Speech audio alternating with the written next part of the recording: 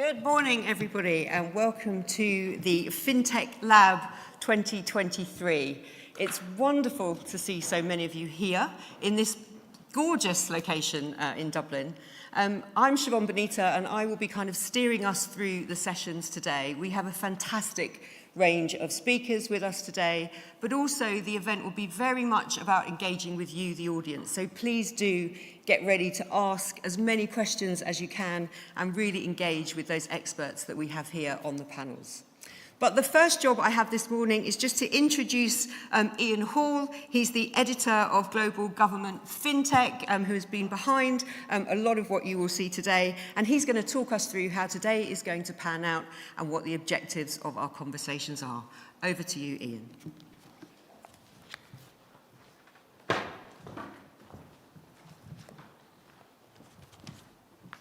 Thank you, Siobhan. Welcome to the second Global Government FinTech Lab.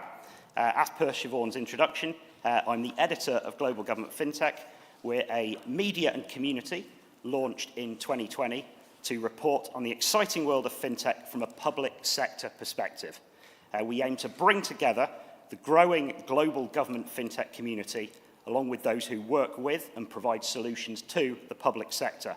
Bringing together in person is what we're doing today. It's fantastic to be here in Dublin and to see again some of the speakers that we brought together almost 12 months ago in Estonia for the first Global Government FinTech Lab. That includes Mari-Liis Kuk from the first lab's host nation and Marine Krasovska from Latvia. Welcome back to Mari-Liis and Marine. I'd of course like to welcome our speakers who've arrived here in Dublin from countries including Austria, Azerbaijan, Croatia, Germany, Israel, Norway, Spain and the UK, as well as international agencies, and of course here in Ireland. I believe we're expecting audience members from locations including Bulgaria, Costa Rica, Canada and New Zealand. So welcome to you all. Thank you for your participation through today. As Siobhan says, the aim is for all of the sessions, including the kind of later breakout sessions, to be as much about discussion as it is just about the panelists themselves. So we encourage you all to interact through the day. Global investment in financial technology, FinTech, continues to boom. According to a report released a couple of weeks ago by Boston Consulting Group and QED investors, FinTech revenues globally are projected to grow sixfold by 2030, from $245 billion to $1.5 trillion.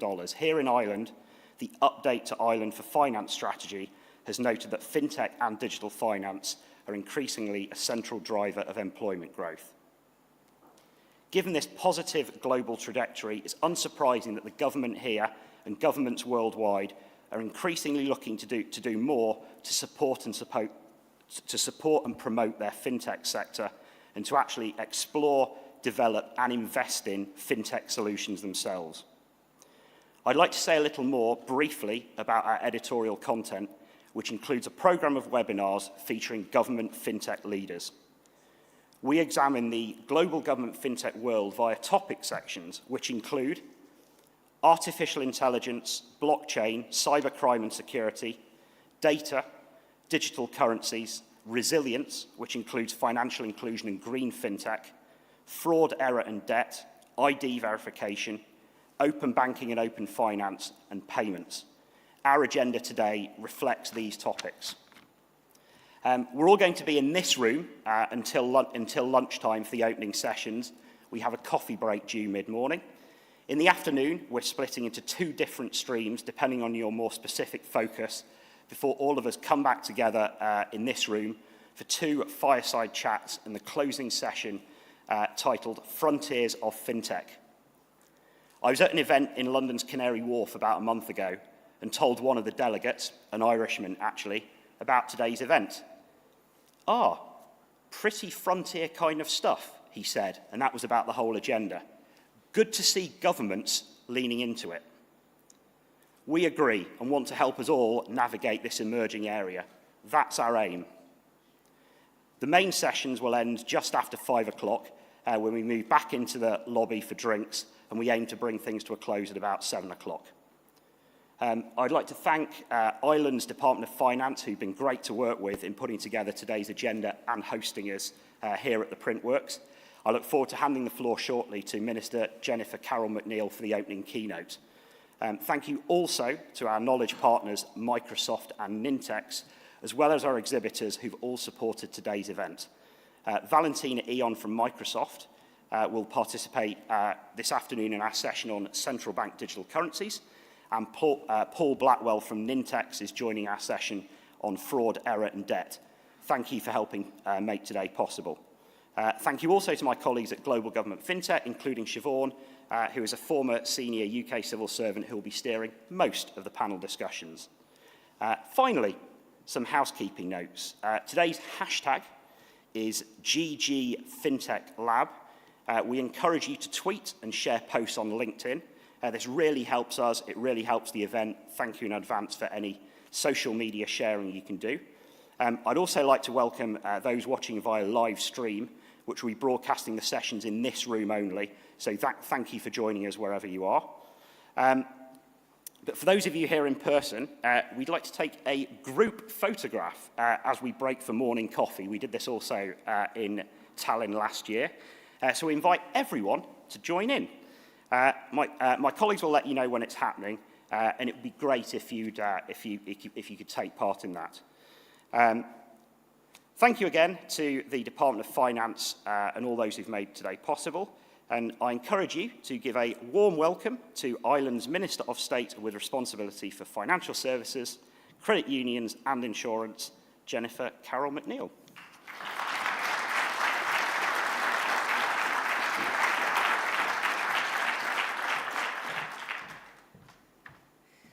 Thanks so much, Ian, and good morning, everybody, and thank you for joining us here in Dublin Castle, for the second edition of the FinTech Lab, and a very, very special word of thanks to all of the speakers and delegates and people here who have travelled from some considerable distance now that I think I've met nearly everybody here, or most people here from all around to travel to Dublin for this really very, very important event. And there's a packed agenda, as Ian has said, and one that covers a huge broad range of topics, from data and payments to blockchain and central bank digital currencies. We're also going to hear about how FinTech is playing a role in supporting the other defining transitions facing society, most importantly our collective move to sustainable finance. I'd really like to thank the organisers for giving us the opportunity to host this event, to participate in discussions about how we as a government and the wider public sector can explore and engage with FinTech and the possibilities that it presents us as policymakers. I know officials from my Department of Finance have long relationships with the Global Government Forum across a number of different events now over time, and officials from my own team have worked closely with Ian and the Global Government FinTech project since its launch in 2020 and participated in the first FinTech Lab last year in Estonia. So in my remarks this morning, I'd like to cover a couple of areas before I hand you back to Ian, Siobhan and the subject matter experts. First, I'd like to share with you where FinTech and digital finance is currently positioned as part of the wider government policy in Ireland at the moment.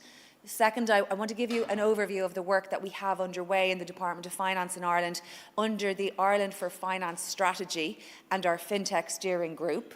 And then third, I'd like to offer you some thoughts as Minister on the role that FinTech can play for governments in the future as we look to achieve our public policy goals, and how if we can properly execute on our strategic goals, we can really be a positive force for achieving greater scale for the existing players and the innovative startups. And I think it's a really exciting time for that.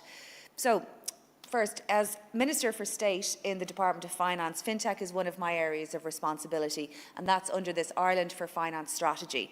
That strategy is a whole-of-government approach that Ireland has adopted over the last 4 decades to develop our international financial services sector.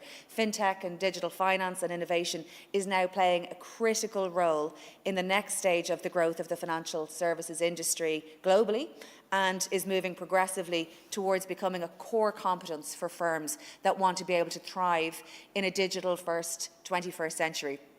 In Ireland, from an absolutely standing start in the late 1980s, we have built up a thriving industry here that directly employs a record high level of over 56,000 people, in the export of financial services from Ireland, with many thousands more indirectly employed in professional service providers that support that work. In Ireland now, from that standing start in the 1980s, we're now the third largest funds domicile in the world, the fifth largest insurance market in the EU, and post-Brexit, we've seen a transformation in the size of cross-border bank balance sheets managed from Ireland. International financial services is one of the pillars now of the Irish economy, which is based on a pro-enterprise policy framework, providing a stable, sustainable regulatory and tax environment with sound management of the public finances and significant investment in the infrastructure and skills required to ensure our future competitiveness. We are working on this all the time. We never stand still, we think. The foundation, though, for that success that we've achieved in international financial services has been a combination of two primary elements: partnership and innovation. And at the heart of our broad government strategy, Ireland for Finance, and all of its predecessors throughout the years, there has always been a commitment from the Irish government to work in partnership with industry to deliver value for firms in the export of financial services, and to give us the platform to really listen to firms about what's going on and what's coming next and how government can best partner with that. And that has always been our approach. But at the same time, we're trying to look ahead, as I said. Innovation and an openness to new ideas, to new approaches to solving problems is at the core of breakthroughs in the financial services sector, the breakthroughs that have been achieved over the last 4 decades. And since I was appointed minister just 5 months ago, I've really come to understand much better how important digital finance is and FinTech is for government policy, and how the partnership with industry works in practice. And it's something that I'm very keen now over the next period to really protect and sustain and work out, and today is a great example of that, how we can drive that further and harder. One of the platforms, the policy platforms that we have to do that is the Department of Finance FinTech Steering Group. Now, that was established in 2021 to coordinate a deliberate and very intentional response to the growing number of FinTech policy-related issues. That included growing awareness of the importance of digital finance as part of our local response here in Ireland to the global pandemic, as well as the work taken up as part of an assessment of the EU Commission's digital finance package. So the key priorities for our FinTech steering group are huge engagement and consulting and collaboration with industry and key stakeholders, including and very especially academia, assisting with mapping of state supports for FinTech firms across government departments, and the communication of how best to move that forward with the Central Bank of Ireland and its Innovation Hub. Researching, obviously, ongoing market developments and a horizon mapping of the future trends in FinTech, and liaising with all of the relevant government departments to make sure that this is consistent across government, a consistent approach in terms of consumer education, and what we're talking about in relation to digital finance literacy. As part of our wide-ranging update to the Ireland for Finance strategy last year, membership of that FinTech group was proactively expanded across our department, right across government, and now it includes representatives from the Department of Enterprise and Further Education, along with key government agencies such as the IDA, Enterprise Ireland and SkillNet Ireland. And that expanded group provides a platform to enable officials to link in very quickly with the broader government digital strategy, which is harnessing digital, and critically with the skills development agenda. The changes to that composition of the steering group have been designed to deepen the engagement between the public and private sector in relation to FinTech.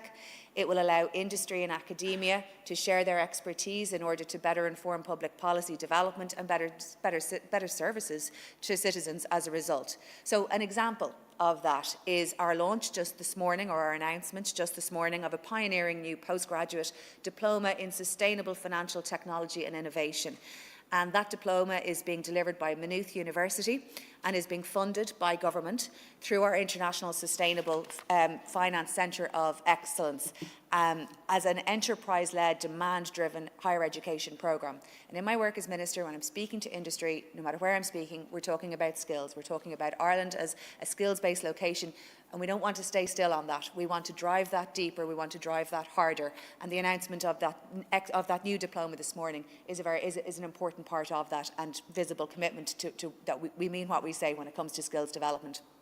Can I say that we're very fortunate today to be joined by Ayaz Mitha from the United Nations Development Programme, where he is the global lead for digital finance for the Sustainable Development Goals.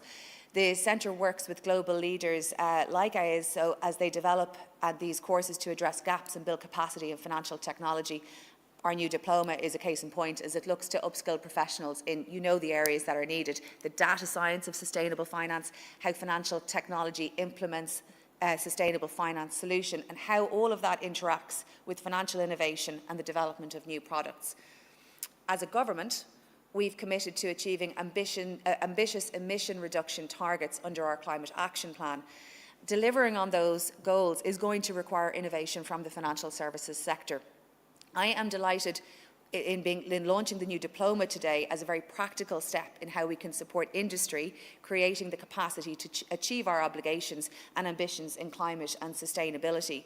And as a policy outcome with FinTech and innovation at its core, it leads to the last area I wanted to cover, which is why you're here today and the themes that you're discussing and why they really are so important to us as a government and more broadly. Ireland is looking at the future role of FinTech. Can I just situate it in Ireland and its background? Ireland is one of the most open economies in the world. And the very strong fiscal position that we enjoy today, that we have worked very hard to achieve, is testament to the investment that we have made over many generations in our people and how we welcome talent into this country. Earlier this week, the EU Commission published its latest forecast for the Irish economy with an upwards revision to see growth of 5.5% for this year and 5% for 2024. That's against the backdrop of a more positive economic outlook thanks to lower energy prices, which we're all glad to see, a very strong labour market and improved business confidence. But we can never afford to be complacent. And if we are to continue to enjoy an economy that delivers for people, we genuinely have to take advantage of the opportunities that FinTech and digital finance now offer. And as we begin this event today, as you begin this event today, I really, really would encourage everybody from both the public and the private sector to be utterly ambitious in their engagement and utterly ambitious in planning for how we take forward our FinTech plans in our different organisations. As I said earlier, I'm coming up now in about 5 months as being Minister, and while I knew when I was taking up this role in government that technology transition that we're living through is a defining moment, not just for Ireland, the EU and the world, it's really becoming increasingly clear to me that we're actually at the very early stages of the FinTech era relative to where I expect we will get to. And that's borne out by a recent report from the Boston Consulting Group that shows that FinTech accounting for just 2% of the 12.5 trillion global revenues generated by the financial services sector globally.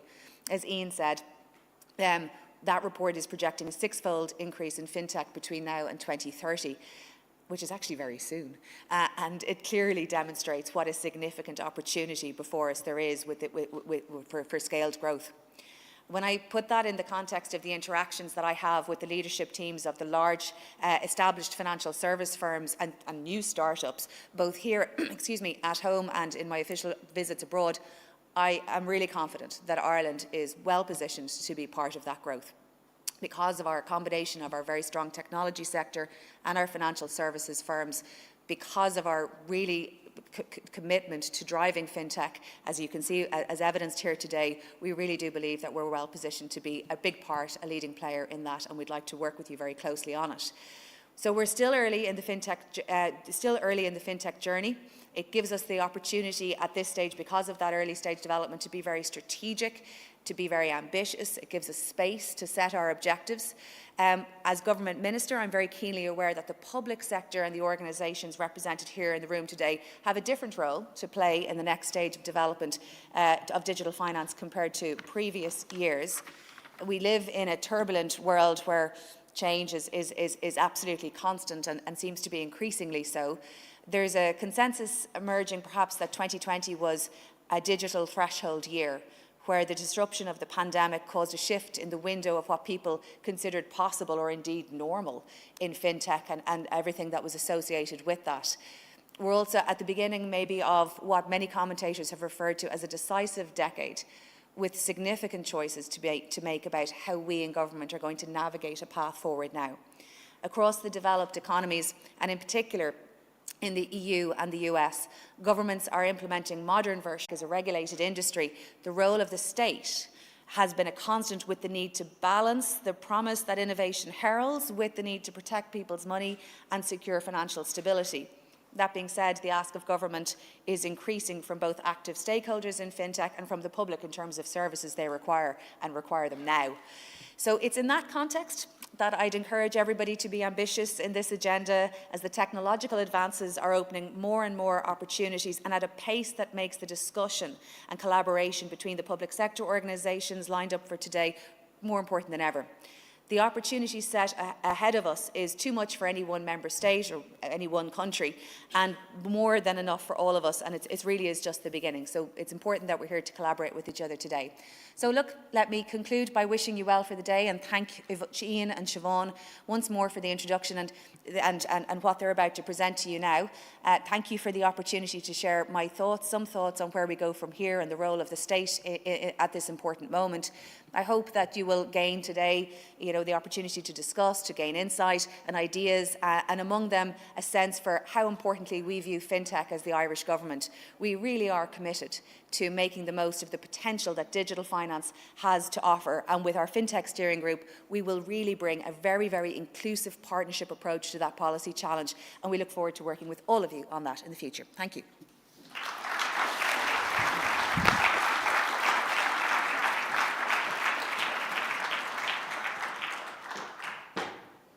Thank you so much, Minister. I know how busy you are, so we really do appreciate you coming along and giving us your time today. Just a couple of things that struck me there from what we heard, which tees up nicely the session we're going to go into in a moment, which is all about how we organise for FinTech. So really good to hear about the island for finance strategy. And then I think some of the themes there that the Minister talked about, which I think will come up throughout our conversations during the day. So the need to kind of really be open to fully embracing new technologies. The importance for the public sector to work effectively with innovative companies in the private sector. The importance of working smoothly across government departments and agencies, that Irish all-government approach that you were talking about in your strategy. The need to really be focusing on the development of digital and technological skills in the public sector, something that I'm really sure will come up as part of the challenges that the public sector face today. The benefits of collaborating across countries, which is what these kind of events that we have today, in the Global Government Forum, is all about. And interesting, I think, something that will come up which maybe wasn't talked about so much in our inaugural event last year, the way that FinTech can help us to meet climate and biodiversity goals. And then finally, what I loved in what the Minister said there is that we are now in this decisive decade in the use of technology, and the kind of call to action there for everyone to be ambitious. So thank you so much again, Minister. I think it's such a good way to set us up for our conversations today. And on that note, I would like to invite up to the stage our speakers for our first panel session, please. So if you would like to come up on stage, and then I will do our introductions and get us into our first conversation.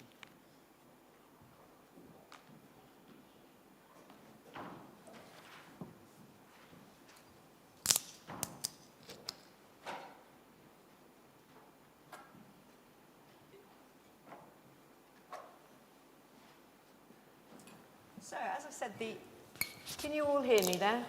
Yeah.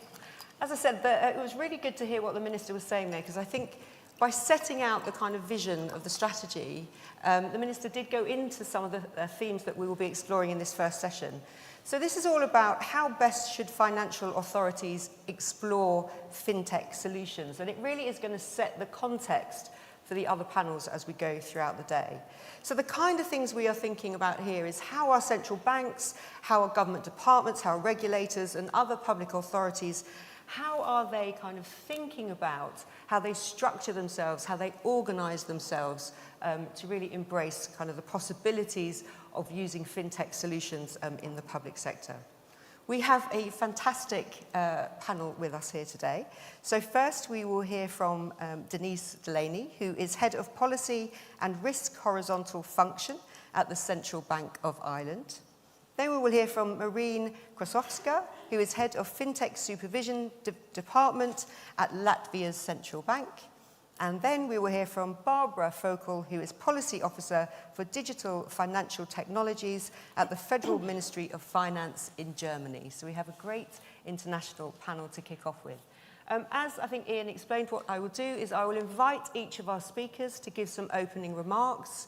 I may have then a few follow-up questions for our speakers, but then we will throw it open to you, the audience. So please, as you are listening, be thinking about the questions that you would like to put to our panel, and we will get through as many of those questions as we can before we break for our first coffee break.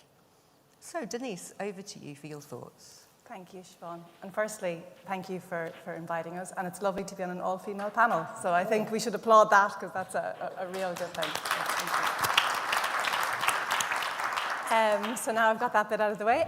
Just to say, so Central Bank of Ireland, we are both the central bank and financial regulator in Ireland.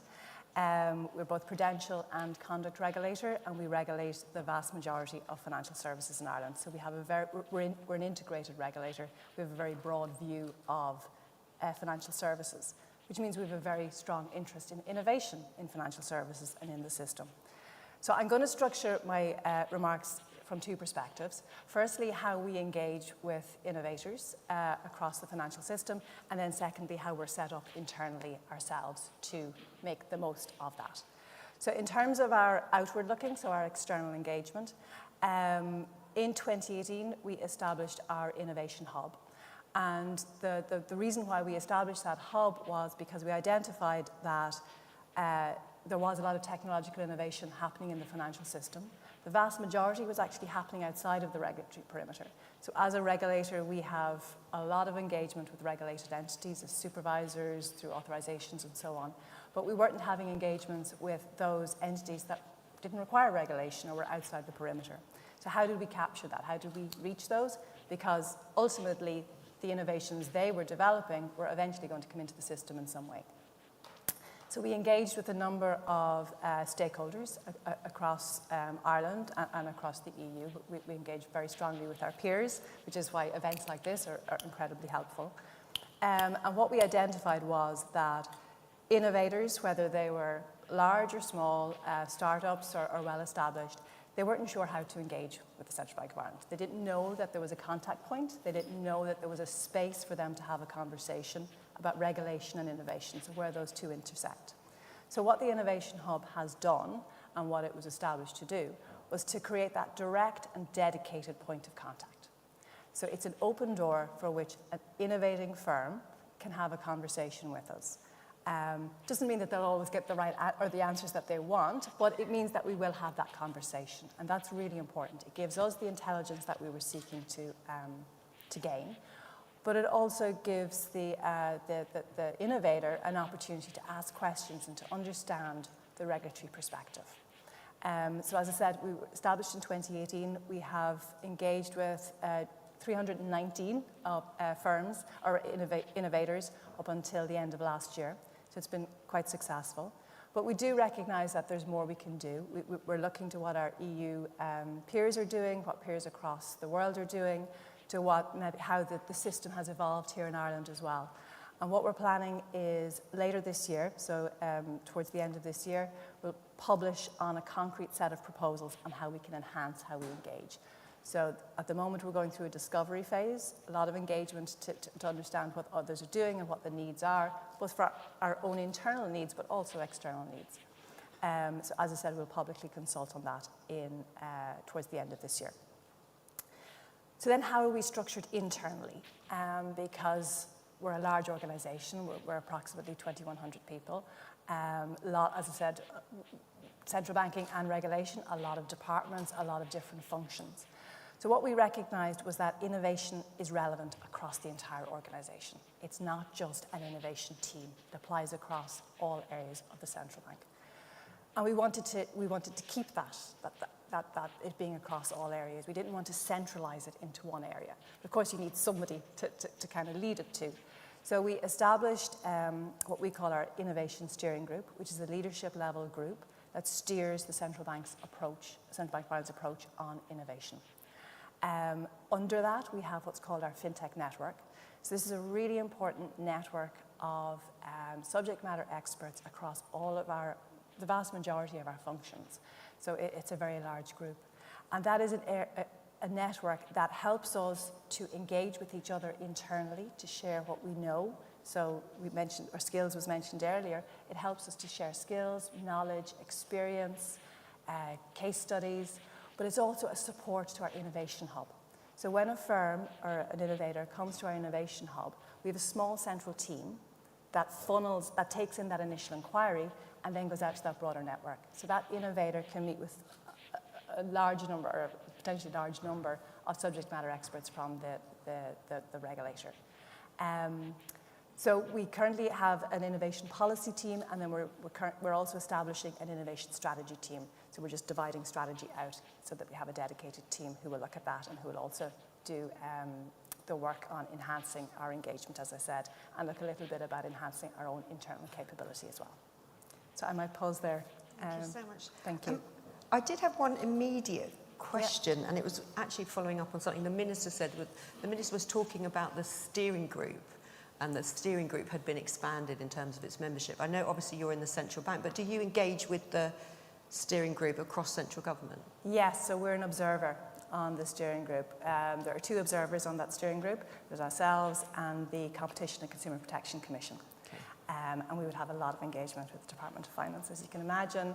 So we would support them as they're negotiating on EU legislation and so on. And we have a lot of engagement then with the other members of that steering group, so Enterprise Ireland, the IDA, SkillsNet and so on. Yeah, so there's a lot of cross conversation, absolutely. Thanks, Nisa. Really great to hear how you've really been proactive in setting up the kind of structures that you need. So not just the Innovation Hub to kind of look outwards, but also the need to be innovative across all the teams in the bank. So innovation doesn't sit in one central team. And then the idea of the networks going out. So really interesting to hear about all of that. Thank you so much. Maureen, does a lot of that kind of resonate with you and what you've been doing in Latvia as well? Yeah, sure. First of all, I would like to thank the organizers for organizing such a great event. I think what you are doing for the industry and for collaboration between the countries is just great. Thank you. It's really a pleasure to be here. In Latvia, we actually did a lot in the FinTech area to be concentrated, especially during the last 2 years. In order to support the industry in 2017, we have launched Innovation Hub and the Regulatory Sandbox. And what we did, we analyzed what are these values that we can bring to the industry, to the FinTech companies, and not only to the FinTech companies, but also for the financial market participants, because all those sectors, the banking, insurance, credit unions, all of them are working and understanding with innovation and with FinTech different kind of technological activities. And what we understand that we want to focus, but not only like a FinTech as a company, but the FinTech as innovation that is presented in all financial sector and works cross-functionally. And we have restarted this innovation hub. We currently have around 60 interactions per year. And each of this interaction is full of engagement from a different internal expert, from licensing, from AML, from FinTech area, from payment area, from investment area. And the idea of the Innovation Hub is really to create this safety environment when the companies can come, they can share the new ideas to present the business model. Maybe it will be just a sketch. It should not be even ready-made product or service or whatever it would be. And what we do, we also are giving and providing the advising regarding how and what, and is it compliant with regulation or it is not compliant to regulation. For us, it is very important to follow the innovation, technological part, and regulation. And of course, we see that this new type of regulation are coming into the market, like MiCA that we're all expecting, open finance that will bring even more openness to the financial market. And we understand that it will be also the changes into business model. That's how we also internally understood that we need to go deeply into Innovation Hub and also started to consult about this new area. So what market can expect from us? And we got actually very good feedbacks, and we also established a regulatory sandbox. The story of the sandboxes, we also compared how the sandboxes work across the countries, and each country have different experiences. And we understand that the sandbox is very appropriate for the companies who are serving the financial services. For example, RegTechs. Actually, they were like out of focus from the regulatory perspective because they do not require any license or the regulated activity, but they are very significant player in the financial sector because all the market participants are using the services. And we also help them to find out how to test their solution, how it is compliant enough in order to create the safety environment for the financials. Also, what we do internally understand that the innovation could not be concentrated only somewhere in IT department, but it shall also be concentrated in different areas of the central banking. And also before we were Financial Capital Market Commission, but from the January 1st we merged our activities. And what we did, we have created also internal innovation lab. And this internal innovation lab is anyone actually from organization can come and start to experiment with a new type of technologies, because those are technologies that our market participants actually are using. And we shall understand but ourselves, so how this crypto wallet actually is working. What does it mean to own or not to own these NFTs and so on? What does it mean to create kind of cloud solution, what it really brings? And we allowed any employees to come to this lab and to experiment without any kind of responsibility for that. So this is a place that they can do the mistakes in a very limited environment in order to support the innovation across the organization.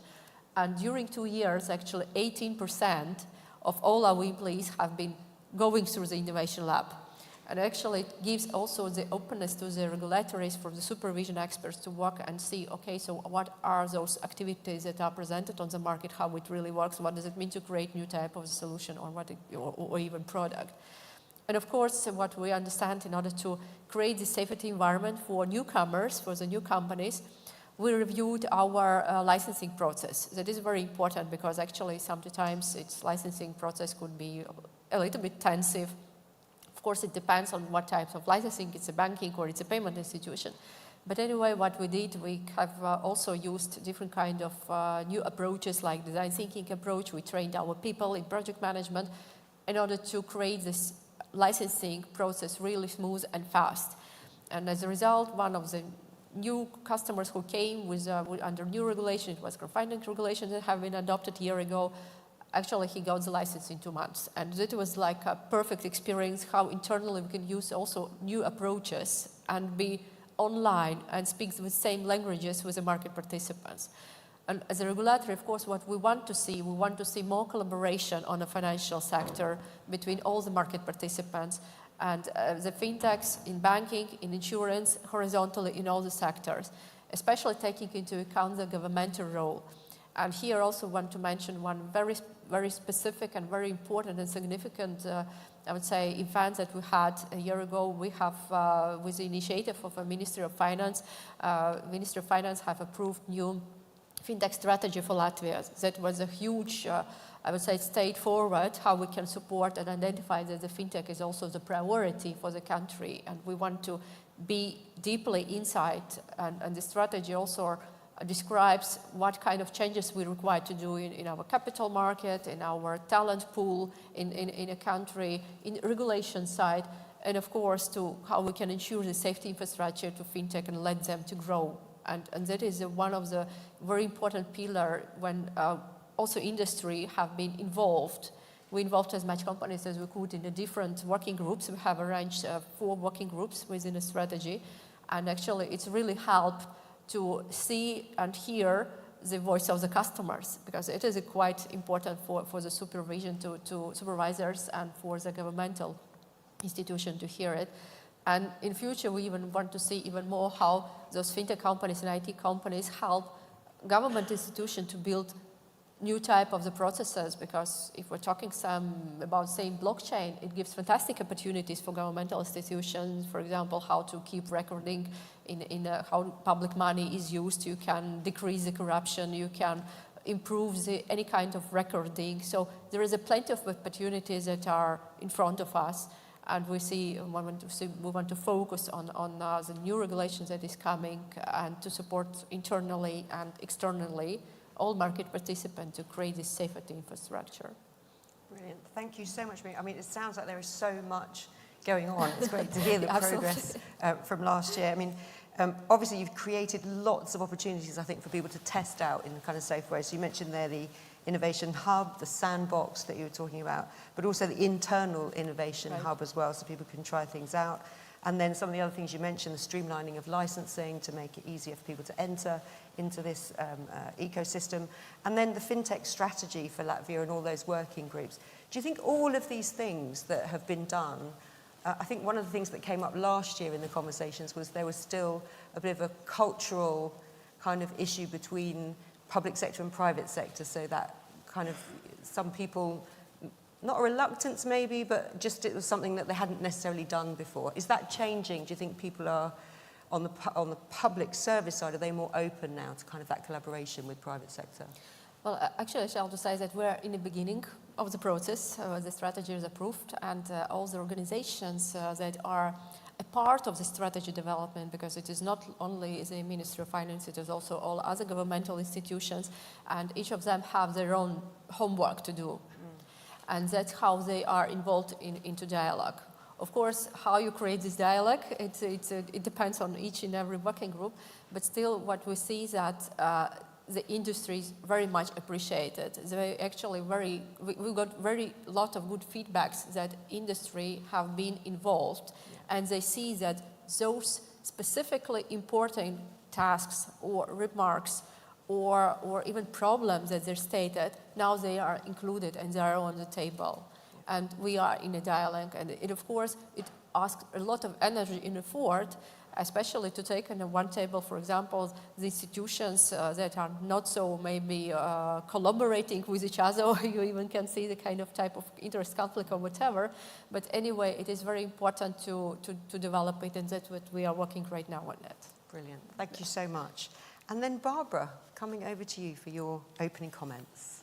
Yeah, thank you so much. And also, I can only follow my colleagues in saying it's a pleasure to be here. Thanks a lot for bringing all these fantastic people together. And I had to smile a bit because a lot of things resonate, and it's really nice to see that challenges, but also solutions and approaches are shaped together and in a similar way, and I'm really excited to get into the details more later, so I will try to keep it short as well. So one thing that resonated a lot is that we have a not so new minister and government in Germany as well, having just crossed like the 1.5 years, 2 years nearly mark, making FinTech, making digital financial business models a priority also in their coalition treaty. So basically the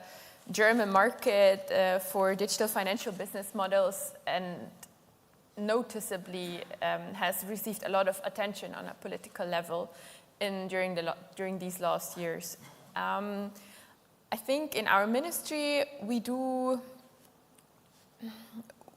implicit and explicit approaches to that. And I think one approach that we follow more and more is one thing that has been brought up before, and this is this understanding the technology. And for us, we have been very heavily driven by, very heavily characterized by a lawyer and economist intensive ministry, which we try to break up. We try to bring the people, the technical people in, not only in our IT department, but also in the department that is actually negotiating the AI Act on the European level. So we try to actually get people who might have worked for a FinTech or a startup before, who actually speak the same language as the industry does, because this general understanding of what this technology can do, what the market is developing, what there is happening outside of our walls, I think requires a lot of understanding from both perspectives. That's one pillar, this general fostering the understanding. The second thing is to engage and to discuss, because of course we will not always share the industry's perspective, and that is completely fine, but it's important to make, or for us it's important to establish a forum, which we have, to discuss on our terms as well, to discuss in advance topics that are coming up, regulatory approaches that are coming up, to discuss industry trends that are there, to discuss pain points of the industry and why they are there and how they can be reduced. We do this in a so-called Digital Finance Forum. This is an established forum by the Ministry of Finance, which entails around 40 experts of the industry. They are not representing a specific company. They are mostly founders and techies from the industry, but they are also scientists. They are also coming from incumbent banks, and we bring them together in different working groups, to payments, to insurance, to blockchain, to investment, together with our minister and our state secretary, to discuss the issues that are coming up. So that is something like new regulation that is planned. How is that seen? What is the current issues with the data protection laws? What is the current issues with licensing issues, for example? Now you hear it already. Of course, these topics also touch a lot of other ministries and also a lot of other institutions that we try to include in this forum as well. So with some formats, we have included our central bank, our financial supervisory agency, our Minister for Interior Affairs. So breaking up these silos is really something that we try to do with this. I do say it's not as established yet as with the steering group that I now learned about more, that is here in Ireland, but we definitely do see this as the direction.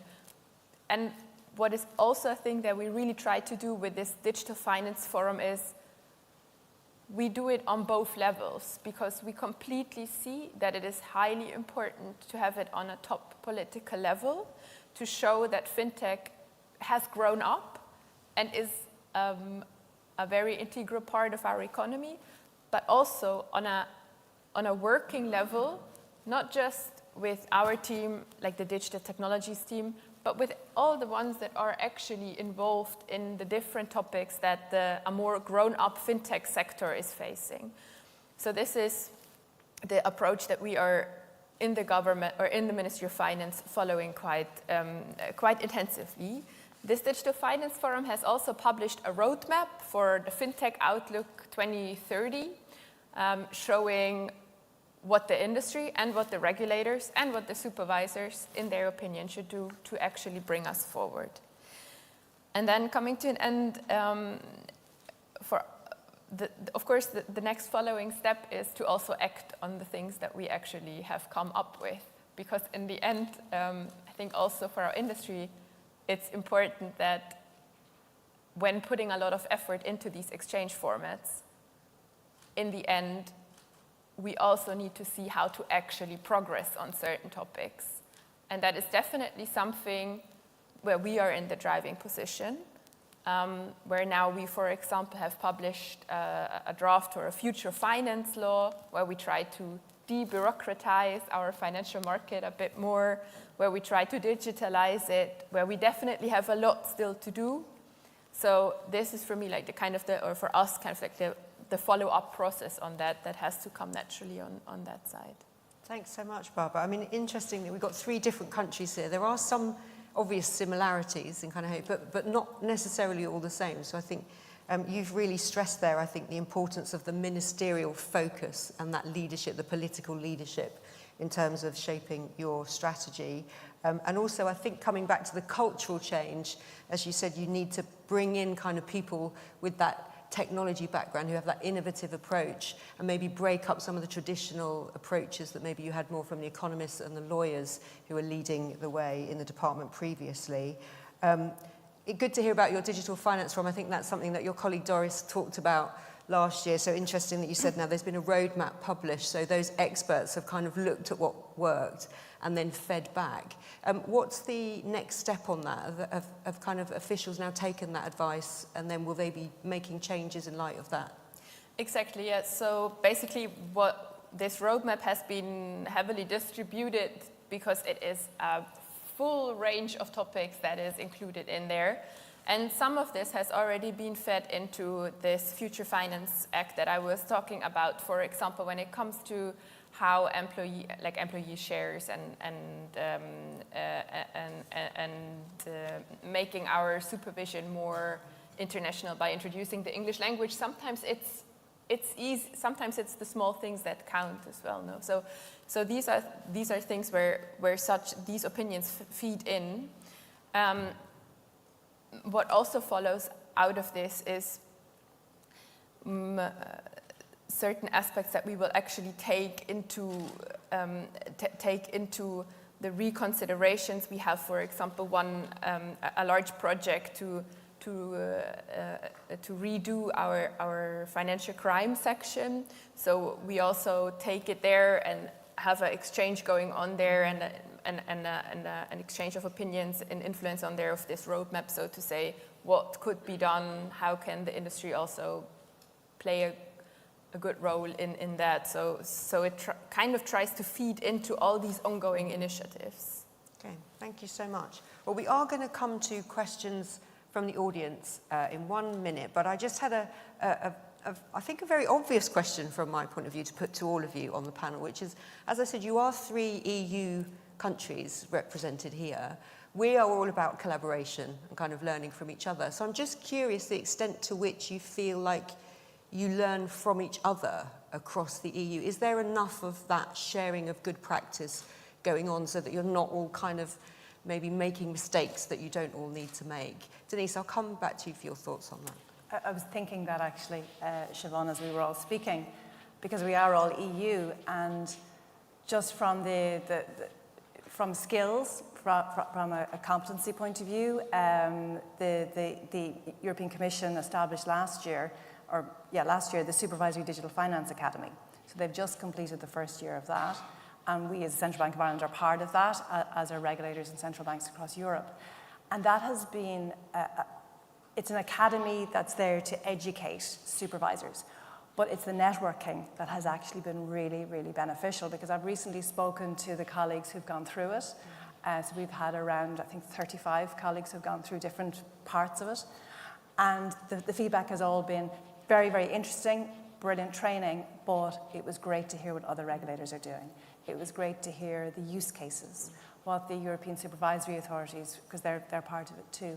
So that sharing is so important, whether that's bilateral engagements that we're having at events like this, or other engagements through the European supervisory authorities. We're all part of different committees, digital finance committees and so on, and then through the European Forum of Innovation Facilitators.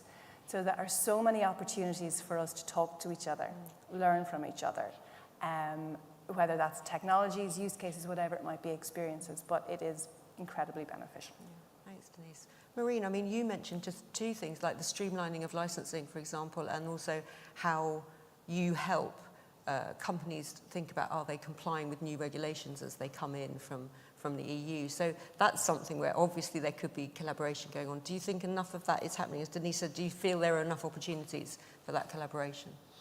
Of course, I think that we are collaborating on the different working groups that also that Doris was mentioned. It actually, we have like common group on customer protection, we have a group on payments, we have a group on MiCA, we have a group on DORA, several groups on DORA, we have under EBA and under ESMA and other European authorities, plenty of the groups.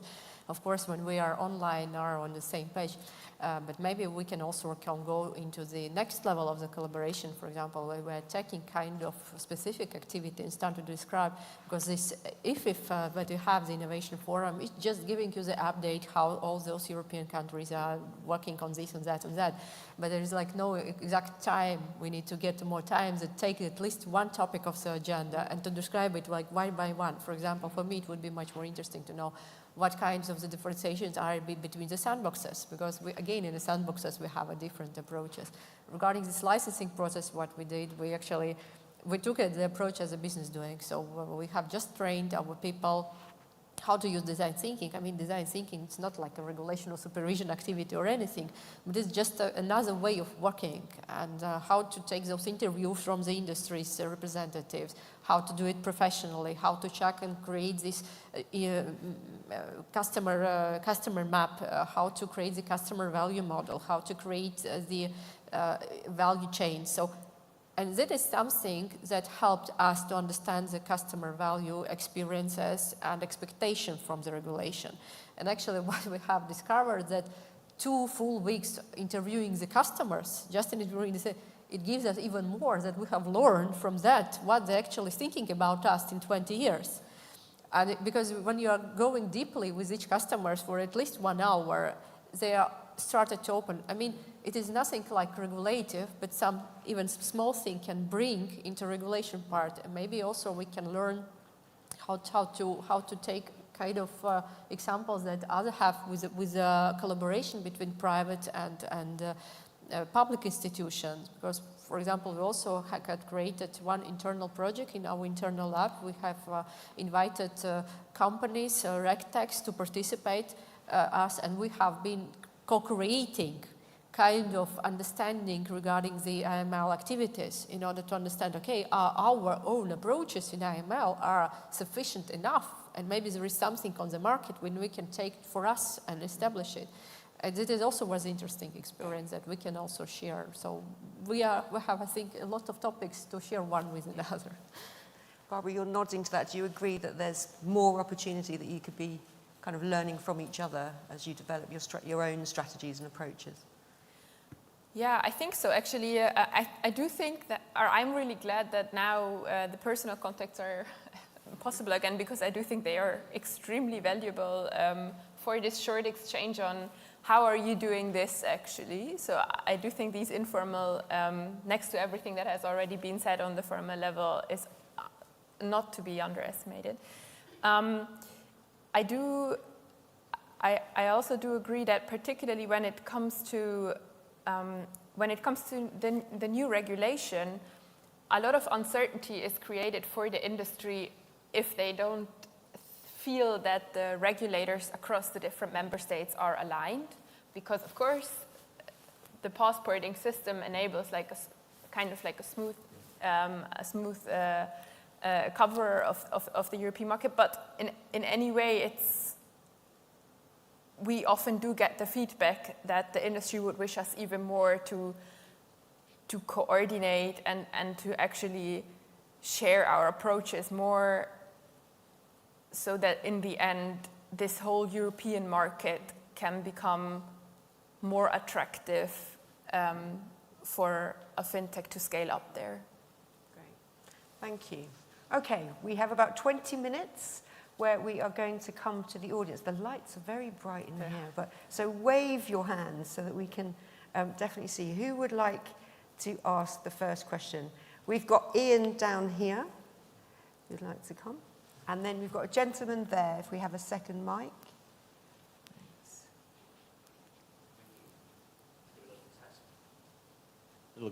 Okay, there we go, testing the mic. So it's Ian, the editor of Global Government FinTech. I've tried to do one question for each of you, so apologies if I've done going for three. I didn't say you could have 3, Ian. Sorry, Siobhan, but I'm gonna go for it. First, just for Denise, I think you said 319 firms have engaged with the Innovation Hub. Almost what happened? Obviously, engage with, contact you liaise with them about their projects. What happens kind of next? Is it like 100 are now licensed products that are, what happens next to the 319? That's my question. My question for Marine is, as Ireland, I think, looks to explore a regulatory sandbox, but you already have one, you've referred quite a lot to how the sandbox is developed. I think Ireland, as we've heard, I think it says in the action plan, is looking to take international learnings from other sandboxes. What learnings would you offer Ireland in terms of creating the sandbox? And my question for Barbara is, as we hear that the German federal state is structuring around fintech and increasing its engagement with fintech, there was the private sector Wirecard scandal maybe a year ago, which I think still has kind of reverberations. My sense my assumption is that would have damaged. I suppose there's debate about whether Wirecard was a fintech. I know it was a very established company, whether it was as well, but I think it is associated with being a fintech. My sense is that from outside, is that as fintech companies look to increase their engagement with the government and the public sector, there may be people in the German public sector that tar all fintech firms with the Wirecard brush, just as they're growing and seeking to gain credibility. So I suppose my question is, to what extent has the Wirecard scandal impacted the broader credibility of fintechs in Germany? So sorry for three. That's okay. Thanks. We'll do those three and then we'll come to the gentleman's question there. Denise. Yes, thank you, Ian. So not all firms, so some of them were other stakeholders, but majority were firms. When we first established, what we noticed was there were two common sectors. So maybe if I talk a little bit about that and then I can bring into your question. Payments and then RegTech. So RegTech was probably, I'd say, a good significant majority of our first engagements were around RegTech. So they were never going to want to be authorised because they weren't part of the authorisation. They didn't fall to be authorised. On the payments, which has now actually evolved more into e-money and crypto, a lot of the firms were at very, very early stage of their development. So when the hub was first established, we found that certainly in the first few years, we had more startups than ready to apply firms. So they were very, very early stage. So there's not a direct link from the Innovation Hub straight through to authorization. So I don't have a number for that as such.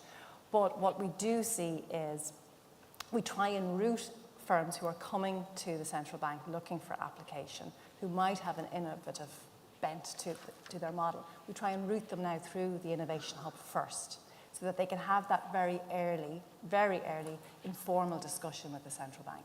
Then they go into the more formal application process, and we do have pre-approval, pre-application meetings and so on. But where we do that, the firm can get a better understanding of what's expected of them, and we can get a better sense of what's going to come to us when we receive the application. Because quite often, it's a case of, I think, for firms to understand why we ask what we ask, or why we look for what we look for. And we can have that conversation with them in a relatively informal way through the Innovation Hub.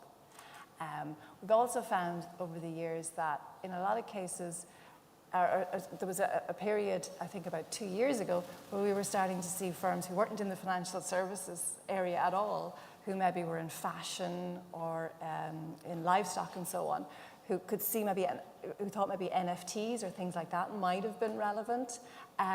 So they were coming too. So again, a lot outside of the regulatory perimeter. So there's not that direct link to applications. Thanks, Denise. Maureen, yours was about lessons from the sandbox, I think. Well, actually, first of all, I just want to underline we have a very similar experience with Innovation Hub. We were in a similar structure of those coming companies. Regarding the sandbox, what we have and what we are actually struggling maybe also internally, so what we do understand with innovation. Because actually the sandbox is created for someone who is creating kind of innovative activity, if we're coming back to definitions, that is not matching into any kind of regulation. And in this reality, sometimes it's very hard to classify that really the company is doing something that is not regulated. I mean, you can find the regulation purposes. You can find where to fit the companies under which area. And we're starting to think, okay, so is it still, for example, open banking is innovation? Because actually it was developed already, 5 years ago. Shall we consider that it's something innovative and to take those companies into sandbox, or shall we reject? And again, what they will be doing, the same that is already done on the market. How relevant it is also for regulators and supervisors to do that is actually created, and maybe even those companies are newborn themselves, because each startup that are coming to the sandbox, each application we're seeing, they're thinking that they're changing the world. But in reality, when you are going into deeply, you see that it is something that is already existing, and they are not really matching into this super innovation part. Or same with the payment services, or with a kind of cloud solution.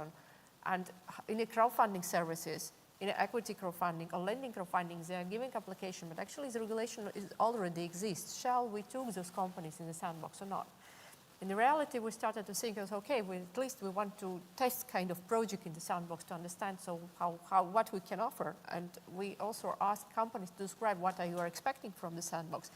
And what we do understood that they are expecting from the sandbox that it is not like a regulative environment, but it is a business environment that they already have. They are expected that it is like a business incubator when regulators and supervisors co-create kind of even business process for the financial sector. That is out of supervision scope. That is out of regulatory scope. What we do, we took the RegTech company, we have onboarded them, and while they're struggling, they have created new kind of KYC AML solution, but they could not test them in a real situation with the real data because as a new company, not mature enough, and banking are not so took those kind of solution from the companies that is not matured. So they want to have stable partners that is like established already on the market for several years. And they actually do not have access to data in order to understand are those transaction monitoring tools work perfectly or not. And what we did, we just took this up to our own in-house solution infrastructure, and we started to, without any company interaction, we started to understand, okay, so let's play with this data by ourselves to understand what this solution gives. Is it right results, wrong results, how much this false positives, and so on. And then we just created like a report for them. So which are those areas they need to work on more. And they got like a list of home tasks. Because in this situation, we were testing how everything that is mentioned in AML regulation match with those business processes that is already established. And actually, that is something that they are expecting, but it's not always a supervision and regulatory work. And it is out of regulatory sandbox practice. However, if we look outside the European Union, somewhere in Singapore, for example, they have a different approach. They create sandbox project for specific company needs.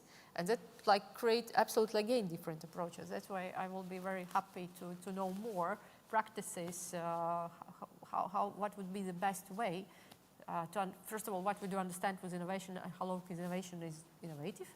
And what kind of the companies coming, because they are expecting a little bit more that is our under authority. It sounds like it was a good question, and it sounds like maybe next year on the agenda we have just a session on lessons learned from some of these approaches. I think that would be very helpful. And the question to you, Barbara, was the kind of fallout from the Wirecard scandal.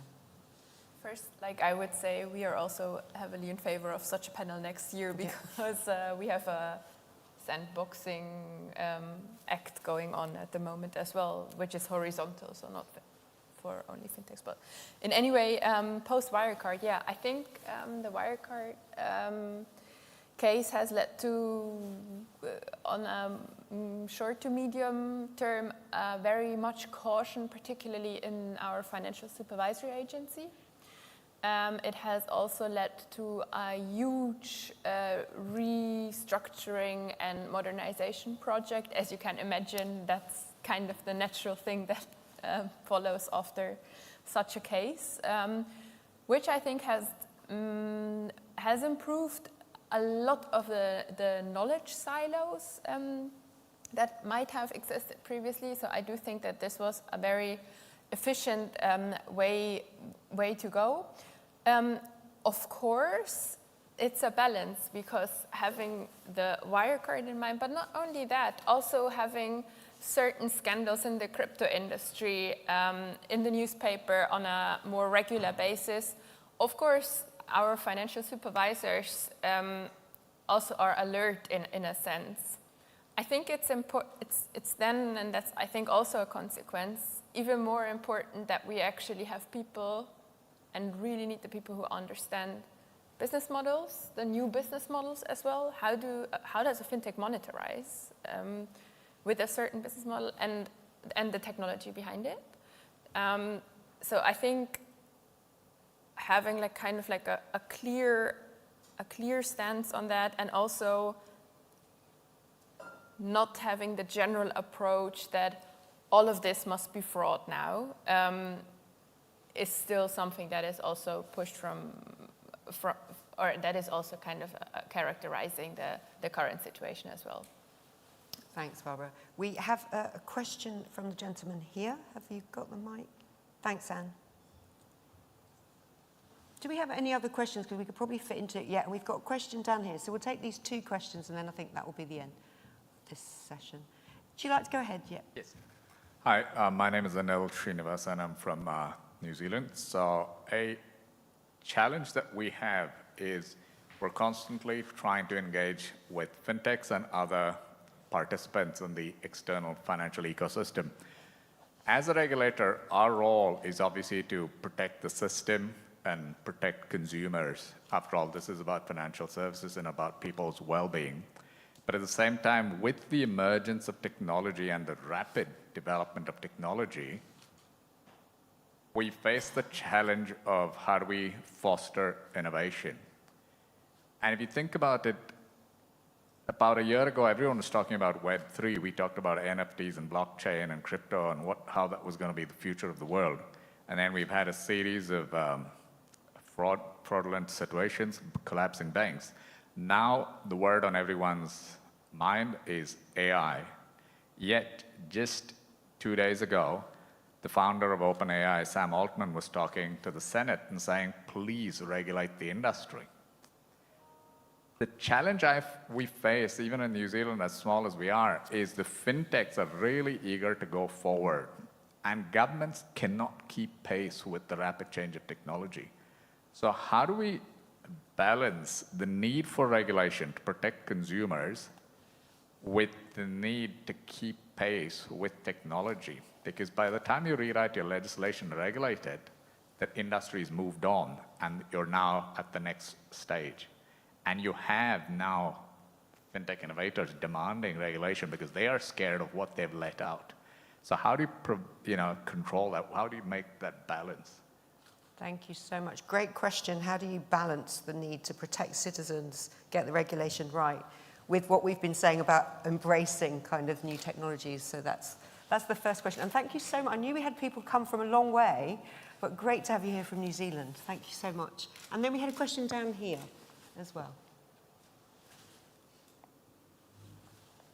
Manuel Kibreos from the School of Business at London University. So thank you very much, fantastic panel.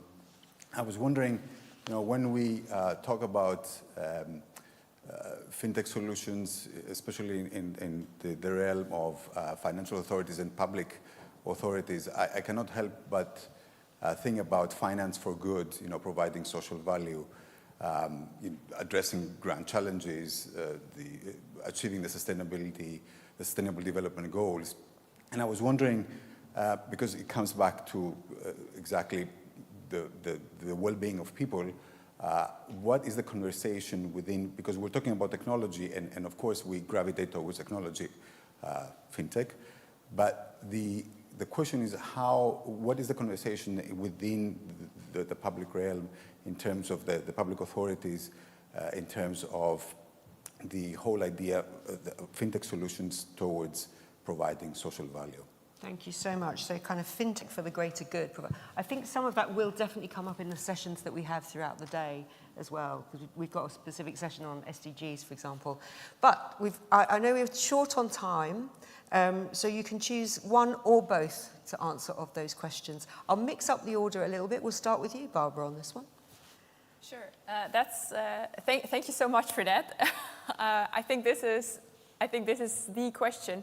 How can regulatory speed, also given a lengthy European Union legislation process with the different member states, also Germany not being the exception, or maybe being not a good example of like a speedy decision process, like how can this keep up with technological development? And I think one very important thing, I mean, of course one can say, yeah, we need to be quicker. Yeah, I think we know, but the thing is, I think a lot of the regulation, a lot of the standards that we want to have, like for example, data protection standards, or also like human rights standards, non-discriminatory approaches, we have a lot of this already. And the question I pose myself often is, how can we put this in a technological neutral way to capture to capture the risk for citizens, for consumers, independent of whether this decision is taken by a human, by an algorithm, or maybe somehow is taken on a DLT. So I think a lot of it is about like actually applying what we already have and not necessarily making highly specific technological regulations, which enables us also to, from the beginning, have a standard, so to say. I'm not saying that I don't think there are certain like extraordinary risks that need to be addressed, but on like focus a lot. I think focusing on this baseline that is existing will help us a lot to actually fulfill our consumer protection and our duties in that regard, while still being open to innovation on technological terms. And just one very short remark to the social business aspect and the ESG aspect. For us, we really try to make the deeper connection, in particular, digital finance meets sustainable finance. And we have something like this digital finance forum also for the sustainable finance sector. However, and I also need to be honest, we still are in a phase where we are very much investigating how can these two trends actually benefit each other. How can we like use open finance to actually enable data access for greater good, maybe accelerated by a certain fintech business model. So we are still very much in the investigation phase on this, but I think it's a highly interesting aspect. Thank you. Marine, you seem to be agreeing with a lot of that. Yeah, I'm just reflecting, there's a question regarding AI. At least on European level, we will have a common regulation on AI. And I think those standards that also Barbara mentioned, it will create kind of framework for that, at least for the critical financial services. It is really important to have those standards. But we also need to understand that any type of regulation in any area always delays, because the progress is coming much more faster, and you will never ever match this. It is just impossible. However, from the customer perspective view, it should be clearly stated, but maybe it could be kind of room for interpretation, because you can take any type of the regulation, AI or whatever, even across the European countries, we have still room for interpret how we understand some specific need for that, and it's always very important to balance between the customer protection, between the innovation, and supporting the financial sector and where we want to be. Because those risks, we actually now meeting new type of risks, not only in decision making, how the AI can have an impact in our everyday life in the financial sector, but also with the cyber risk management that this AI brings actually into the financial sector and creates absolutely new type of the risks that we were not maybe focusing before on that side. And regarding the second question on how those, if I understood right, is how those fintech solution could give a value for the social aspects and for the social, if the target is to working and bring the value for those not-profit organization or with the customers who do not have an access to finance, it is always a question regarding the access to equity. So because the fintechs, they have quite short period of time, and the equity usually is used and consumed from 3 to 6 months. And if you can actually get the profitable model, then they will go for them. But it means that in this situation, we need to create kind of governmental support for such an activities and engage those fintech companies to be more active. Because if we look to the current procurement on the state level, when you have a procurement department, in a majority of cases, large companies are coming, and there is not like a room for the small companies with a short equity, with a like free type of people coming from garage business, even to participate, because they are not matching those criteria. It means that we need to maybe reconsider that even in procurement should be like, let's give like 10% of everything to hire new companies. But of course, we need to understand that it is also the risk for the government, because if you are giving the trust to someone who is not matured, how they will create and manage all those risks, how they actually complete their own obligations, because we are coming and we're talking about the governmental money.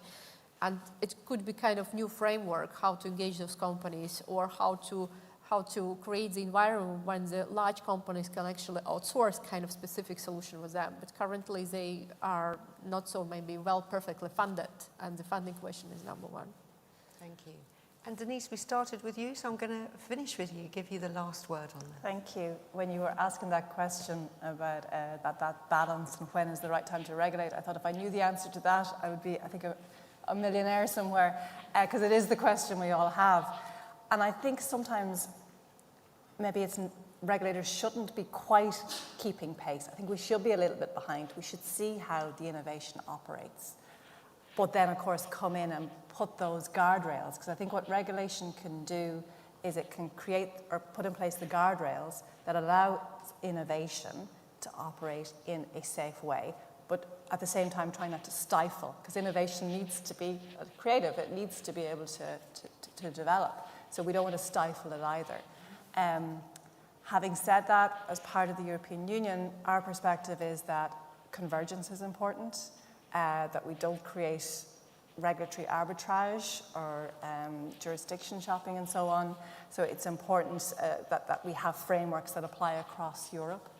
I think as regulators, as legislators, we also need to think of the cost of regulation, because there is a cost. It will of course impact the sectors in which we're also going to regulate. So I think it's a very difficult balance. I do know that what we find very helpful, both here in Ireland and then as part of the European supervisory authorities, is when we're thinking about regulation, to actually talk to the sectors, to talk to the practitioners, to actually understand a little more about what the impact might be. And I'm seeing that in particular with the European supervisory authorities. At the moment, we're developing level 2 and 3 text under the market and crypto asset regulation. So as part of that, we're having conversations with some of the firms themselves, with consumer groups, with academics and so on, just to kind of build out our knowledge and our awareness, because we can't do it in a vacuum. It's really important not to. So I might stop there because I'm conscious of the time. Did you want to say anything on that? Apologies. On the public good, absolutely. So from our perspective, public interest, acting in the public interest is a phrase, it's a concept, it's talked about all the time in everything that we do. So we absolutely see the need for technological solutions that act in the public good. We do have our climate forum, and we have a climate change unit, so specifically looking at sustainability and climate risk. And within that forum, we bring together academics, firms, and other stakeholders within the climate sphere to actually have those discussions. That was established, I think, just last year, so relatively new, but all with the public interest in mind, absolutely. And do keep asking that question in other sessions, because I think it will be really relevant in other sessions as well. I'd just like to say a huge thank you. I'm sure you'll all agree with me that as an opening session, this was brilliant in setting up a lot of the conversations that we're going to be having throughout the rest of the day. So thank you so much to Denise, to Maureen, and to Barbara for giving us those, all of your expertise.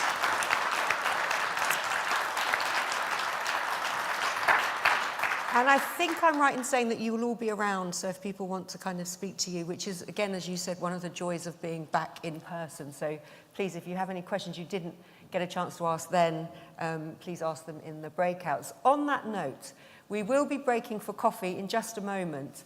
But as Ian mentioned before, this is such a great opportunity because it's so unusual to have this particular group of people in a room together, kind of an international group who have this very specific interest in FinTech, in public service delivery. So we would be really grateful if you wouldn't mind taking part in the photograph.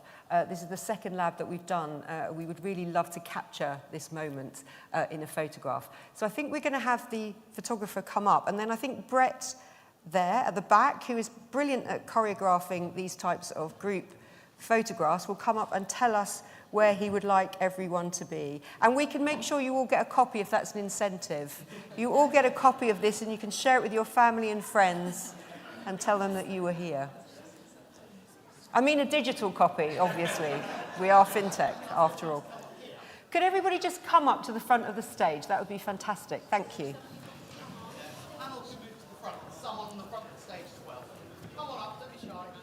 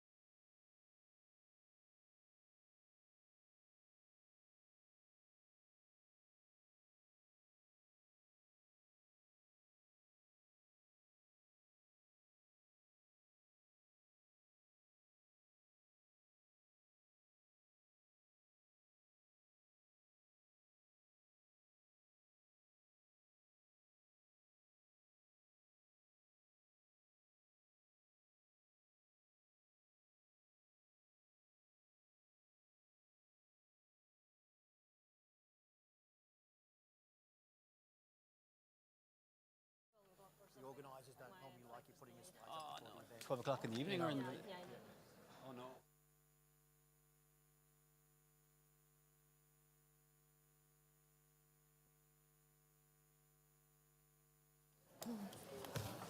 It's quite hard to see. I'm just waiting to see if there's a signal to start.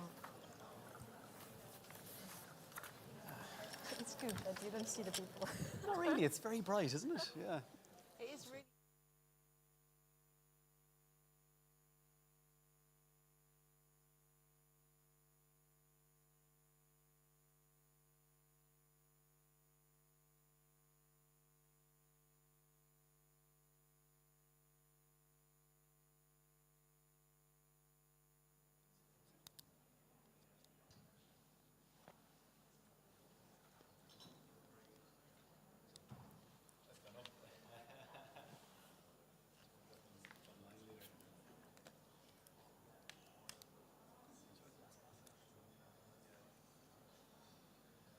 If anybody does want to move forward, there's some space down here. I promise we're not going to pick on people at the front. It's not like comedy club or anything.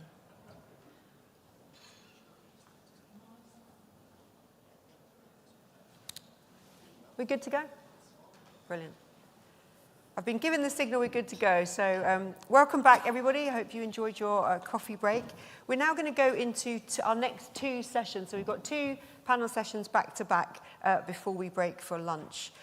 This session, I'm confident we're going to get lots of questions because we do lots of different events, Global Government Forum and Global Government FinTech, relating to the topic here of data. And it's the one area where we get lots and lots of questions. So this session is all about how financial authorities can capitalize on data to improve what they do.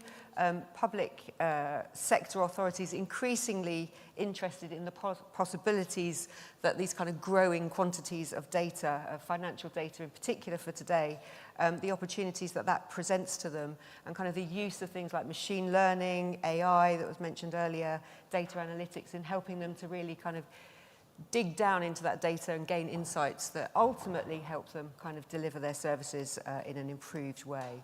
We have again another fantastic panel with us here today. So we will hear from Gavin Curran, who is the head of Market Supervision Division here in the Central Bank of Ireland. And then, as Ian mentioned, we've got a returner from our inaugural lab last year, so Mary-Lise Cook, who is head of the Innovation Department at the Estonian Financial Supervision and Resolution Authority. And finally, last but not least, we will hear from Peter Oakes, who is founder of FinTech Ireland, who has too many hats for me to actually mention. So, Gavin, I'm going to just invite you first to give your opening remarks, if that's okay. Great. It's an absolute pleasure to be here, so thanks for the invite, and congratulations to the panelists in the last session. I thought it was really, really informative, and I found it to be absolutely excellent, so thanks for that. In thinking about what I might begin to speak about today in terms of data, I was kind of drawn to the fact that, I suppose, if we speak about regulation and regulators, I think before you even get into that lens, there's so much of a common theme in terms of, for all organizations, in terms of what they need to use data for. So, I mean, if you think about it, and the reason I bring it up strategically is that when you get down to developing tools and using data for real live cases in order to advance your supervision needs within an entity like the Central Bank of Ireland, what's absolutely vital in the first instance is that you're able to map back to your strategic values the reason and the value that you're adding by doing these initiatives. This becomes very, very important. It's the same case for so many other organizations. If you work in the funds industry and are managing portfolios, your data is absolutely essential in order for you to be able to make an accurate decision. If something is not accurate, then obviously you could make a mistake and it could cost you millions and millions of euros. So if I put on the lens of a regulator, if I put on the lens of what we're trying to do within the Central Bank of Ireland, and what's unique and what should us regulators use and try to do with data, well, obviously one thing that's very unique about us is that we just get an enormous amount of data in. We get unbelievable quantities of data, and we have to try to decide how to use that in the most efficient way possible. The first thing we keep banging the drum about in the most efficient way possible. The first thing we keep banging the drum about, I suppose, is the need to have high quality data. It's absolutely essential that the data that we get in, and we talk about this in all of our risk reports, is of a really, really high quality, and we ask industry to do that. Why is that important for us? It's absolutely essential so that when we go and design the tools that we want and need to enhance our supervision, that we can rely on these tools in the long run. So quality is important, data management's important, and I think that's well known. Connections with your overall strategy, absolutely vital. But then you get into what do you do with the data, and what are the types of things, for example, that we're doing in the central bank. And I wanted to share a few of those with you all today. So for example, if we speak about machine learning, so there's things like structured data, unstructured data. If you have machine learning, as I mentioned, we get in such a volume of data. We've been able to take, for example, advantage of machine learning now and apply those techniques to the suspicious transaction reports that we receive in order to reduce the steps in our process, in order for us to have less human involvement in that process and still provide us with accurate outputs that we can then analyze, because there's still context, you still need to have a human context to this, so we still use the data, but we've been able to simplify our process and basically automate 70% of our process. This data comes in from all sources in all different ways, but actually because of the machine reading capabilities that our data scientists have developed, we've been able to enhance incredibly the process, and it's made a significant difference to the way we operate. On top of that, we've also developed a data quality framework. So we now receive in different types of data sets, and we're able to apply this framework.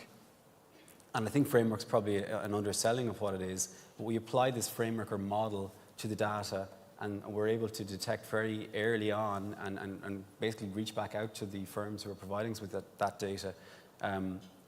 Is it accurate? Is it not accurate? It's made a huge difference to all the different types of data sets that we work with. So it's absolutely incredible the power this data is bringing to us. And then on top of that, we're also doing things like looking at order book data. So I was mentioning to Peter and Marie just before we came up here that if you're looking at market abuse and you're trying to figure out, is something happening over here that's influencing something that's happening over here, and particularly you might see this pop up in order books or in the MIFIR data sets. Well, to do that without having a tool developed that will facilitate that is incredibly, incredibly difficult. So we've been able to, we're in prototyping a new tool to do that, and the power of this is just incredible.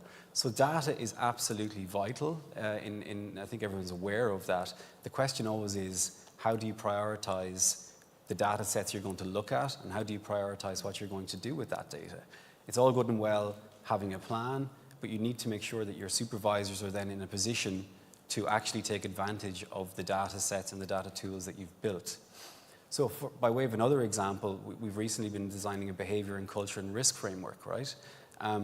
That's a process, something that we already do in terms of the conduct risk that we carry out during our supervision activities. But up until now, it had been, I suppose, from a supervisory perspective, something that was a view a supervisor observed. It was their unique view, and it was being recorded by them. We've now built a tool that allows our supervisors to go out and over time, without, I suppose, any chance or influence of bias, record their observations in a tool that will then give us a record and a sort of a single source of truth. You hear about that phrase a little bit when it comes to data, but that's the type of thing that we're trying to do. So why are we doing all this? Well, we're doing this so that we can be in a position for our supervisors to be more effective in terms of what they're doing, that we as an organization can be more effective in terms of what we're doing, and that we can take advantage of the richness of the data sets that we get in, the power that lives within those data sets, and it's really important for us. So in order to back that up, I suppose, rather than just to be talking about it, we've actually started to deploy a new data strategy as well. So we've become very aware over time of the importance of, on the one hand, the good governance of data, the good structured data, but then you need to have different segments of that. So there's a platform competence area that we're building up, a governance area that we're building up, a data analytics area that we're building up, and what we're calling data as a service area that we're building up. And those areas will basically, for us, serve the data needs of our organization.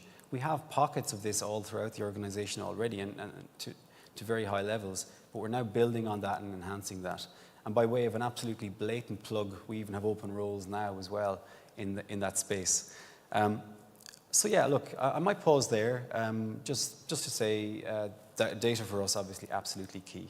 Thank you. Thank you so much. I'm going to save questions till the end, but just, I mean, what struck me from what you were saying there is, one, the benefits already that are apparent, as you say, speeding up your processes, increasing kind of efficiency, reducing error, that kind of thing. Absolutely. But I think a question for all of you, which I'll put at the end, is you gave the impression that there's just huge amounts coming, and that's just getting more and more and more. So that question about how do you prioritise, I think, will be really interesting at the end. Thank you so much, Gavin. Mary-Lise, your thoughts? Hi, and good morning to everyone. I'm really happy to be here again. I don't know if some of you know, but last year's event was actually held in Estonia, and it was a very lovely occasion. But of course, this one here is so much bigger, so congratulations on that. But now, if I jump to today's topic, then I will start off by saying that for Estonians overall, the data topics are really the topics that we take really seriously. I can say that in Estonia, there is Chief Data Officer in place since 2018. And if we, talk about going digital, then we also talk about data. Just some time ago, I heard that our CDO, Ott Welsberg, mentioned that Estonians take this digitalization like this usual thing. It's not special anymore for us. But actually, we're doing really great things there. For example, if I thought about this panel today, then it popped out to my mind that it was 20 years ago. I was in middle school when actually my parents already received notifications about my grades, my home assignments, and things like that. And it was all accessible online. Then, of course, our health data. It's all online. Also, the treatment invoices are online. Of course, everybody knows that in Estonia, we can vote online. And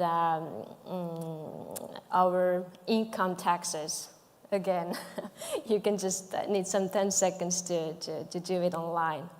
And we can do it all because we have this digital identification, ID card, but we can also use our mobile phones to do this. So basically we can make sure that we are behind those contracts and everything that we basically sign. Then these are all the developments that actually have been done in our early digital revolution in Estonia. And I think that a lot of Estonians must admit that there has been this a little slump right now, or in some point of time.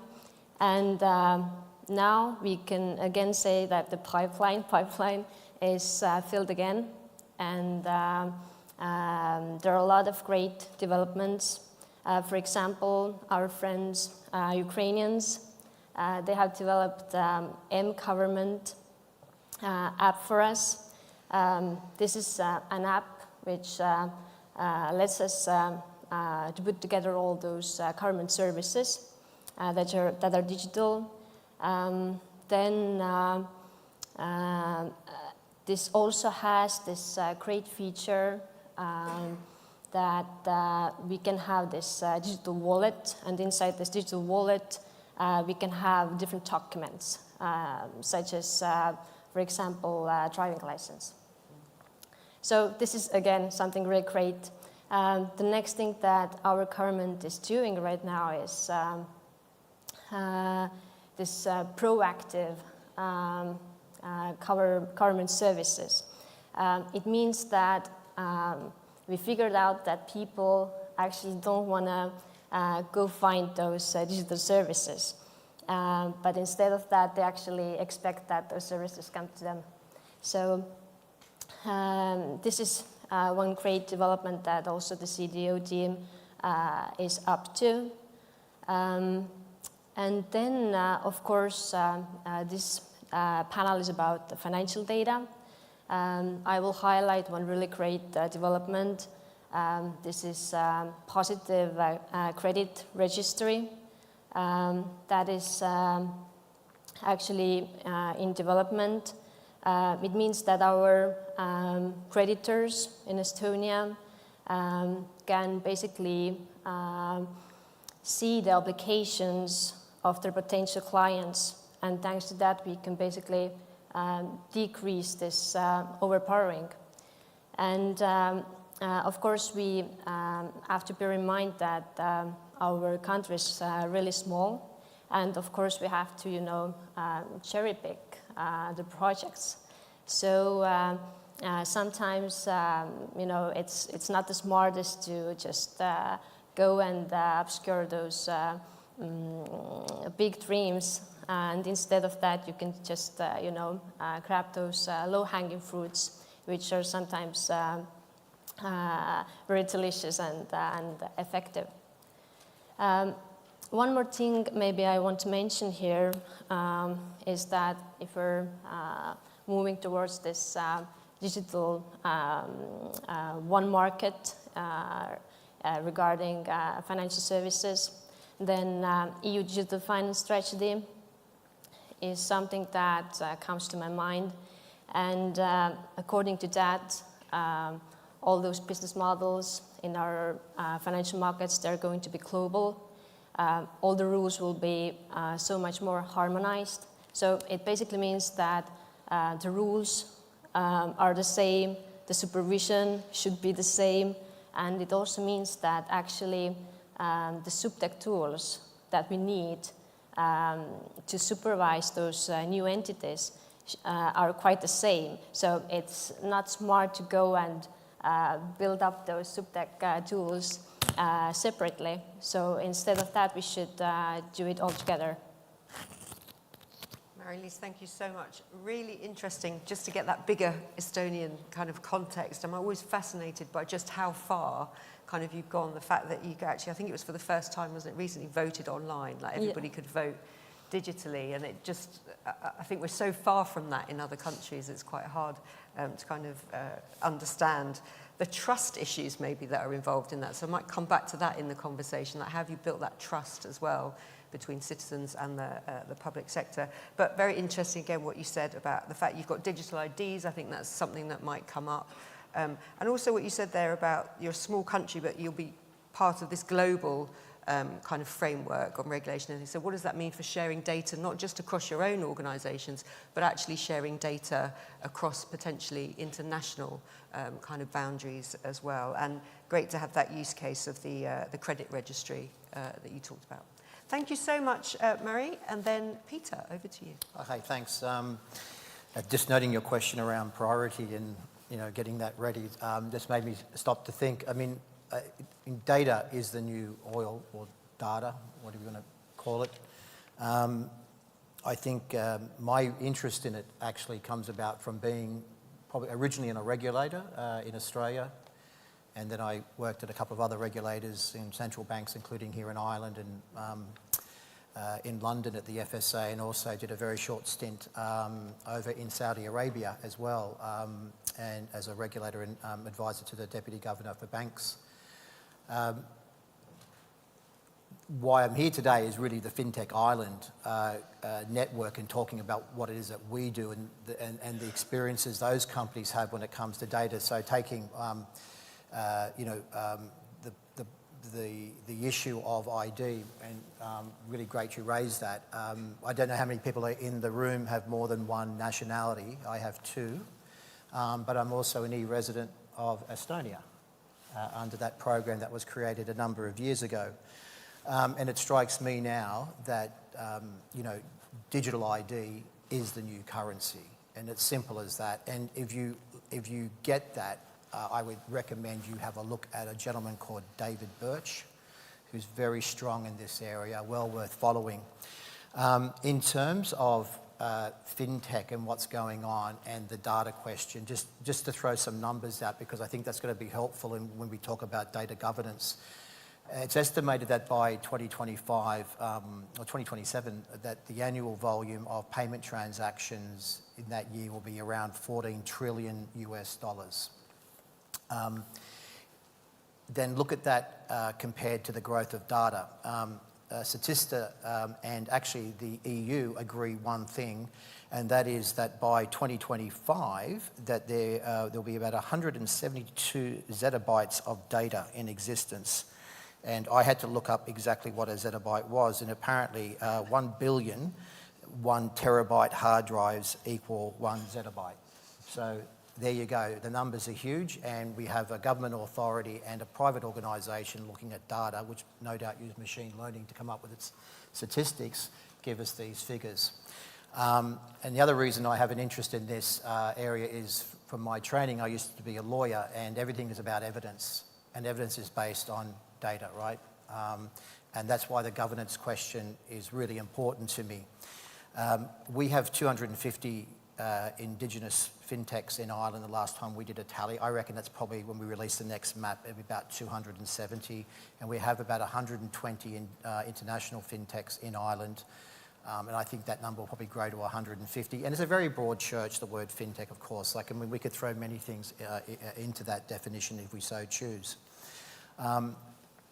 But in relation to data itself, there's a couple of other things I just wanted to mention in the opening remarks, because I'll be fairly swift here, because I think maybe the Q&As may be where we really unpack this topic.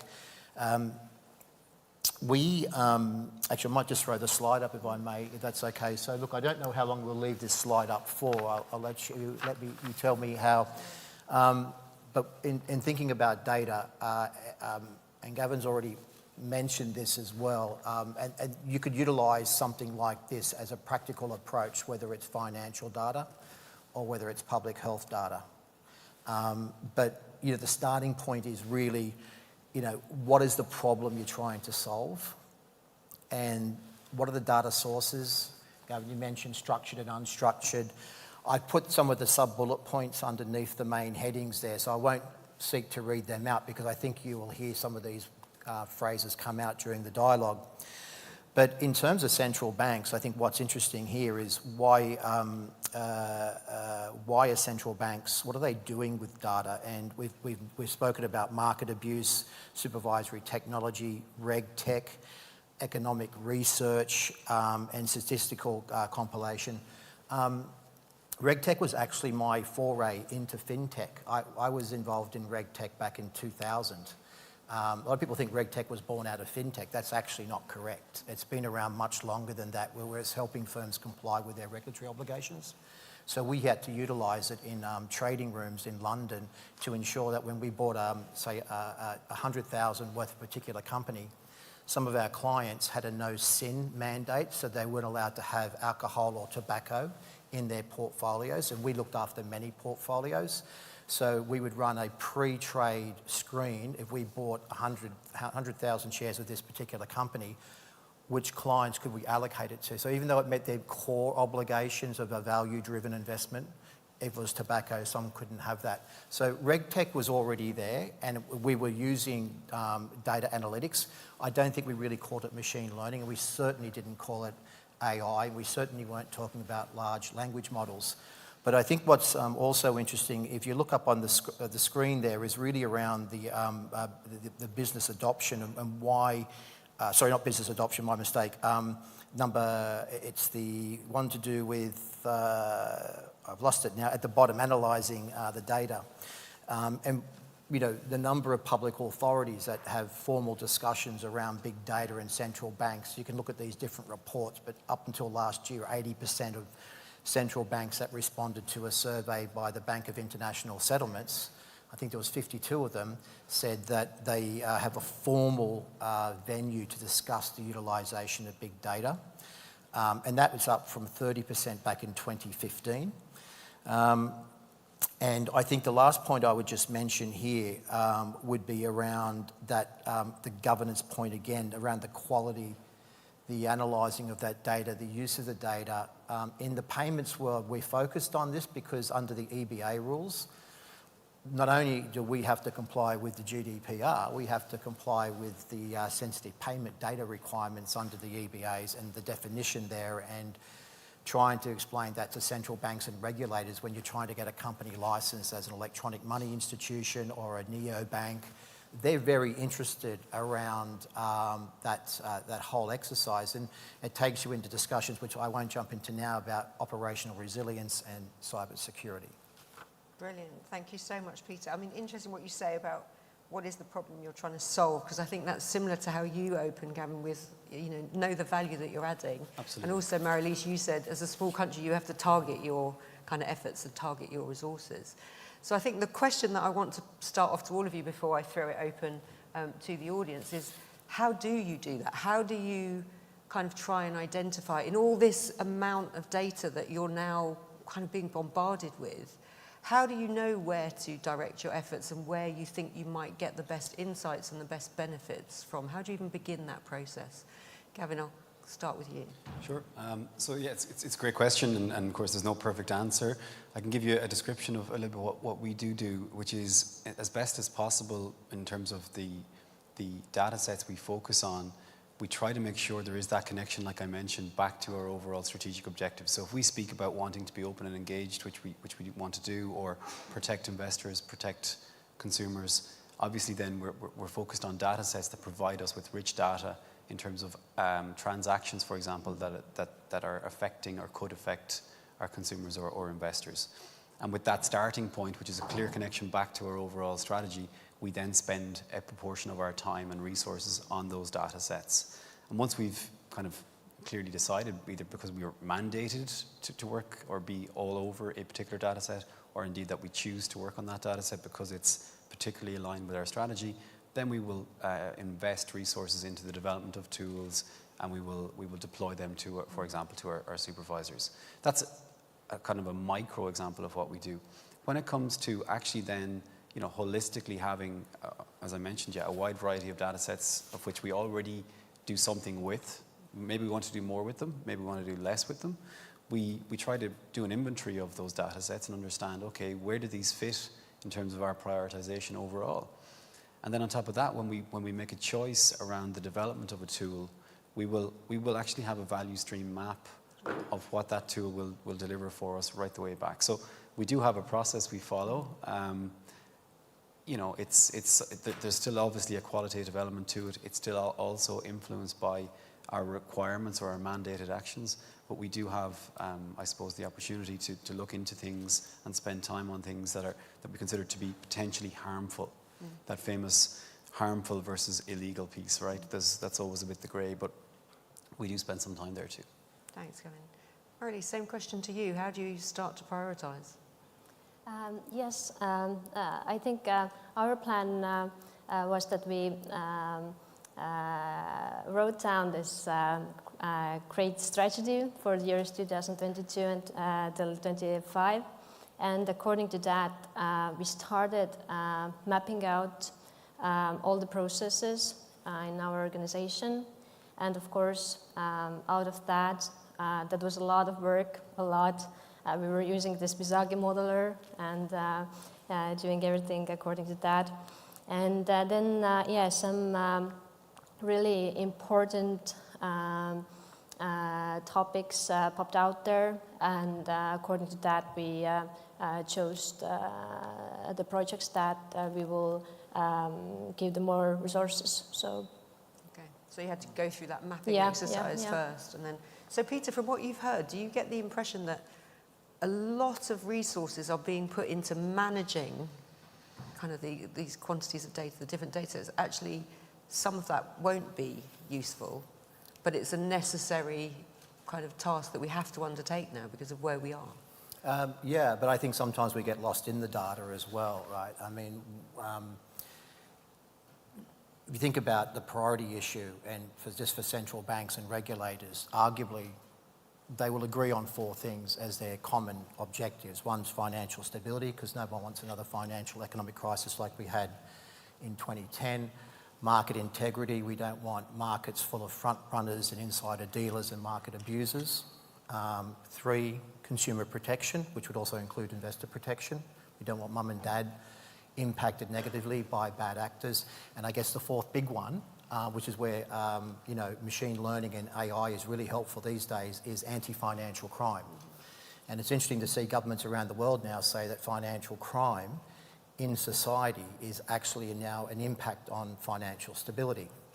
So after the last financial crisis, and I was at a central bank at the time, we went out and we said, and there's lots of reports, you can read these reports anywhere in any country, that data in, there was garbage in and met garbage out. So bad information came in from the regulated sector and it wasn't analysed correctly, or if it was analysed correctly, it didn't make any difference because it's bad data. And so bad information got sent up. And in the EU, of course, people forget that central banks and regulators don't use that data themselves. They then have to send it up to a higher god, right? The ECB and the other authorities that then rely upon it to make very informed decisions. But, we have collected so much data over the last 10, 12 years on banks and ensuring that they're well capitalised and they have the right people involved. So why did SVB Bank collapse? Why did Silvergate Bank collapse? Why did Credit Suisse collapse? Call it what you will, it was a collapse. Merger, marriage with UBS.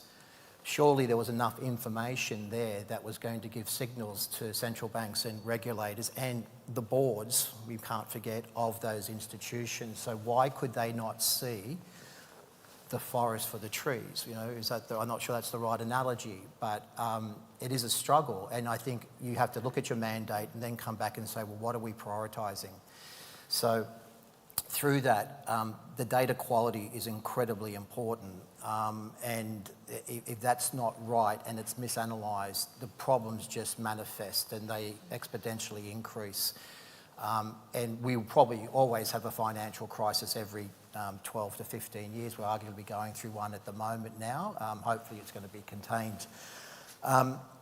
I think the issue with data is the reliability of it, and it's sort of like the quality question. You hear a lot of people talk about artificial intelligence, but if you talk to those that are very involved in LLM or large language models and all the rest, they don't collect their data from general data sources. They take it from refined and authenticated data sources.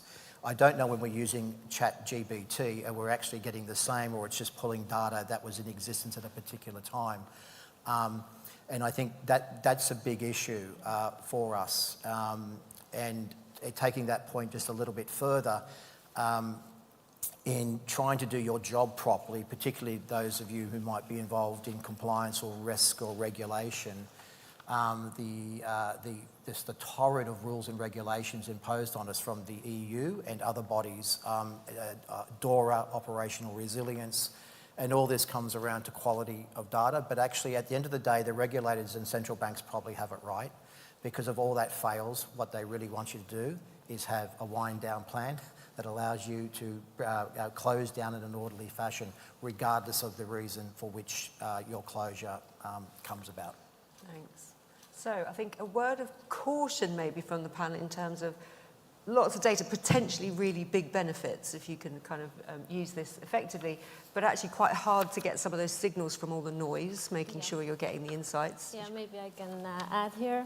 Of course, to a large extent, I agree with what Peter said. I think that maybe ultimately, if you think about this data analytics, then it's usually that we use this historical data, and you cannot basically predict the future based on that.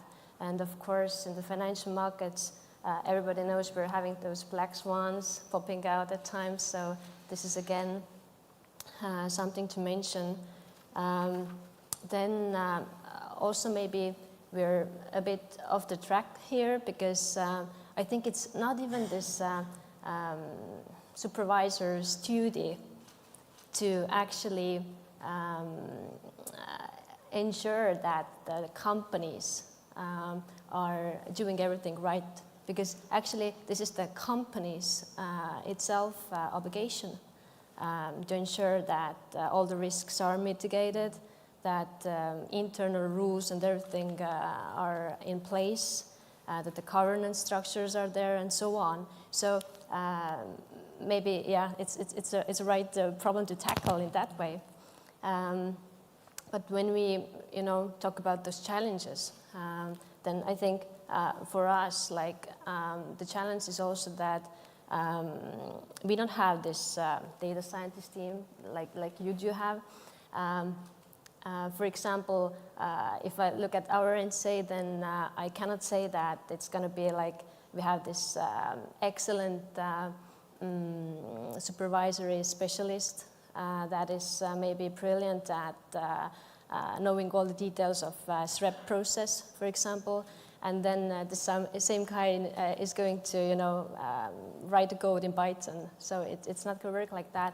And yeah, you need those developers, or the combination of the developers and then the supervisor specialists to get this work. Thank you. Okay, lots of issues there then. Quality of data, quantity of data, skills to be able to analyze the data. Questions from the audience. Okay, we've got 2 down here. Thank you. Make sure I'm not missing anybody over there. We'll take the 2 questions together, I think, and then we'll come back again. Thank you for the presentation and explaining everything. Obviously, the integrity of the data is one of the most important issues. The other thing that I would like to ask you, what particular steps can be taken to preserve not only the integrity of the data, but the integrity of the interpretation of data? Because data can be manipulated in many different ways. So this particular topic, how you preserve the integrity of interpretation, is very interesting to us. Thank you. Thank you. So interesting question there, not just the integrity of the data itself, but integrity of the way that data is interpreted. That's the first question. Thank you. And then down here. Hi, this is Shivam from Maynooth University. My question is pertaining to the collection and analysis of data. There is enough evidence of historical biases that stem from the data, and with the addition of machine learning, it kind of augments if there is a bias, right? And machine learning techniques have a lot of black box filters built into it, so the regulators might not exactly know as to what are the factors which they are using when it comes to the decision making. So what do you think are the challenges that the regulators can take in order to prevent those kinds of bias, not only stemming from historical data, but also the application of machine learning, which then can further augment the bias simply because we do not know what factors are being used in the decision making at the end? Thank you. So actually 2 nicely connected questions, I think, there. So the second question about the potential bias in historical data, and then the potential bias being exaggerated further by kind of the way that is put through some of the new machine learning tools. Let's shake up the order a bit. Peter, we'll start with you. I was going to say, actually, I think the second question almost answered the first question. I mean, we're going to, I think when you're going through an exercise, you need to not only understand what your priorities are, but what is the story you're trying to tell at the end of the day. And you may collect a lot of data. So I got pulled aside by an Englishman last night for saying data. And I won't embarrass him by saying his name because I might be abusing his personal data. Is that story, and we will collect a lot of data as we reach our outcome. And then if that, the whole thing about the bias question, I think is really interesting. We see this with ChatGPT, if it's and I'm not just picking on that as one, but whatever inherent bias is there, whatever questions are asked are also going to present bias in the data sets. I think the other thing I had written down as we were discussing it was the reliability piece of information. And although I don't have a perfect answer for the question, I wasn't aware until last week that there's actually an EU implementing regulation on high-value data sets that within 16 months, public sector bodies will have to make 6 high-level data sets available for reuse and free of charge, and it will cover such things as here it is, the list here when I had a look at it. High-value data sets are 6 geospatial, Earth observation and environment, meteorological, statistics, companies, and mobility. You don't really get an understanding of what's meant by those 6, but when I looked at statistics, it said on tourism data. So the member states in 16 months will have to have something in that space on tourism data, free of charge, to be reused. If it's going to be reused, it's going to be reused in your example, sir, right? So what is the public authority's approach going to be to ensure that that quality of that data is acceptable to be then reused and then hopefully, kept clean and not be damaged? But I think that takes us back to the integrity question. And a lot of that comes back down to ensuring that the data is locked down, that you have the right quality people looking at this information, and hopefully it can't, even through a form of hacking or a breach of cybersecurity, be impacted. But it's almost like money data now, so you have that obligation to treat it as safe as money. Thanks, Peter. Marie-Lise, what were your thoughts on both the integrity of interpretation and also kind of being aware of potential biases? I think this integrity question is quite hard one. Maybe it's not also a question to us. It's maybe a question for the auditors who are actually responsible for this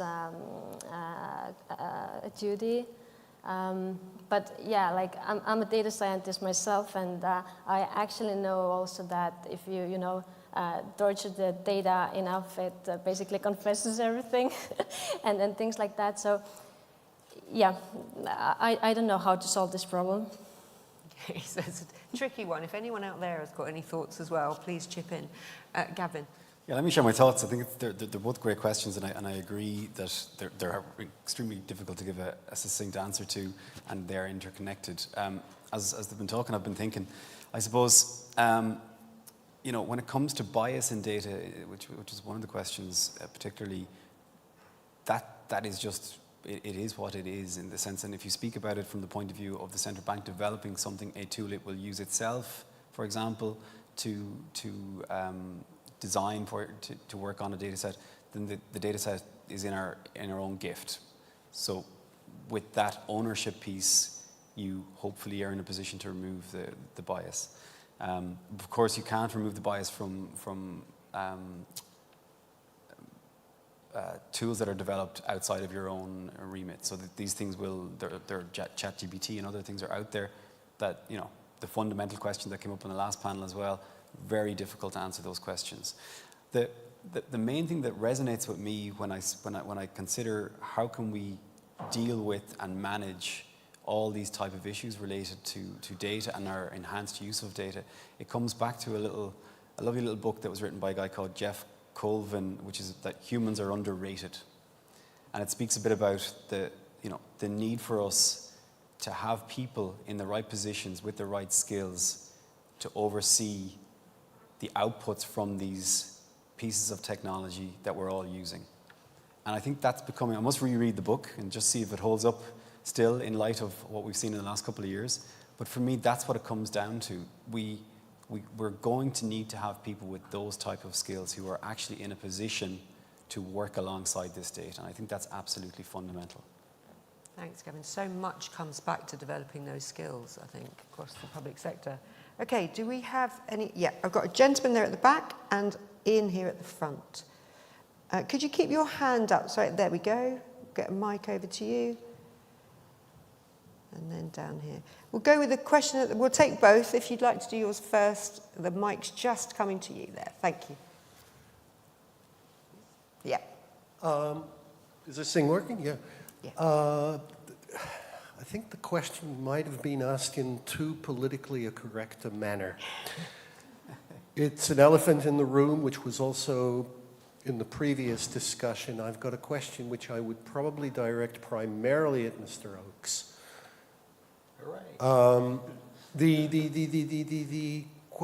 The data in 2008 was there. It wasn't a question of interpreting the data. It was a question of the honesty of the people who were doing the job. And although FinTech can be traced back to money transfers and NASDAQ and all the rest, the big deal is 2008. And the disruption there was in order to bypass an entire system which had proven itself untrustworthy.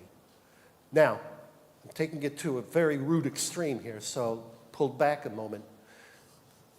The question I'm asking is, can central banks in good faith regulate the development of FinTech, which began as a trend to bypass central banks? There's a dichotomy here which I'm sure one way or another it can be solved, but with your experience over the years, can it? Thank you. Good. Okay, so good question. I think I'm going to slightly rephrase that. 2008, why wasn't action taken if the data was sending all of the signals that showed something was happening? And then in light of that, can central banks regulate the development of FinTech? So can central banks regulate development of FinTech? We've got a question. Did you have a follow-up question on the table next to Ian? Did you have a follow-up to that? Because we can take all three as our final set of questions. Ian, have you got one or three? I did have two, but I'm going to reduce it to one in the interest of time. But I think Dina has got a question as well, so I'm sorry, great. they have to be two. Peter presented a stat on the megabytes, gigabytes, whatever it is, of that the volume of data that's now out there. And we keep hearing at so many events, there's a growth in the volume of data. But when does that stop? There's a finite number of digital, well, maybe there isn't a finite number of digital things, but you know what I mean? At some point, the volume of data where all banks and everyone else is generating stops. What stops it? Probably a difficult question to answer, possibly. But if I can pass the mic to Dina, if that's... So does the kind of influx of data stop at some point? Or maybe, Ian, is it that we realise which bits we need to consider and which we don't? That might be another way of thinking about that. Dina, is it? Dina here. Yeah, right. Maybe not a question, but maybe some observation on possibility to establish the integrity of data. I think the one of the part of the solution is to open up data as much as possible. The possibility to open and share data will ensure the, let's say, public availability and possibility to analyze these data. And in case there are some discrepancies noticed, then definitely there could be the signals for sorry, your data is not correct and showing not the right picture. I have one example for this. For example, the public availability of the UBO data, ultimate beneficial owners. If you have, let's say, publicly disclosed this information for everyone, it does really make sense that everyone sees it. And in case if it has another information at their hands, they can signal that, sorry, these data are not correct. Please, public authorities, try to check the integrity of data. My answer maybe, it is not very popular. It is not possibly, let's say, coincide with the trend of the GDPR regulation or whatever, but as much as you open the data, the integrity problem cannot be hidden. Cannot be hidden. Thank you. So really interesting that, maybe going back to those questions as well, the sense of can you be as open as possible, as transparent as possible in the data itself, but also how it's being integrated. Yeah, you know what I mean. But also then the tensions of that with things like GDPR and the need for privacy as well. So 3 great questions there. We probably don't have time for all of you to answer all of them, but your thoughts on any of what you just heard. Gavin, I'm going to start with you. Yeah, I can be quick. On the question around 2008 and the data being around, it's a bit like what Peter was saying too with the SVB situation. It was there, the information was there. The regulator had it. Actually, the action was not taken. That was fundamentally the problem there. Alan Greenspan in 2008 spoke about the fact that there was a flaw in the logic. There was, but there was a lot of other things that didn't happen as well, and a lot of things that did happen that shouldn't have happened. I think that's my brief thoughts on that. In terms of the FinTech regulations, I actually really like the answer Denise gave in the last panel around the fact that I think as regulators, of course, we want to be in a position to do this, but at the same time, you need to give room for the innovation to grow. I fully subscribe to that. So my answer is, of course, yes, I think we can do it. We need to be flexible, agile, open, engaged, talk to the firms, understand what their business models are like, etc., in order to do that and be grown-ups in the room about it. I think that would be my approach on that one. And in terms of I think the last piece was a bit around the data coming at us, and will it keep coming or will it slow down? I don't think it's going to slow down. I think it's going to keep coming. So indeed, it's prioritization. It's picking those battles and knowing what you want to focus on, what makes the biggest difference, at least in terms of the risks you observe or in terms of the priorities you have. Thank you. Peter, I'll come to you. Okay, so I'll be careful about the 2008 question, if only because in 2000 I was involved in managed synthetic collateralised debt obligations in London, and so a lot of that story I'm very familiar with, but I think the problem back in 2008 was that people just saw data, statistical data, and they relied upon it. No one went to Main Street to find out whether the person who lived in a house, who was paying rent to their landlord, who wasn't making those payments to the bank, no one ever checked that sort of underlying issue, except a couple of hedge funds, which did quite well in a very stressful situation.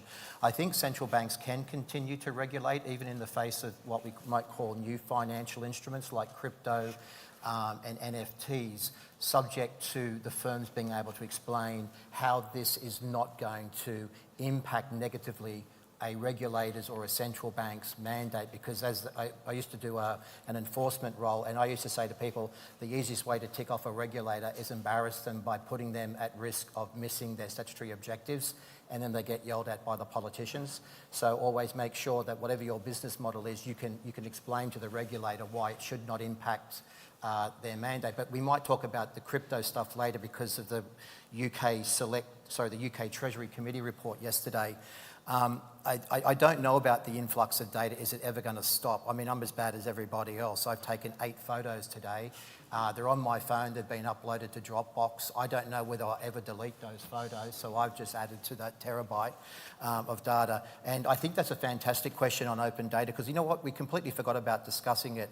You know, we started with open banking. People said it's not really open banking, it's open finance. And then we've got organisations like our Passport Office, and to them it's all about open data in order to that they can issue by verifiable means my passport within 2 days or my passport card. So I think that's a great point, and maybe we might chat about the UBO point separately, because I think that's a big one to unpack. Great, thanks, Peter. So carry on those conversations. Marilise, final thoughts to you on this session. Yes, I will answer to this FinTech regulation question. If we think how European Commission is seeing this, then our financial sector is going to develop in a direction that we are going to have very large digital platforms, but only some of them, like a few. And then around those, we will going to have a tremendous amount small niche players. So I think we need 2 different approaches here, because those big platforms, they are basically systemic.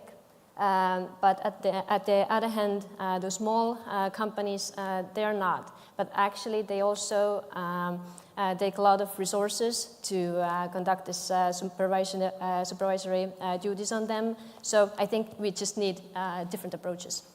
Thank you so much, Marilise. And with that, I'm afraid it is the end of this session. Thank you so much to our speakers. Please join me in thanking Gavin, Marilise, and Peter. Please do stay in the room. I'm going to invite our speakers here to leave the stage. Thank you so much. We just have to do a little bit of furniture moving, but it will only take a couple of minutes, and I'm going to invite our next speakers onto the stage once we've removed one of the chairs.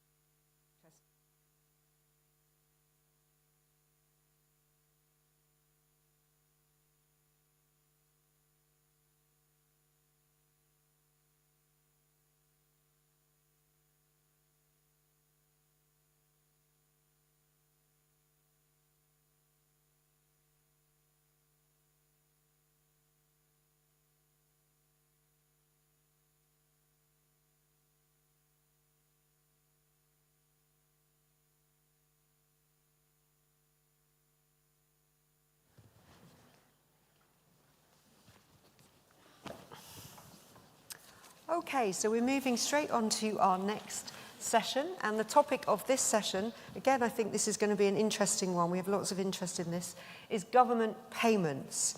So public authorities are increasingly encouraging the use of and developing and procuring of digital and fintech solutions to improve the delivery and efficiency of payments. We're going to hear from a great example of this from the UK's HM Revenue and Customs, but also I think not just payments I think also we can talk about payments out and how fintech solutions might be used for some of those as well.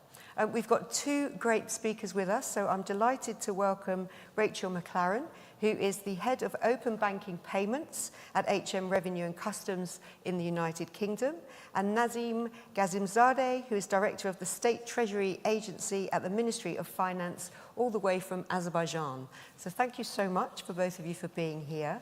I'm going to kick off straight away by inviting Rachel to talk us through. I think you've got a fantastic example of fintech, and probably a pioneering one. So I'm going to invite you to tell us all about that. So thank you, Siobhan, and thank you for the invite to speak to you all today. Yeah, so HM Revenue and Customs, we are the tax authority in the UK, so responsible for calculation and paying of tax, and obviously not the most popular payment that our citizens want to pay, so quite often, easy to bury their head in the sand. So what we need to do is make that easy for them, and that's basically what we wanted to do when we started looking at this. We had customers do pay. We had customers paying by bank transfer, but it's literally they had to go into. Well, they probably had to come to us. What do I need to pay? What reference do I need to use? What bank account do I need to pay to, that kind of thing, and then go off to their bank and often get that wrong. They would, often get the details wrong when they got there. So that then caused issues for them because they would have to sort that out, but also issues for us. We have to sort all that out as well. So we wanted to look for a simpler way that they could do that, because a lot of customers, that's one of the preferred ways for our customers to pay us, and we wanted to look at how we could make that a lot easier for them, because the easier it is for customers to pay us as well, is they're going to be more compliant. If it's easy, they're going to be more compliant.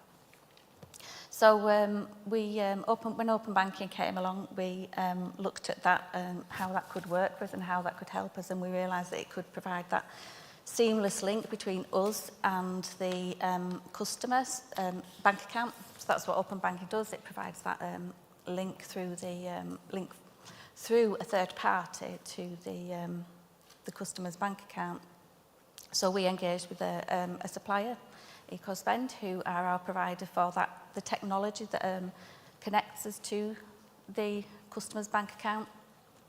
And what it allows us to do is to pre-populate the information that we need the customer to use to send us the payment, provide all the right information, we can get it to the right place. And that's a pain, that's some of the pain of the journey that they have to go through to pay us taken away. So that's what we did back March 2021, so we've been going over 2 years now. When we introduced it, we did it quite slowly because we were, like you say, we were the pioneers. We were the first ones to do this for government. And I think I was just thinking, not long after we started looking at this and started talking to the market and working out what it could do for us, COVID pretty much hit off, and that's when digital payments really did hit off, and open banking did. And one of the good examples at the time was Just Giving. That did use open banking to make payments. But the difference, I think, with that kind of payment and government is we've got all this extra information that we need the customer to get right when they come to pay us, and that was the bit that kept going wrong for them and for us.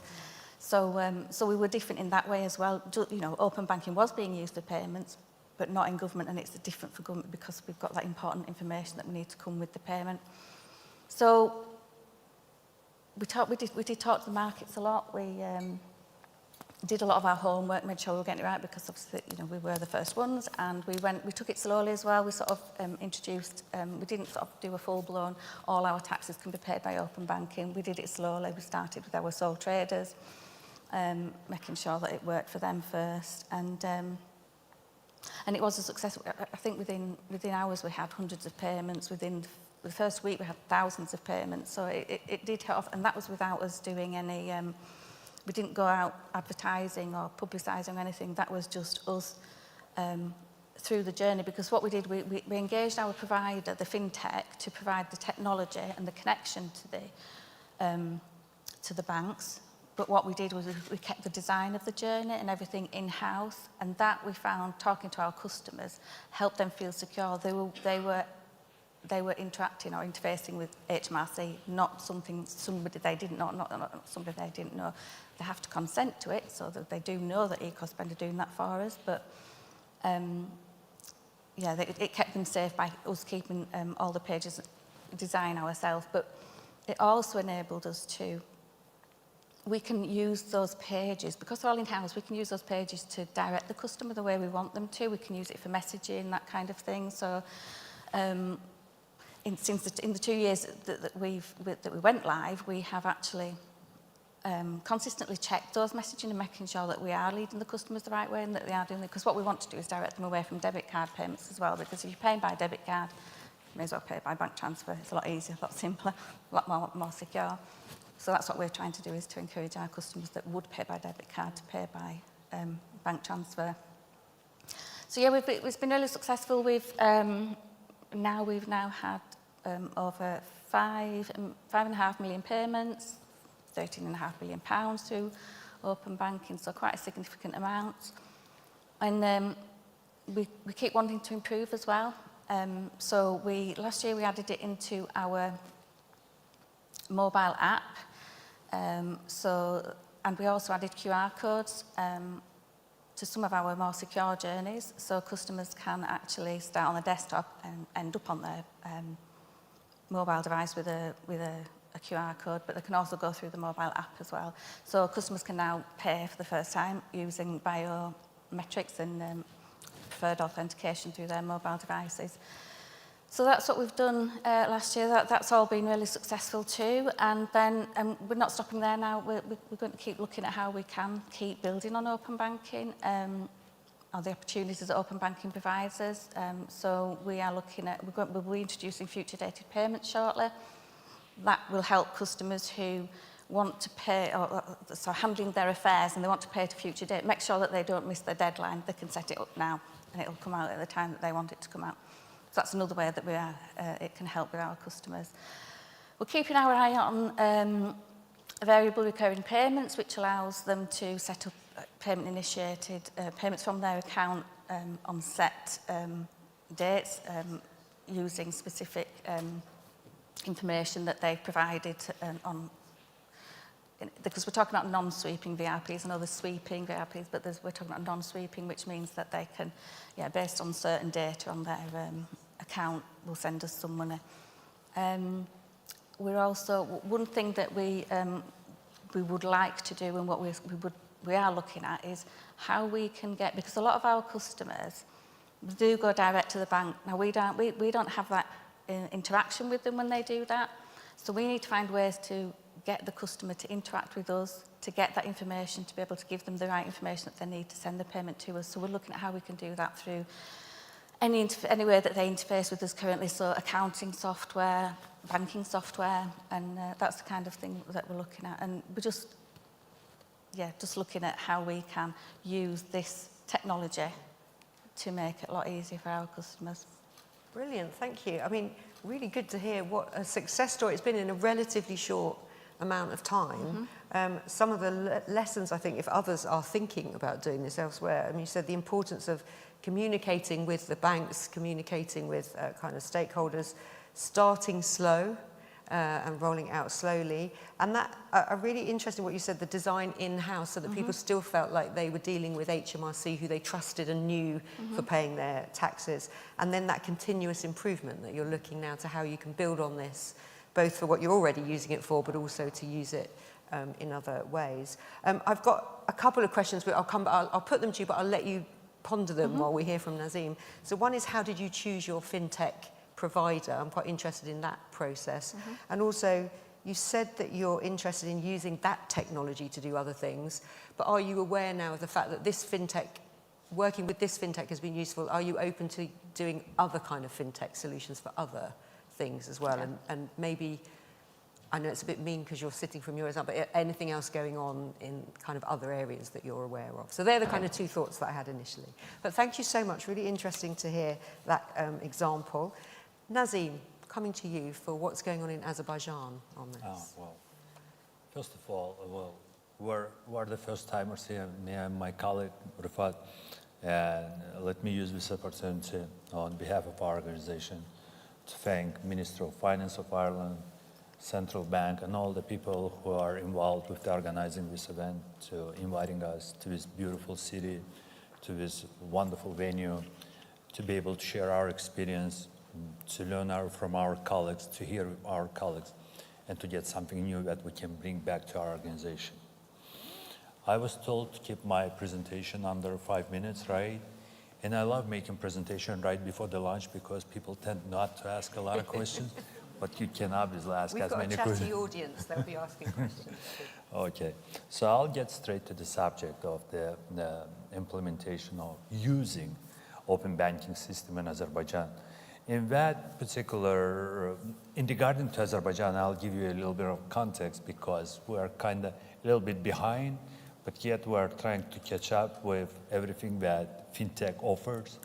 So you can see in this slide that we have 4 pillars of the open banking system. And I'm not going to go into details, but in general, those are ensuring effective management, creating a legislative framework, creating an interoperable technological environment, and accelerating the implementation process. This entire journey, the preparation for implementation of the open banking system in Azerbaijan started a few years ago, but all the pieces were put together by 2021. The roadmap was developed in 2021, and if anyone is interested, I'll share the full roadmap of all the responsibilities, dates, and everything. Feel free to approach me in that regard. So what did Treasury do? I'll go through the next slide, all the things that open banking and in particular instant payment system offers you pretty much, most of you know very well.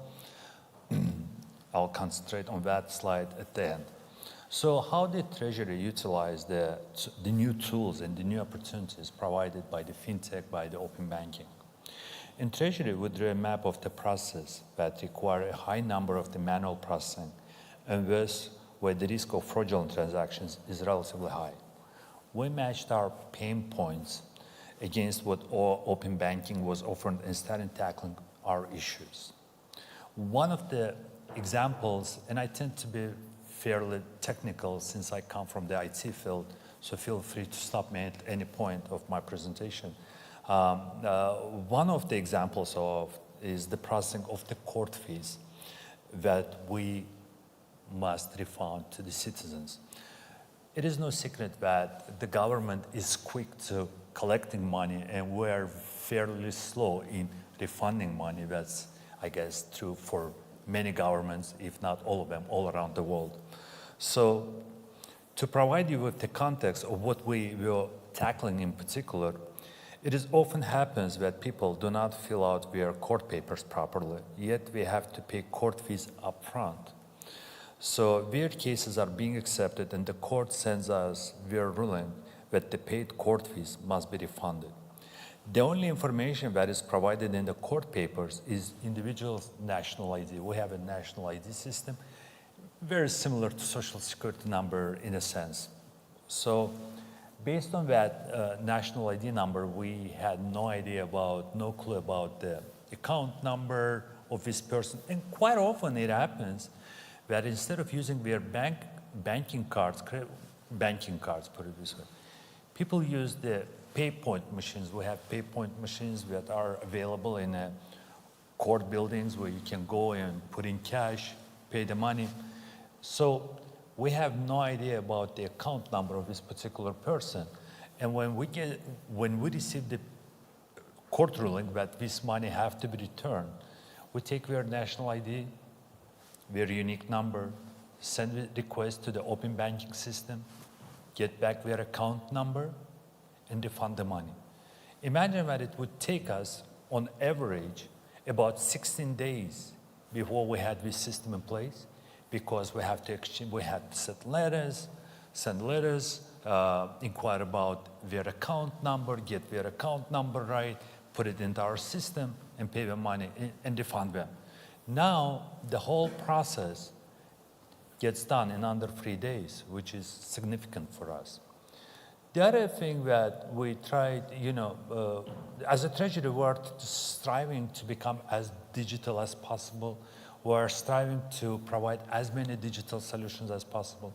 It often happens, and it happens to us as well, that we can't collect all the papers required to send our payments in time because the banking day is over by 4:30 in the evening. So anything that comes after 4:30 gets paid the next day at best. But if it's Friday late evening, so we're talking about Monday. What we did add is we added the feature of being able to pay, to send out payments using instant payment system. And we started that doing in May of the last year. And you can see on these slides that the amount of money that we sent, receiving we started doing, the receiving part started right away, but the sending part started in May of 2022. And you can see that we sent out money in the off hours, which means after 4:30 in the evening. We sent close to 3.8 million manats. Roughly, the currency rate is 1 euro is 2 manats. So we sent out 3.8 million manats in whole of the last year. In only 4 months of this year, using the instant payment system, which offers reduced transaction fees as well, we sent out over 200 million manats, which is a fairly big step for us. These are the kind of things that we're tackling. We are also trying to fight fraud. Obviously, whenever the government money is involved, we understand that there's a high risk of fraudulent transactions. We are not there yet, but we're trying to get there. That's pretty much it. Brilliant. Thank you so much. Thank you. I mean, great again to have the example, as you say, of how you've used kind of FinTech to refund money to the public. And I love the fact that you're sitting there as a kind of government official saying that a success is that you're paying out more to citizens. I think that's a really nice thing to hear. So thank you so much. We'll come to questions from the audience. We've got about 20 minutes, I think, before we are breaking for lunch. But I do want to put that question back to you straight away, Rachel, which is how did you choose your fintech provider? Because that was the kind of pioneering thing here, wasn't it? To bring a fintech provider in and to do this with you. That was kind of one of the things that was very new and innovative. How did you do that? What was the process? So we needed the fintech because we needed that connection to the open banking ecosystem in the UK, and the fintechs were the ones with the regulation to be able to do that. So but what we did was when I said we did a lot of homework, we spent an awful lot of time of talking to a lot of fintechs before we actually went through the procurement process. So because we had no idea, we really didn't know what we needed at the time. So we talked to a lot of the fintechs to understand, for them to tell us what they could do, what we needed to look for. So they basically told us what it was that we needed, and then we went through our normal legal procurement process, which was it was put out to tender through OJU, through the European process, and we had quite a few fintechs apply, and then we went through our normal process, which was to talk to them all, from our specifications, we just literally wrote up our specifications and decided which ones fit the bill. That's how we ended up with EcoSpend. And they're now there for the long term? Well, the contract actually finishes next year. Okay. So we are about to start looking at the new contract. Yeah. Sorry, I was just going to say, I forgot what I was going to say now. Never mind. Sorry. It'll come back. It'll come back, yeah. And Nazim, my question to you, I think, is you said at the start maybe you're slightly behind some other countries in kind of your thinking on things like open banking in particular, but I'm interested because this has come up in a lot of our sessions. What's the kind of level of skills like in the public sector to be able to work on some of these fintech solutions? You know, we get a lot of recommendations from the World Bank, from the Asian Development Bank, from the International IMF and all other organizations, and quite often it is suggested that the IT should not be in the domain of the government because the IT skills are on high demand. Those are usually very highly paid jobs. We all know that, we all understand that. In terms of we see a lot of value in open banking system, but we're not in position to regulate. Our Central Bank of Azerbaijan is the main regulator in the field of open banking. Whenever you go to a bank and open an account, you have to provide consent that your account is in the open banking system. Even switching that option to default, like by default you are in and you have to opt out. Even that is not easy because not every bank, and especially when the bank has a lion's share of the market cap, we tend to be not flexible in regards to these kind of things. So you have to navigate your way through that, and you have to find you have to compromise, you have to find solutions, but all in all, you have to find a common ground, and we're trying to do that. So again, it comes back a lot to this communication. Oh, absolutely. And slowly changing the culture. Absolutely. Thank you so much. Okay, I'm throwing this open to the audience. There is a question right on the back table there. I don't want to miss anybody out over this side, around the podium. Next, we've got a question there, and then I know I can rely on Ian to have a question for every session. We'll go to the lady at the back first. Thank you. Thank you. This is Amber from Visa Government Solutions, and my question's for Rachel. I love hearing what you guys are doing with the digitization and the sweeping and the future dated payments, and I think you're very progressive. Our research shows that the more citizens engage with the government, the greater trust they have. So is there any plans to include disbursements into kind of your solution where you can kind of push out utility support or childcare benefits? Thank you. Great question. I think that linked back to my thinking on other initiatives that you might be considering.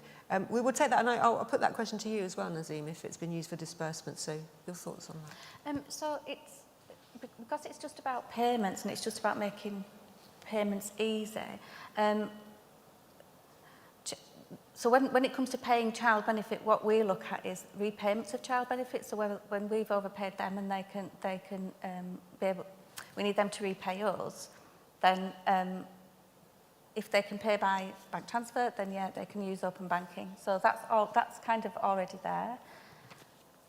So I guess the question might have been more one for maybe DWP, might be thinking right, about okay. the disbursements So, side of things.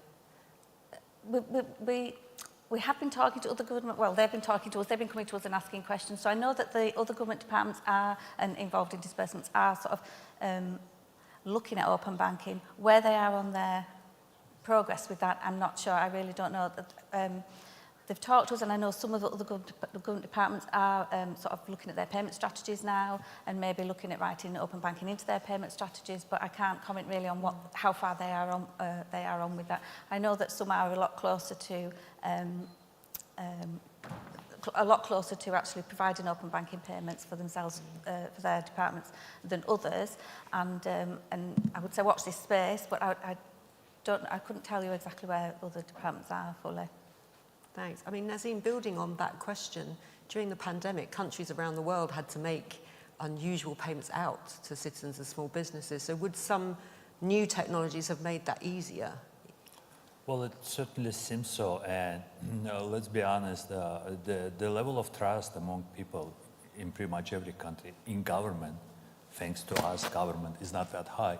So providing any kind of value with the new tools, with the new opportunities that new systems provide, especially the open banking system I talked in particular, that would have made our life easier because we had a designated bank where we would send the money and require various banks to check all the required papers. Obviously, with everything we have in place right now, that process could have been made so much easier, and the cost of the transaction could have been reduced by, I don't know, maybe 10-fold, I would venture to say. But it's certainly, you know, we have to keep up with the new technologies, with all the opportunities that provide, the new systems provide, and that certainly helps. And government, we are all about reducing the transaction fees, we're all about saving money, those are things that play a crucial role, especially for a country like Azerbaijan, where it's trying. We have a history of only 30+ years, so independent country, as an independent country.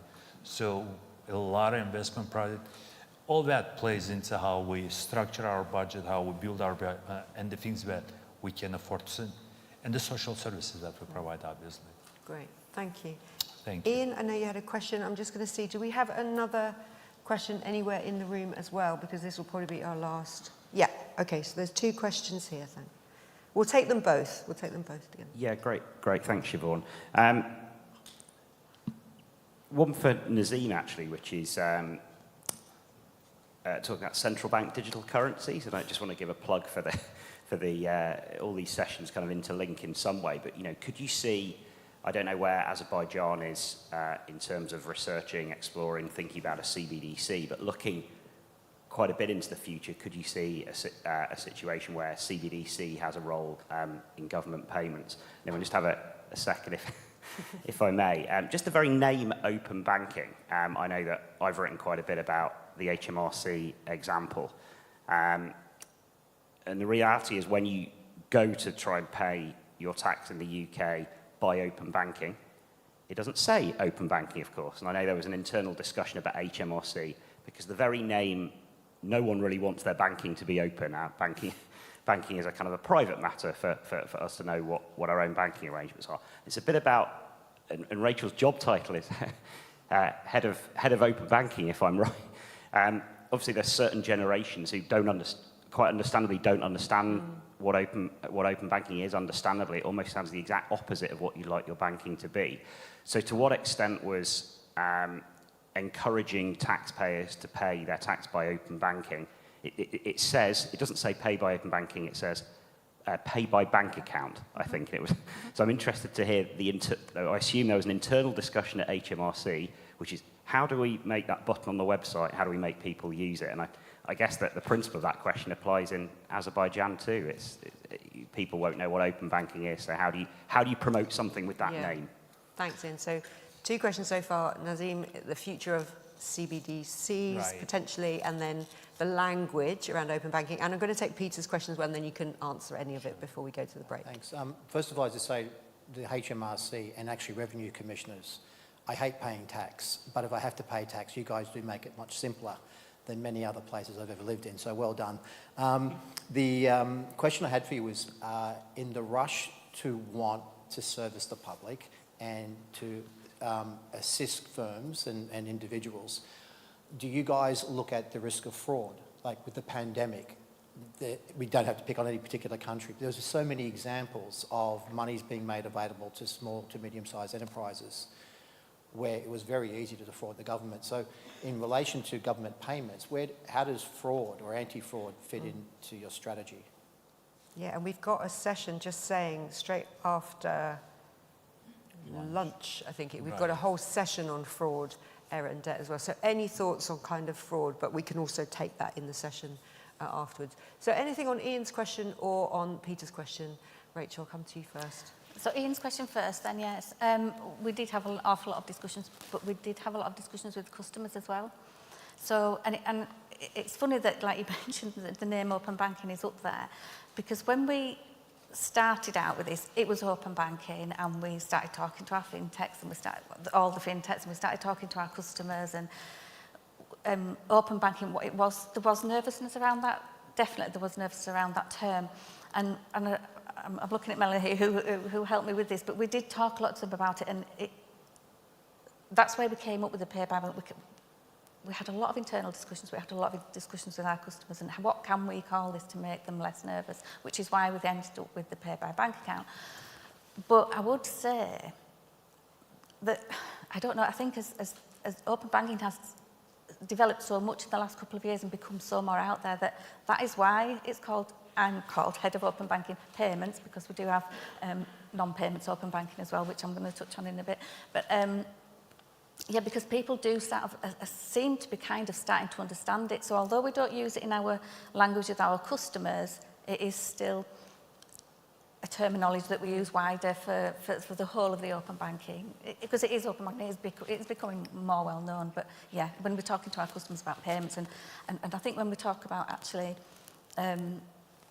accessing their accounts, I think there's been terminology that we're, or a perception that we access their accounts, and we don't access their accounts at all. You know, that's not what open banking is about. It's about passing information.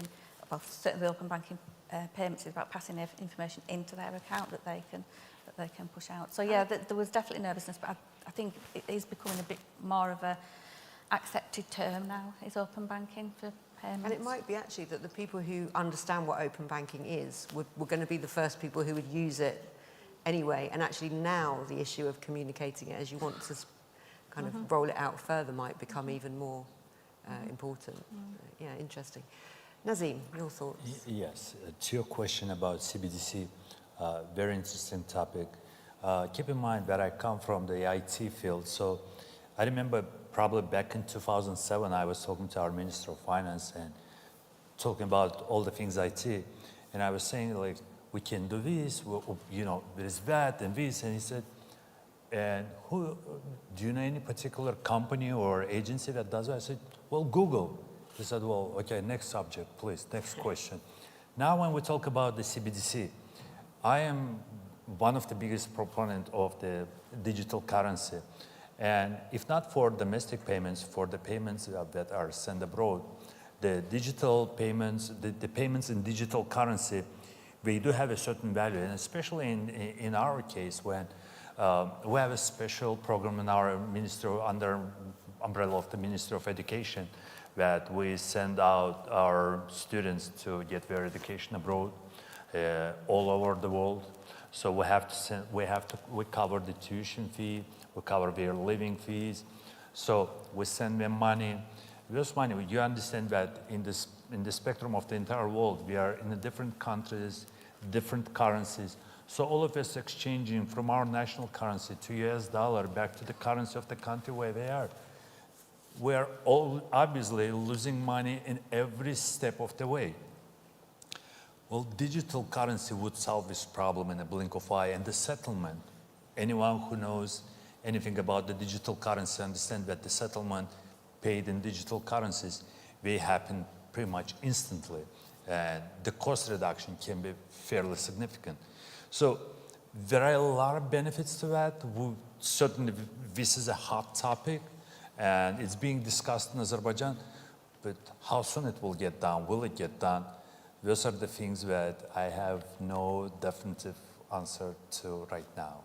But thanks for asking. Thank you so much.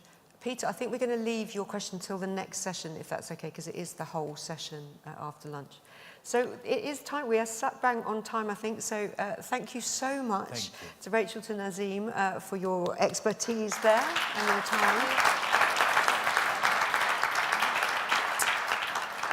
Before I invite you to leave, let me just give some logistics for after. We're going to break for lunch now.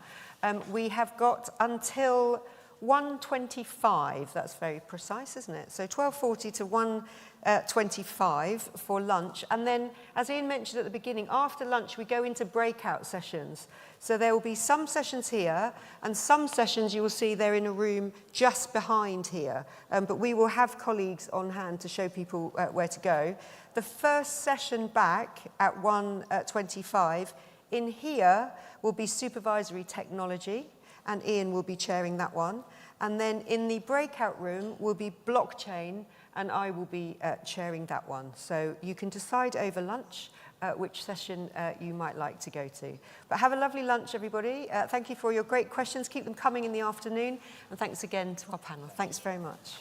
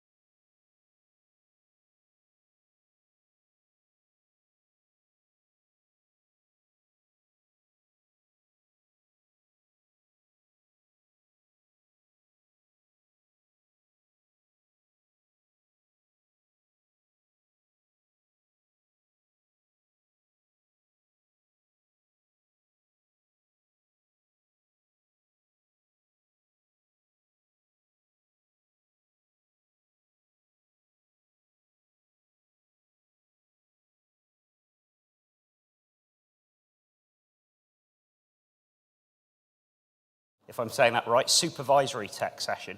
Could I just ask everyone to, I've been asked to, it'd be great if you could all kind of move forward, because obviously we've halved the, I think we're okay up to the second row, but if there's anyone, we're all pretty much on the, so if those who are if I could please ask those who are coming in to come to the first couple of rows of tables, because obviously we've split the audience in half, because half are in the other session. So just so if those coming in could come to the front, that would be much appreciated. Fantastic. So this is the supervisory tech session, which we're running from now until 2:15. If you want to attend the blockchain session, then that's in through the doors and in the other room. So this will be a session that runs for about 45 minutes. So we'll make a start.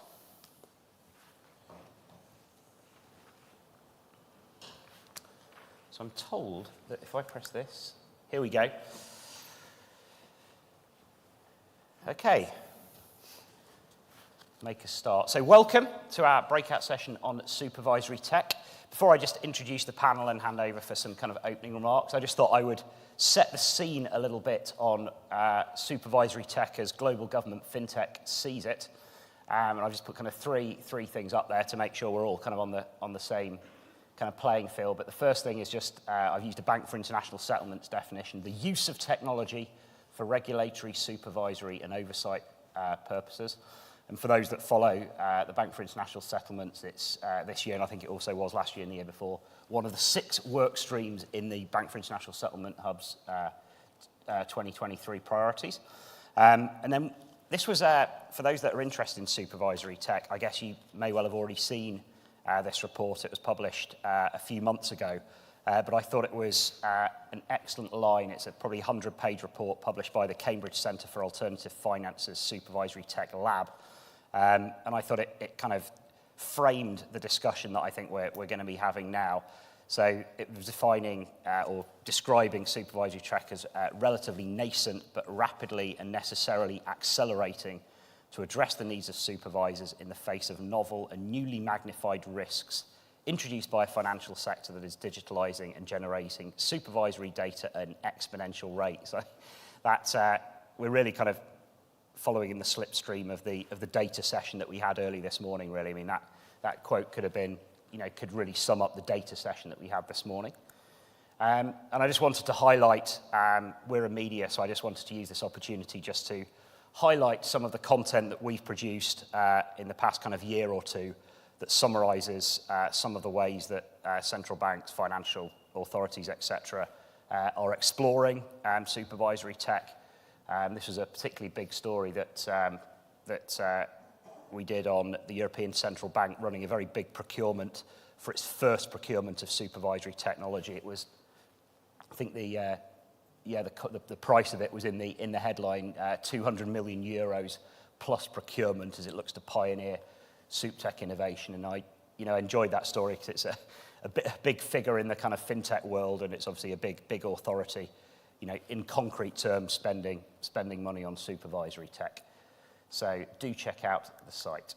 Right, so we're going to go through in the usual style, go to the 3 panelists for just some kind of opening remarks, and then we're going to attempt to address the kind of questions on the brief. So Kristin, who has flown in this morning from, yesterday was Norway's National Day, if I'm correct. So, so double thank you for getting up at about 4 a.m. this morning or whenever to join us here in Dublin. So, Kristin, over to you for your kind of opening thoughts on what SupTech means to your authority. And thank you for inviting me. So, I'm from the Financial Supervisory Authority of Norway. We're quite a small supervisory, but we're also integrated. So we do conduct supervisory across many sectors, which is banking, insurance, investment firms, trading venues, but also accountants and real estate agents. So for us, digitalization, innovation, and SupTech is really important. We have just launched our digitalization strategy. It's a strategy going 4 years ahead, where data is a major part of it. So we are to be data-driven and also have a risk-based supervisory. We do really want to have an efficient collaboration with our supervised entities. which also introduces a lot of sub-tech tools and technology. We ought to have a very good data management and also be part of the sort of like data eco environment in Norway, where we share data across the public sector, but also with the industry itself. How we're going to do that? We're going to have flexible and modern IT systems and use of AI. And we're also going to work a lot to increase the digital competence with our employees. We have ongoing several initiatives, and we're also going to do some major procurements going into this year. One of them is to have a new cloud-based data warehouse with analytical tools. We do have several AI projects to flag suspicious transactions and behaviors. And one of the major procurement we're going to do is have our new reporting solutions. We do see a major increase in data, and we need to sort out and actually be better at using that data to be a better supervisory.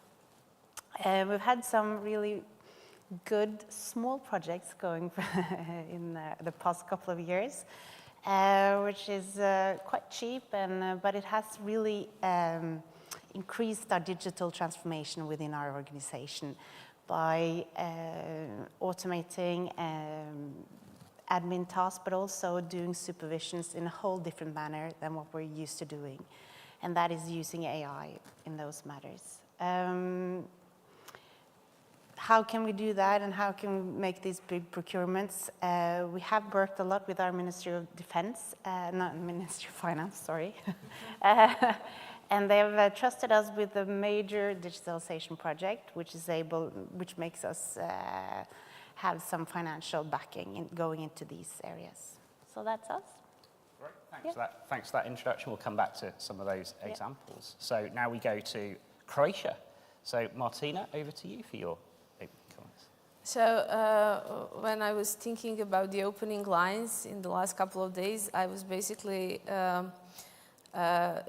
I came to a conclusion that it would be really interesting maybe to address the difficulties of a very small market within the European Union and the challenges the very small regulators face when they try to implement the entire EU regulation. Basically, I think the data issue or the sub-tech issue can be addressed from maybe two major points. One of them is the growing volume of the regulation and the data we are acquiring as a regulator. But these are like, I would call them plain data or normal data. These are like numbers and financial reports and transaction reports and stuff like that. So here we have types of data we know how to manage, but maybe the volume of those data has increased. And there we only have a problem of addressing the size and maybe the speed of the computation and stuff like that. But on the other hand, we have these completely new animals out there which are approaching in a big speed.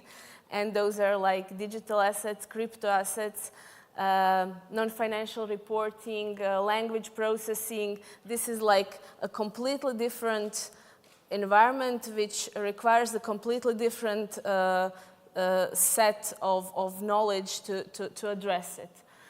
So I think regarding the plain data, we are quite okay there, but there are lots of challenges in front of us regarding the new types of data.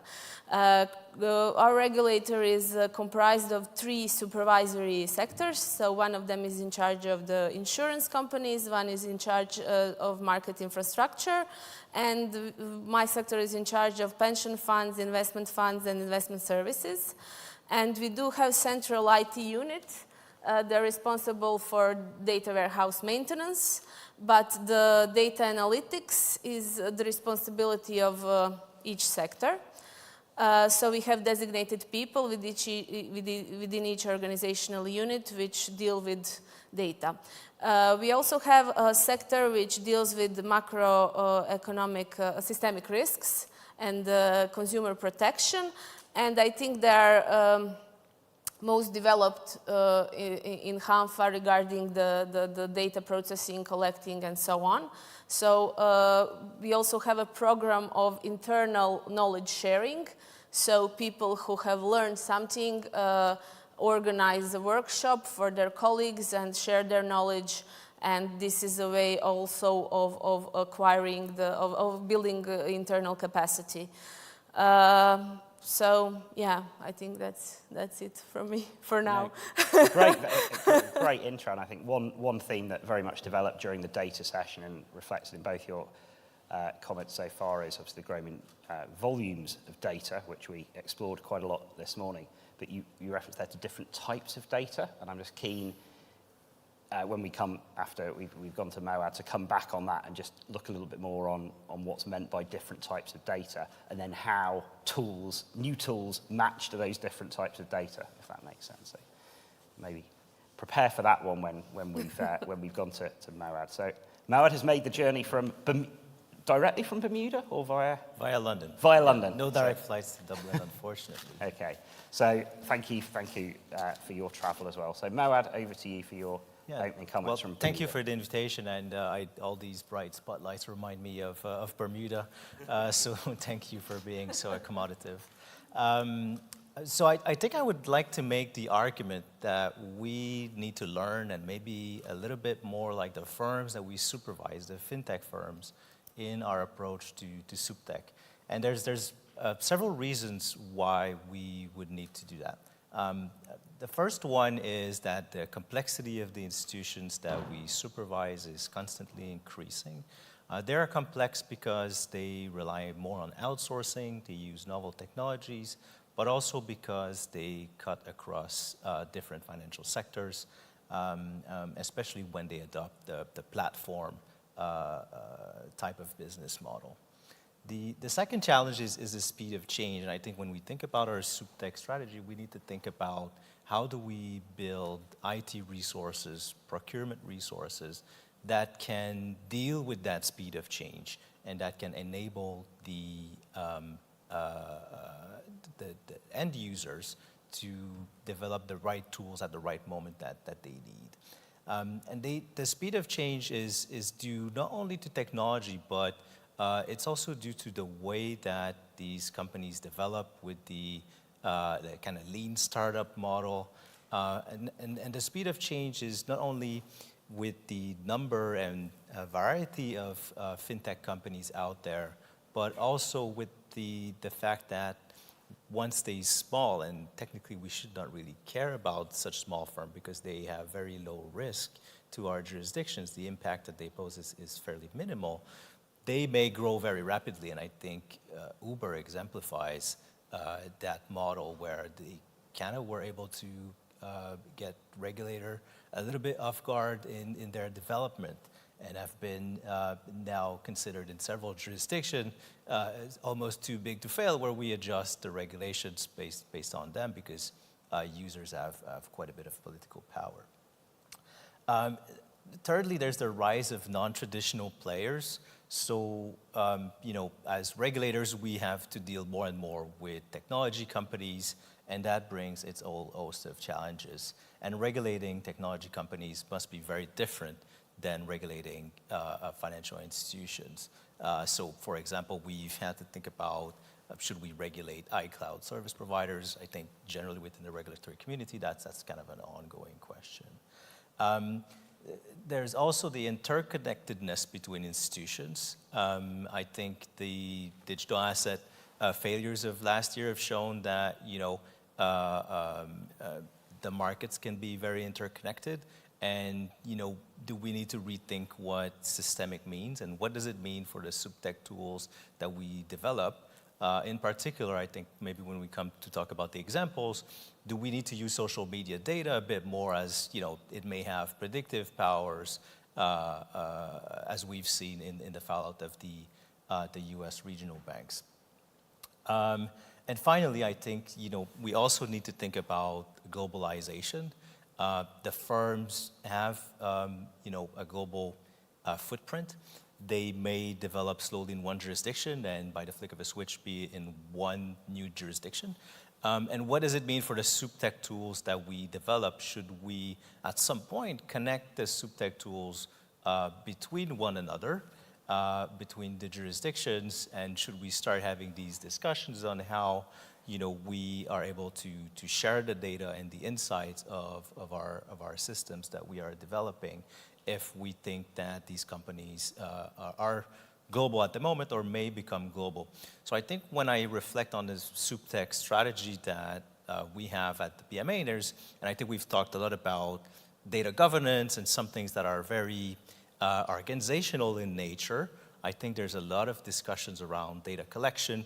The gathering of $200 million tool is, very, I guess, systemic innovation in terms of organizations, but also on the flip side of that, there must also be a strategy on how do we empower users to solve localized problems within the organization. I think this has got a lot more difficulties within the regulatory community because it's not something that we're used to. Thank you. Yeah, I think the European Central Bank example of the 200 million procurement ended with the appointment of different consortium to then potentially supply tools. And I think part of it was kind of a training contract as well. So I think it was multiple potential tools was I think from memory what the kind of procurement was about. So obviously underlying all of this is the growth of data, and maybe come to Martina first on that. You said just lots of challenges with new types of data. Moed has referred to, I think you said, should we look at social media data? So that's one. But Martina, to you first then, maybe you could just run through maybe the most challenging new forms of data that you're having to monitor. Well, text. Yeah. A lot of text. Yeah. So I think traditionally, financial industry is about numbers. So we have this prudential supervision where you get a bunch of numbers, and now you have to find a way to address those numbers, and you have to draw a conclusion from those numbers. And this is something we are doing for decades now, and we are good at it. And the problems which come with those kind of data and those kind of analytics, I think will be more easily solvable. So like I said, it's a matter of volume, it's a matter of speed of calculation, it's a matter of, the colleague from National Bank of Ireland mentioned on one of the previous panels, it's a matter of prioritization, which data will you address, and so on. But these are all like, I would say, more natural problems for people in financial industry. But now, like you said, so you have all these non-financial data, which are basically texts. Yeah. The regulation is going in a way you have to inform the client on all sorts of things. You have to give to client all sorts of information, and then the regulator has to come to a conclusion if this reporting towards the client is good. Is it, does it have enough of a quality? Does it give enough information? And this is not something you can put in a box and say it's 5 or 4, 5 is good, 4 is not good. It's something which requires, sorry, my English gave up on me on this one, but you have to make a conclusion on something, and this is very challenging. So for a small regulator, which has a small a small number of supervised entities, you will go through all the documents, you will read everything on your own, and then you will make a conclusion. But with growing data, with growing market, with growing number of supervised entities, the numbers expand, and you have to make conclusions on that. So this is one of the examples. Is you have prospectuses of all UCITS funds in the European Union. So they had to add information on implementing ESG risks, for instance. It's 5 sentences on ESG risks. You cannot say it's 5 or 4, it's good or bad. You have to make a conclusion on whether it's good or not. So this is, I think, one aspect. The other one, as you mentioned, are the social media and the marketing. And this is something which also requires another set of skills. So you have to scrape through websites, through social media. You have to acquire all those data. You have to validate them. You have to, again, make conclusion on whether they're in line with the regulation or not. So I see this as quite a big challenge right now. And then there's the third, maybe third subpart, but then these are new types of financial assets, digital assets and stuff like that. At one point, this part will, I think, again become about the numbers. But at this point, it requires from the regulator acquiring completely new set of skills in order to oversee it. So, yeah. Yeah, I mean, the skills challenge comes up. It definitely, I think, came up in the data session area as well. Mawad, then, I think you asked almost yourself the question, do we monitor social media stuff? It sounds like you've got have you got exact common ground with what Martina said from Croatia's perspective? Is there any points you're at a different stage of where you are? Yeah, so in 2018, the government wanted Bermuda to become a digital asset hub, and our organization was tasked with developing the regulatory framework for that. And when we considered what type of tools did we need to properly regulate that market, we quickly came to the realization that, you know, most of everything that's happening within digital asset space is happening online, on crypto, Twitter, and on Reddit, and everywhere else where regulators do not usually necessarily, I'm not saying we don't, we probably increasingly do it, but 5 years ago, we didn't have the tools to do that. So we worked with an outside vendor and thinking about connecting the dots with my introductory statement, how do we develop localized solution? So we were able, because we're small generally, but also because we had the latitude to kind of use a different procurement process than what we would do to procure such tool, and then develop it, directly between my sector and that provider. So which is unusual, because usually there would be our project management office or IT department kind of being directly involved with that vendor. But if we want to build localized solutions, I think we need to rethink some of those procurement processes.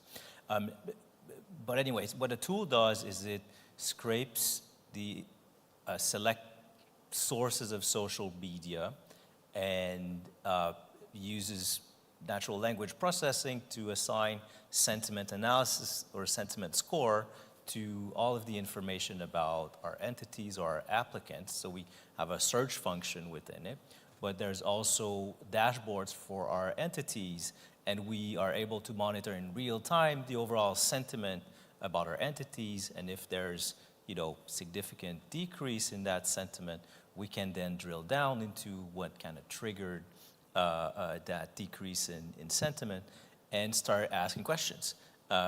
We do not take decisions solely using that information and that score, but it can definitely trigger human intervention. I think it comes back a little bit to a question that was asked during the data panel, where how do you ensure like the biases? And I think a lot comes to not taking any score or data set or without first thinking about what it means for you and your organization.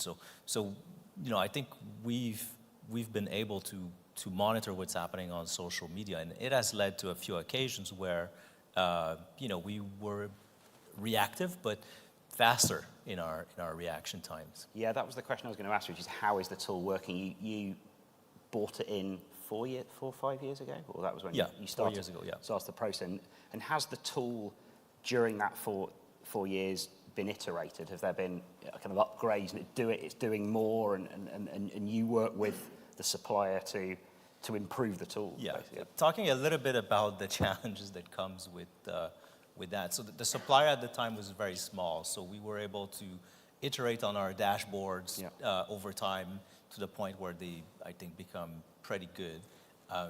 But now that supplier has secured quite a few contracts with the U.S. government, and we find that maybe for the next iterations we we change a little bit our collaboration, or we find another vendor. But I think the engagement with these smaller firms that are doing kind of niche things, we have to keep in mind that as they grow as well, they will change. So if you rely on a tool for something very specific, then you may want to take that component. And does the Bermuda Monetary Authority have other SupTech tools as well? Yeah, I think it comes to no surprise, for example, that we use blockchain forensic tools. We talk about, I guess, the so-called 5 Vs, I think, of big data. I think, the volume, the variety, the velocity, blah, blah. I think blockchain exemplifies, that type of data set where you need a tool to kind of make sense of it. So we use a blockchain forensic tool. I think a lot of people are using these tools, especially for AML ATF purposes. But one of the things that we're doing now with the vendor again is we're looking at how can we actually use it for prudential purposes. So is there blockchain data that is an early warning signal for prudential problems or how they custody funds? So we're trying to use the case studies of the multiple failures of last year to say, well, can we use that data to infer potential problems within firms more rapidly? We also have a more organizational strategy where, we've bought a system for data collection. We have a centralized data science and analysis team that's developed a tool that's called Insight that basically creates dashboards using the financial returns or the annual returns that we get, and has some predictive capability into it, not assess a score, but like a predictive score of where, the path of that score will go. But I think I want to contrast kind of the organizational development also with that a lot of regulators are doing, and they're doing pretty well. I think we're all making good progress with the need for, empowering the users to really solve smaller problems, because I think they make a difference, and then they can be rolled out. For example, our sentiment analysis tool, every time I talk to another department about it, they're like, well, can we get that tool too, right? So I think exploring, just like our firms are doing, exploring technology, testing things, will result in change for the better. Before I come to Kristen, because in preparing for this session, you mentioned, and I think you mentioned it in your opening remarks as well, a tool that we thought we could discuss now. So before I come to you for that, I just want to ask into, so over the last 4 or 5 years, you've been getting more supervisory tech tools. Have you also dispensed with any as well? Because either technology or the challenge has moved on. So maybe 3 or 4 years ago, you, I don't know, for 1 year tried this tool, and for whatever reason it wasn't capturing things and didn't work. So not at the moment. Well, actually we did change provider for blockchain forensic. So I guess we did the provider change, but the object, the need for the tool, because essentially the problems remain the same, but you will change the tool to solve that problem depending on whether or not you achieve what you're trying to do. But I think it's a fair point that we, in our procurement, we're not used to failures, and accepting failures as organizations to say, well, we tried to solve this and it didn't work, I think is something as crucially important as,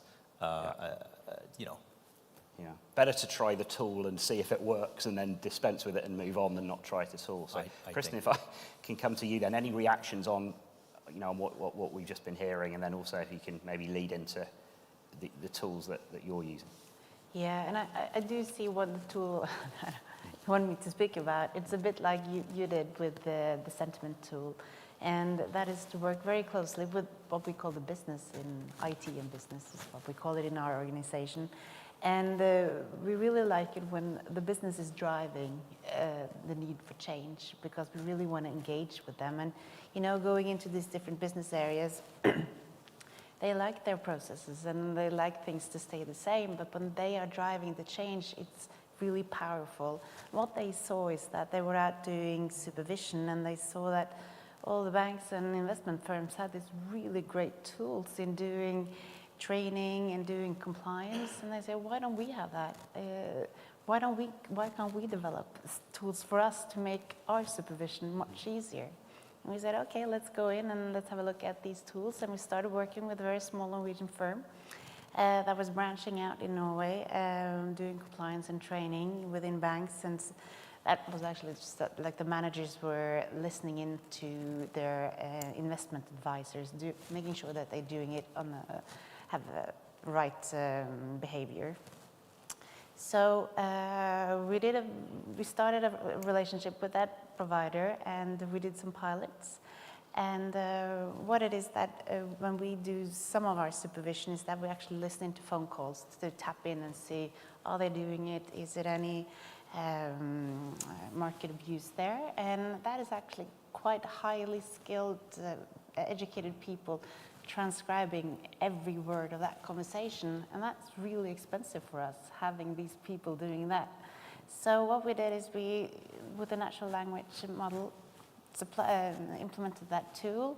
We got about 90% accuracy on that, and we were able to broaden out our supervision massively and to take in a lot more data, and doing a lot of search engine words and all sentiment analysis, and started playing around with this. And what we see now is that we can branch out even further, and also going into different business areas, and also like other business areas is saying, why can't we have those kind of tools? What can we do in our area? We don't listen to phone calls, but we do this. And this is what is driving some of our digital transformation within our organization. And it's, I find it very interesting working with these small companies doing innovations, because since we're a small supervision as well, we have some of the same interests. So yeah. Great, thank you. I'm going to come to the audience to see if there are any questions now. But so, does anyone have a question? It's quite difficult to see from up here. We do. Okay, let's go to Maureen now. In that case, Yeah, first of all, thank you for insights. I have a question to every participant. How your subtech team is organized within your organization? Do you have a specific department, subtech department, and how many people dedicated, like full-time FTEs, who are working on the subtech? Thank you. Okay. Yeah. Christine, do you? Well, we're trying to evolve into those, in Norway we call them product teams, so cross-functional teams. Sort of like have some from IT, some from data, a lot from the business, across the different areas. And that is how we drive subtech, innovation, digitalization, and then we have different platform teams. And yeah, we try a bit of everything, but we see quite very good results when we mix different kind of competencies into permanent teams.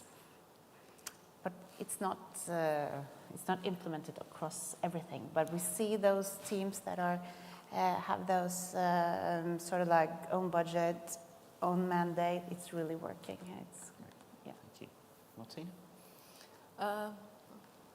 Would you like to answer? Yeah. Well, basically, we don't have a designated team within HANFA. So each sector is responsible for its own data management, I would say. We have a centralized IT system, which is IT department, which is basically responsible for maintaining data warehouse, creating reports, maintaining the portal for reporting and stuff like that. But after the data is in the data warehouse, each supervisory sector is responsible for its own data. What I have noticed is that I think I would say more experienced employees are less prone to change, And I think younger people who come in are much more flexible. So I think it showed for me that is one of the good approaches to try to acquire younger people, and basically they're the basis of the, I would say, data analyzing group within the sector. So they create the reports, they are learning new things, and then they are spreading the results to, I would say, other employees which are less prone to change. So this seems important for me. Also, I think you mentioned it as well. I think the important thing is to have a really good business analyst. So currently, I would really like to have a better personnel in that area, because it's really important to know someone, to have someone who has the expertise on the IT side, but also on the business side. So if you don't have a very good connection there, everybody is doing their own business, they're not communicating very well, and things cannot work out. So, yeah. Great, thank you. Before we go to Moad with the same question, it's probably not the right way to judge the size of your authority, but one kind of simpler way to do it is just to say how many people work at the authority. So obviously there's other ways. We could look at the budget, and we could look at the amount of things you're supervising, but in terms of Norway's authority? We're about 320 full-time employees, yeah. Yeah. 200. 200, okay. It's not a million miles different. Mo had the same question. 260. So. Oh, well, it's all similar. Yeah, yeah. And how, I mean, just to give another, the UK Financial Conduct Authority would be thousands. 8,000, I think, or something. 8,000. 8,000. Okay, good. No, it's good to get just an idea of the relative scale. Mo had the same. Yeah. Well, I think your point was very well made, and we've seen. Initially, regulators are like, well, IT is going to sit over there in that corner or on that floor, and business is going to sit, somewhere else. And I think most regulators are coming to the realization that, well, as the industry transforms digitally and we do the same, it sounds like IT and business should be closer together. So I think, the business analysis role is very crucial, but also sometimes you wonder, should I have an IT department or an IT person in my sector, or should I replicate that? So there's definitely change in there. But how we're structured is, there's of course the IT department that does the infrastructure work and kind of works on implementation of new systems. Then we have our data science and analytics team. They're a team of about 8 people that serve all of the departments. But also, what I convinced the organization a couple of years ago to do is to say, well, the risk with innovation is not that we have too much, is that we don't have enough. So, of course, other executives at the authority were concerned that innovation is going to go in every direction. It's going to be a big mess, and I think we should be fine with some of that to some extent, right? As long as there's a process to, once a pilot has been developed, to kind of roll it in kind of a formal structure. But I think for most regulators, I think those that I've worked for, the risk is that we don't have enough innovation, and then it leads to refraction to change. So we set up what we call an Innovation Council. It's got a dedicated budget. There's about 50 people from the organization that partake in it, and they do projects, and they just try to have fun. One simple project is not necessarily soup tech. They just build an internal digital suggestion box that also serves as kind of internal Reddit where people can ask questions, and it's open to anyone. It's anonymous, and people can comment. So it's just, if you have a regulatory question, you could post it on there, and then someone can help you in another department. And when we think about the fact that there's convergence between different financial services, and we're usually structured in silos, it's very helpful if someone from the banking team can help someone from my team on credit risk on a specific question.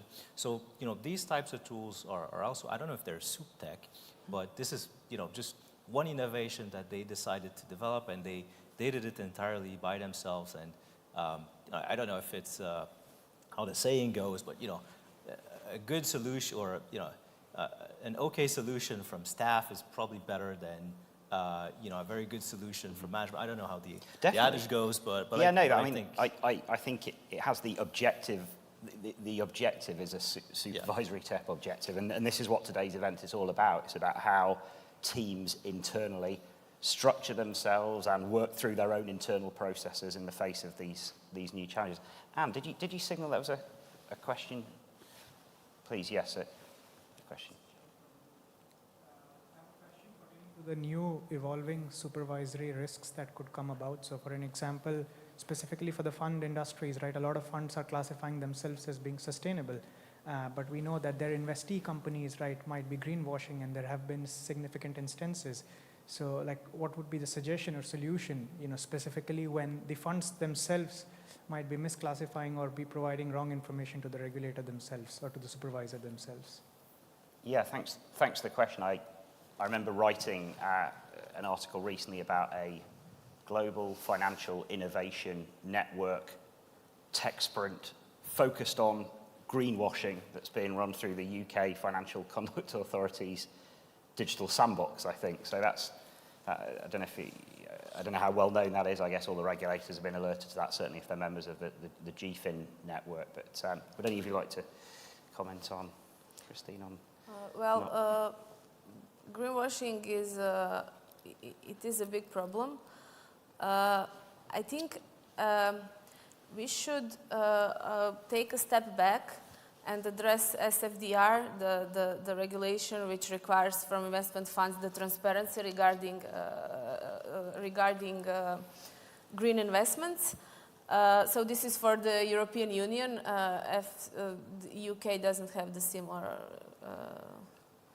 regulation, I think. So I'll talk from the perspective of the European Union.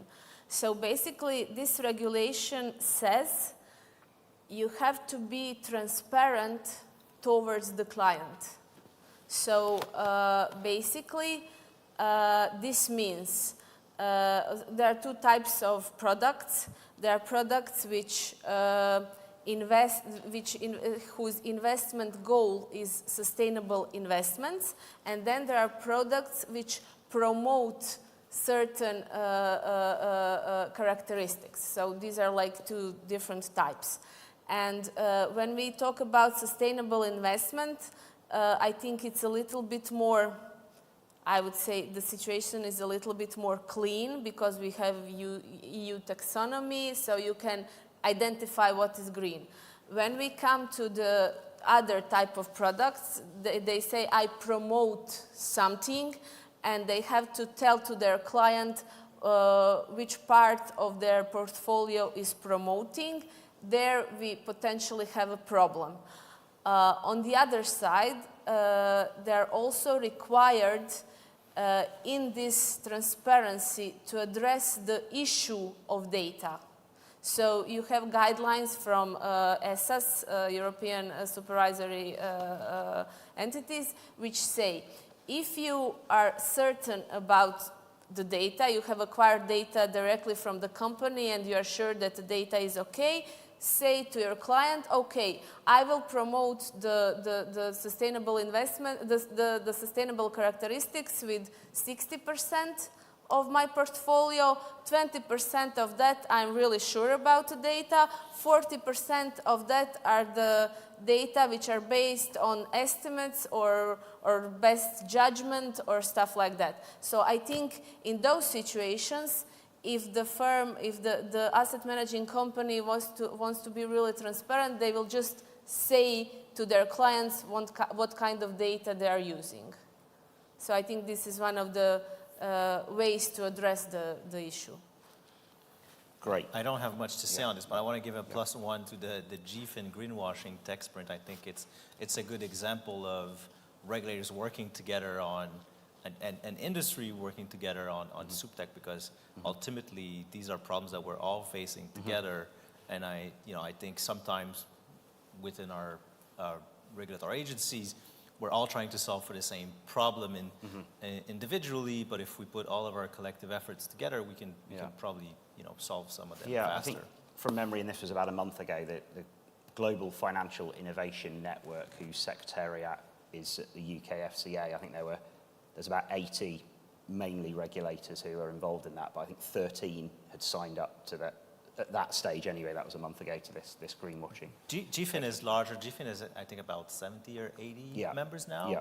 There's a coordination group. We're members of the coordination Yeah. group. I think there's 18 in the coordination group. Right. And then regulators can opt in to the various activities, including the tech sprint. Yeah. So there's even regulators who are not members of GFIN who are considering joining tech sprint. So you know, there's definitely some traction around it.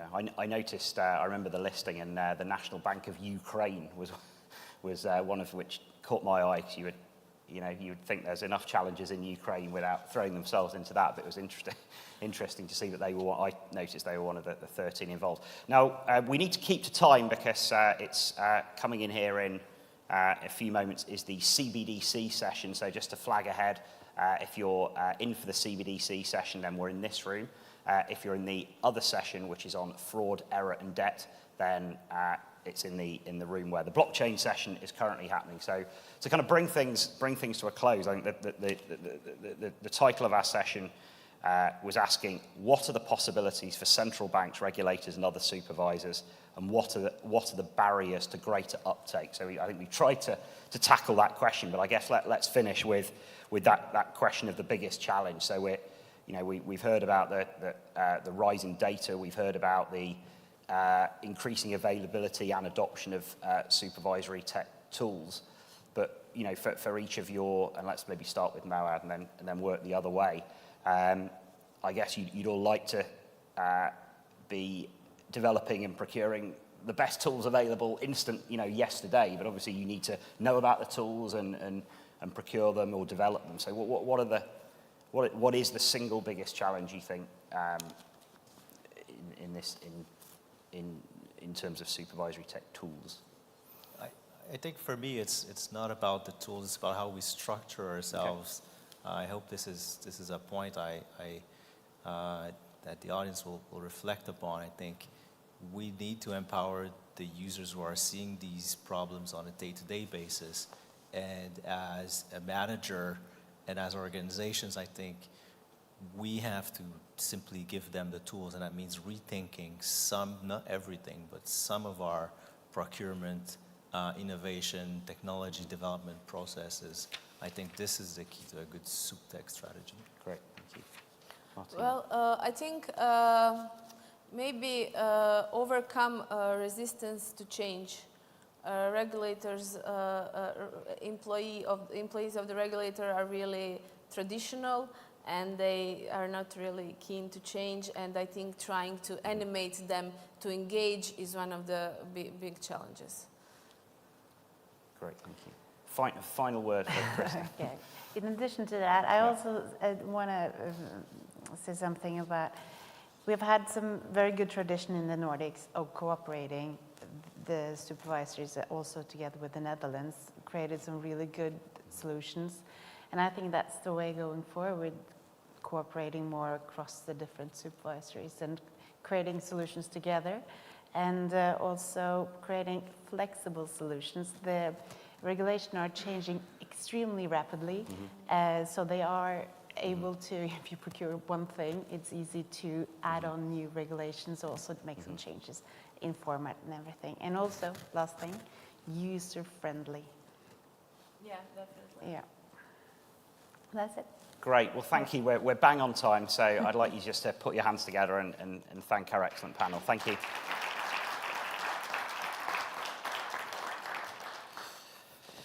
So yes, we are, if you're CBDCs, then that session starts in about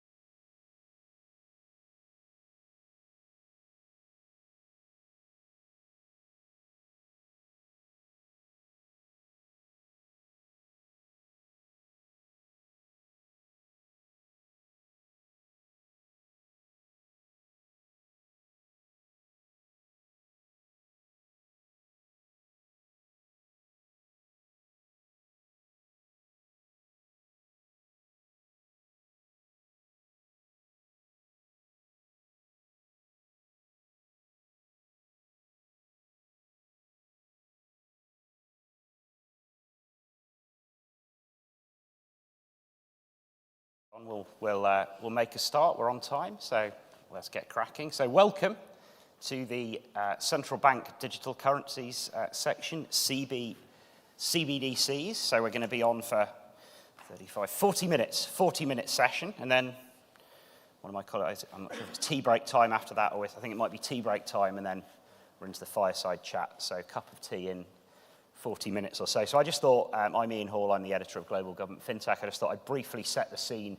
It's either a niche topic or a broad topic, depending on how up to speed you are with central bank digital currencies. But I just thought I'd briefly try and narrow down and frame what we're going to try and look at in the next 40 minutes. So for those that are following central bank digital currencies, there are kind of two general types of central bank digital currency, retail or wholesale CBDC. So for the sake of trying to narrow what we're talking about, we're going to focus just really on retail CBDC today. So central bank digital currencies for the general population as opposed to kind of institutional interbank use. Just a couple of kind of reading materials that I thought have been important kind of milestones in the past kind of 2 or 3 years. It was the G7 CBDC public policy principles, which I think undersit a lot of the public policy side of what the central banks are doing. That's maybe 18 months ago. And then this was a fairly well covered gaining momentum survey done by the Bank for International Settlements on how globally CBDCs are kind of, the number of projects is growing, which it obviously continues to do now. CBDCs at the moment, there are, I've been to some events which say, even 11, 12, 13 CBDCs are kind of live.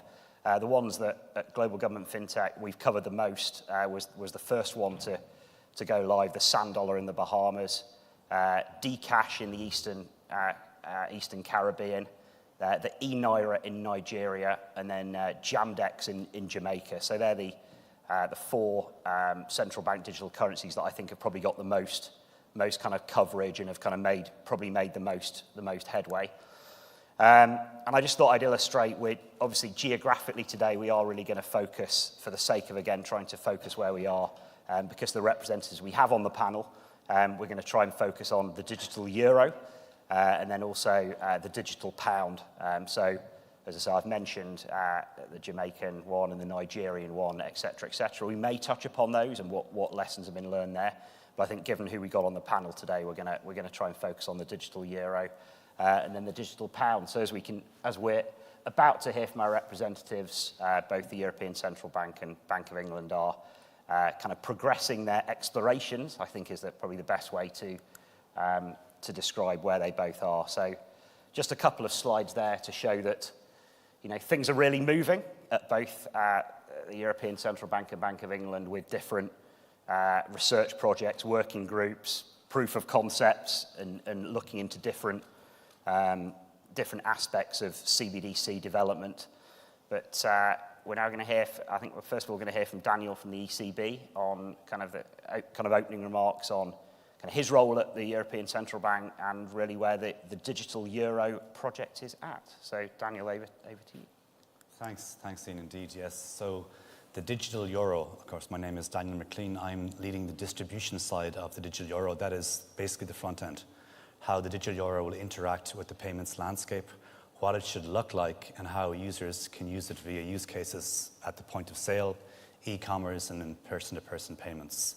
But where do we currently stand with the digital euro? Well, to give you the present, let me give you some of the past. For the last almost 2 years now, we've been defining the investigation phase of the project. And what we mean by the investigation phase is that we want to define what the digital euro will look like and what type of settlement mechanism it will sit on. So basically defining the back end and also defining the front end so that the legislative proposal can be facilitated by the European Commission to allow us then to see what we do at the next stage. So the next stage, what we're calling is the preparation phase of the project, which is what we'll do is to prepare the technicalities of the use cases and the settlement engine for the possibility to issue the currency. So we will not issue without being given the full mandate to issue the currency by the European Commission, Parliament and Council. So this will be based on legislation, And that legislation is currently being drafted and will go through the democratic processes, hopefully over the next coming months. So we're coming to the end of this investigation phase. We will hopefully move into the next phase in about October, and that will be a decision by the Governing Council to move forward of the ECB to see exactly can we move into the next phase. The next phase will be, as I said, will be about then going into the technicalities, detailing out exactly how this should be procured, what exactly it should look like, the standards that need to be updated, changed, both in the e-commerce domain, in the physical POS domain, and what type of modalities we should use. If you look at where we currently stand, we have been quite open about some of the use cases we want to see for the digital euro. As Ian said, this is a retail central bank digital currency. So the use cases we want to see are person-to-person payments, POS, physical POS payments, also e-commerce payments. And within that space, we would like to see an offline component. So we want to be able to use the digital euro offline. In case there is an interruption of an internet service provider, you should be still able to transact on some amounts of the digital euro. So we need to work on the technicalities now to basically figure out how can we do that for a population of about 340 million people in the euro area. So we know that we have very different cultures across these 20 countries. We have very different payment habits. So we have to ensure that we have a usable product while still making sure there is value in its use. So we want people to have the option in the future. We want the capability of central bank money in the digital age. So in 10 years' time, or in 15 years' time, when certain people do not want to use cash anymore, would like to use digital payments, there will always have a public option. And that public option will be secure, it will be private, and it will make sure that you have that link to the central bank, just as cash gives you today. When you pick up your banknote, you know that is a liability of a trusted entity. We want to make sure the same aspect is facilitated for our digital currency, the digital euro. Great, thanks, Daniel. So kind of underlying the session is what are the biggest policy and technical considerations that CBDC architects need to consider? And you've mentioned offline payments as just privacy as, for example, two of those, which we hope to get onto. So next up, Katie Fortune from the Bank of England. Katie, over to you. Thanks very much. So at the Bank of England, similar to obviously the ECB, we've been looking into central bank digital currency for quite some time. And a couple of months ago, we put out a consultation paper about the digital pound. And as Ian has set out, that's about a retail CBDC. And that's not because we've picked retail over wholesale. Those are just two conversations. It's not an either or, they're just two conversations. This one's about retail. The paper was done jointly with our Treasury Department because there's a lot of issues that this picks up, issues such as privacy, which are not solely the mandate of central banks. The bottom line of that paper was, and this is decided at the very highest levels of both government and the central bank, is that they view that it's likely to be needed in the future. A digital pound is likely to be needed. And it's very important to us that that assessment is about the future, not about today. So the paper sets out the rationale for coming to that decision, what we see as the key reasons why we think that would be the case, and also a high-level proposition of what the digital pound would be. And that sets out sort of how we see it being a public-private partnership, what the data and privacy sort of framework is, and what it means for the end user, similarly to what Daniel was saying. This is a bit like how you use day-to-day payments, P2P, it doesn't pay interest, these types of things. And I can go into any of those aspects in more detail. I think one of the important things to say, though, is we also put out a technology working paper at the same time. But for us, the technology follows the policy. We set the policy, and then we say, OK, how do we meet that? Rather than, oh, here's an exciting technology, let's use it. OK, what does it do? So it's very much guided by policy in terms of that. So that marked the end of our sort of research and exploration phase, this kind of more desk-based phase. And it marks the move into a design phase for us. And we've said that the design phase will last 2 to 3 years, at the end of which will be a decision about whether to move into an implementation phase. And I would like to say that what we see the design phase as is fleshing this out more, learning more, putting together quite a detailed blueprint of what this looks like, and working quite a lot with the private sector. To date, we've concentrated on what the policymakers need from this. But for policymakers to deliver, it needs to be used. And to be used, we need intermediaries to want to use it, the financial sector, and end users, individuals and merchants to want to use it. And I think the next couple of years will really shift our thinking along. And the reason for that is that we will also do a lot of work with the private sector in this phase. And then, so an important facet here is, I think in a couple of years, if a decision is made to do it, we will have learned a lot, we will have set out the model. But if a decision is made not to do it, we won't regret the 2 years of work we're doing. This is useful work in how we supervise other entities moving into this kind of space, in helping the private sector evolve and develop, because the world is changing, and so payments are changing, and so we all need to move. Very happy to set out more on the proposition and the rationale, but I'll leave it there for the moment. No, thank you. I mean, it's interesting you mentioned kind of the involvement of the private sector, because the third representative on the panel, Valentina, is from the private sector, and I suppose we can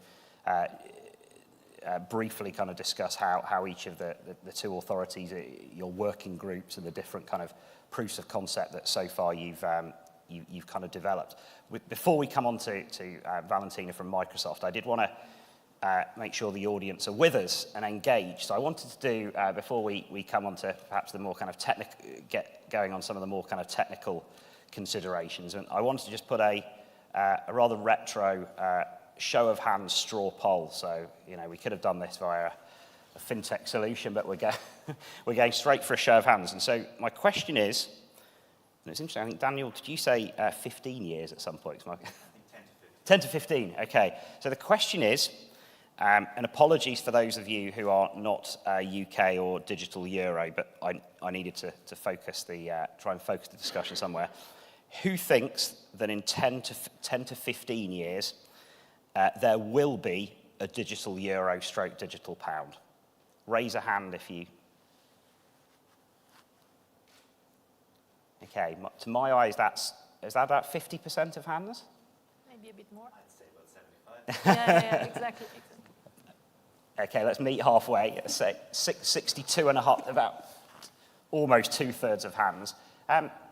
Who doesn't think there will be, in 10 to 15 years, a digital Euro and digital pound? Who doesn't think that? Okay, Peter.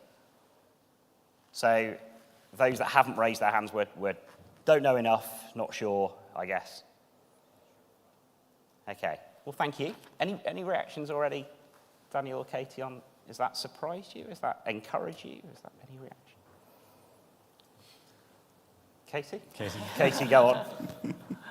I think for us, and maybe we'll come on to this when we talk about privacy, the voices we hear a lot from are not necessarily a representative sample, and so it's quite, you can be in one room and get a very high proportion one way, and another room and get a very high proportion the other way. Yeah. Whether you think it will happen, whether you want it to happen, etc. Yeah. And it's a little bit part of the job over the next while is working out the actual balance. Yeah, I mean, I've done some coverage on the sand dollar, and I think it's probably fair to say that none of these existing CBDCs that are already live have had particularly strong take-up, and we've done webinars on kind of why not, and one of the questions has been, well, you know, people who are thinking, should we have a sand dollar or whatever, are thinking maybe this is a cryptocurrency. So a whole host of marketing challenges with these, but we're obviously some way off that. So let's now go to Valentina from Microsoft. Microsoft are the knowledge partner of today's event as well. So thank you, Valentina, for your involvement through the day and also your contribution to this session. So over to you for Microsoft's interest in CBDC. Thank you so much, Ian, and great to be here with the esteemed panelists and the group today in the room.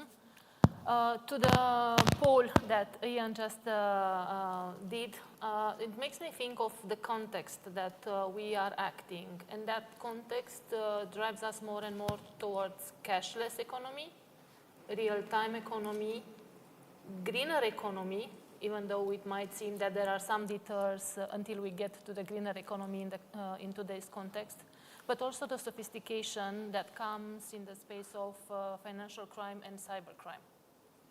And I was reflecting as I was hearing from Kate and Daniel, what are the needs actually that CBDC aims at solving? And as Microsoft working across different geographies in mature, developed markets, emerging markets, digitally savvy or facing legacy in terms of ICT, I would categorize the needs in four buckets.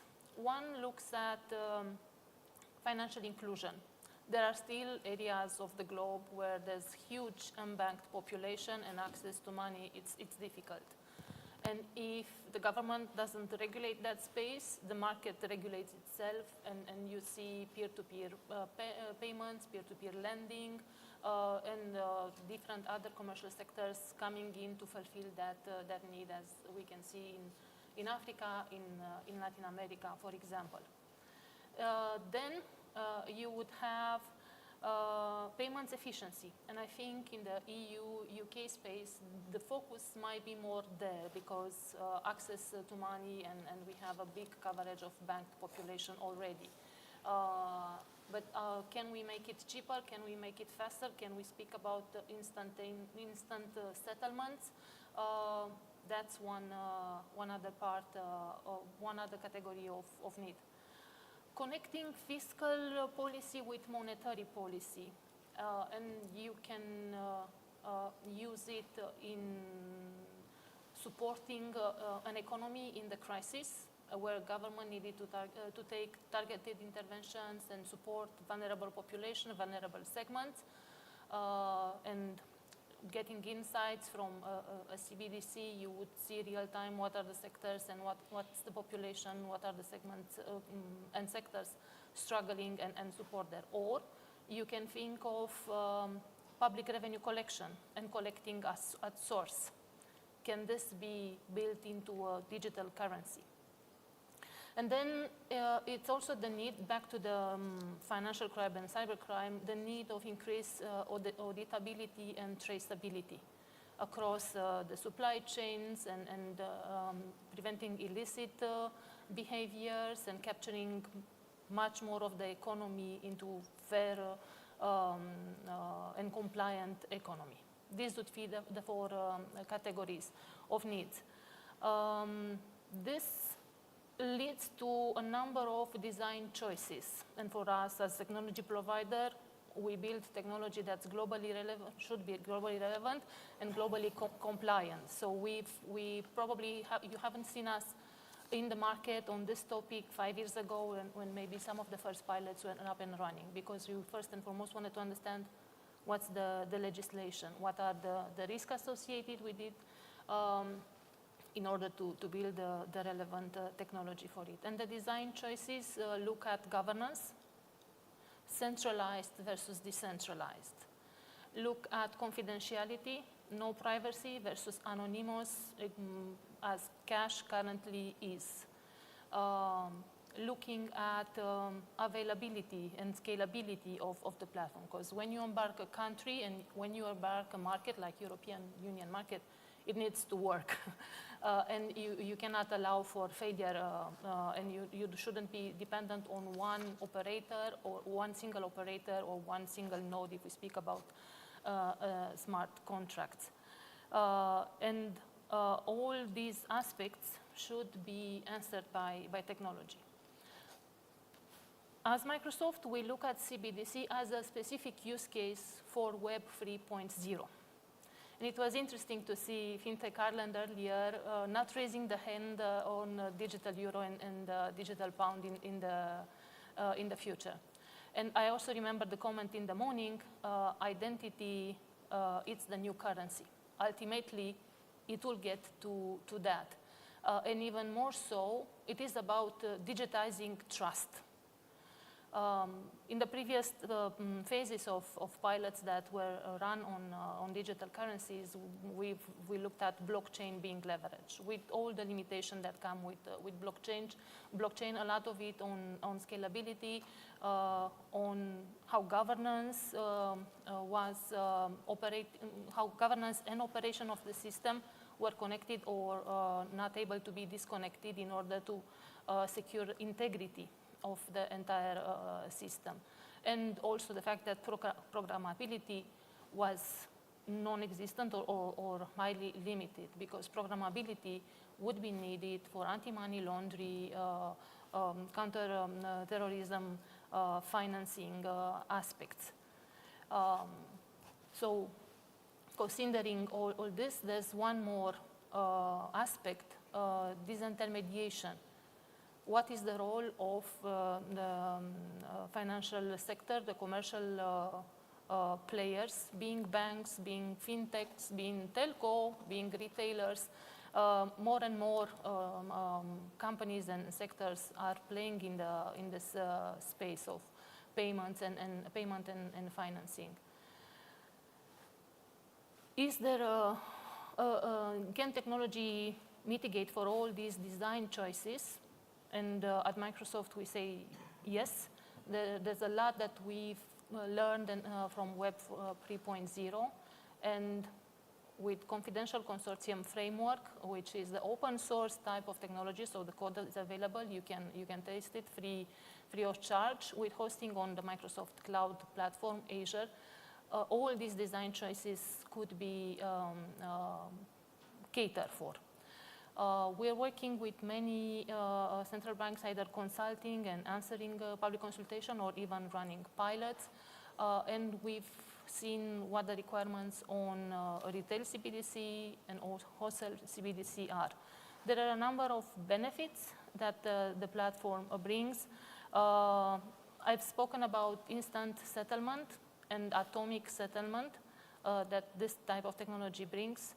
Scalability, availability, assuming that the nodes and the operators of the node are not trusted, so leveraging that principle that we have in cybersecurity as well, zero trust. You assume that something bad will happen, so you design the system to preserve and isolate and remove the perpetrated instance of it. So the more nodes and the more members you would have in the ecosystem, then the risk of failure will decrease.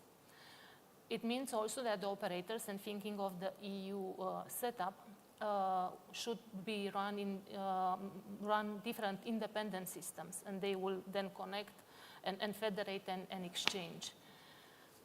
So there are many mechanisms in terms of encryption, in terms of cryptographically attestation of transaction, of the settlements, receipts. So then you can also off credit rating as well.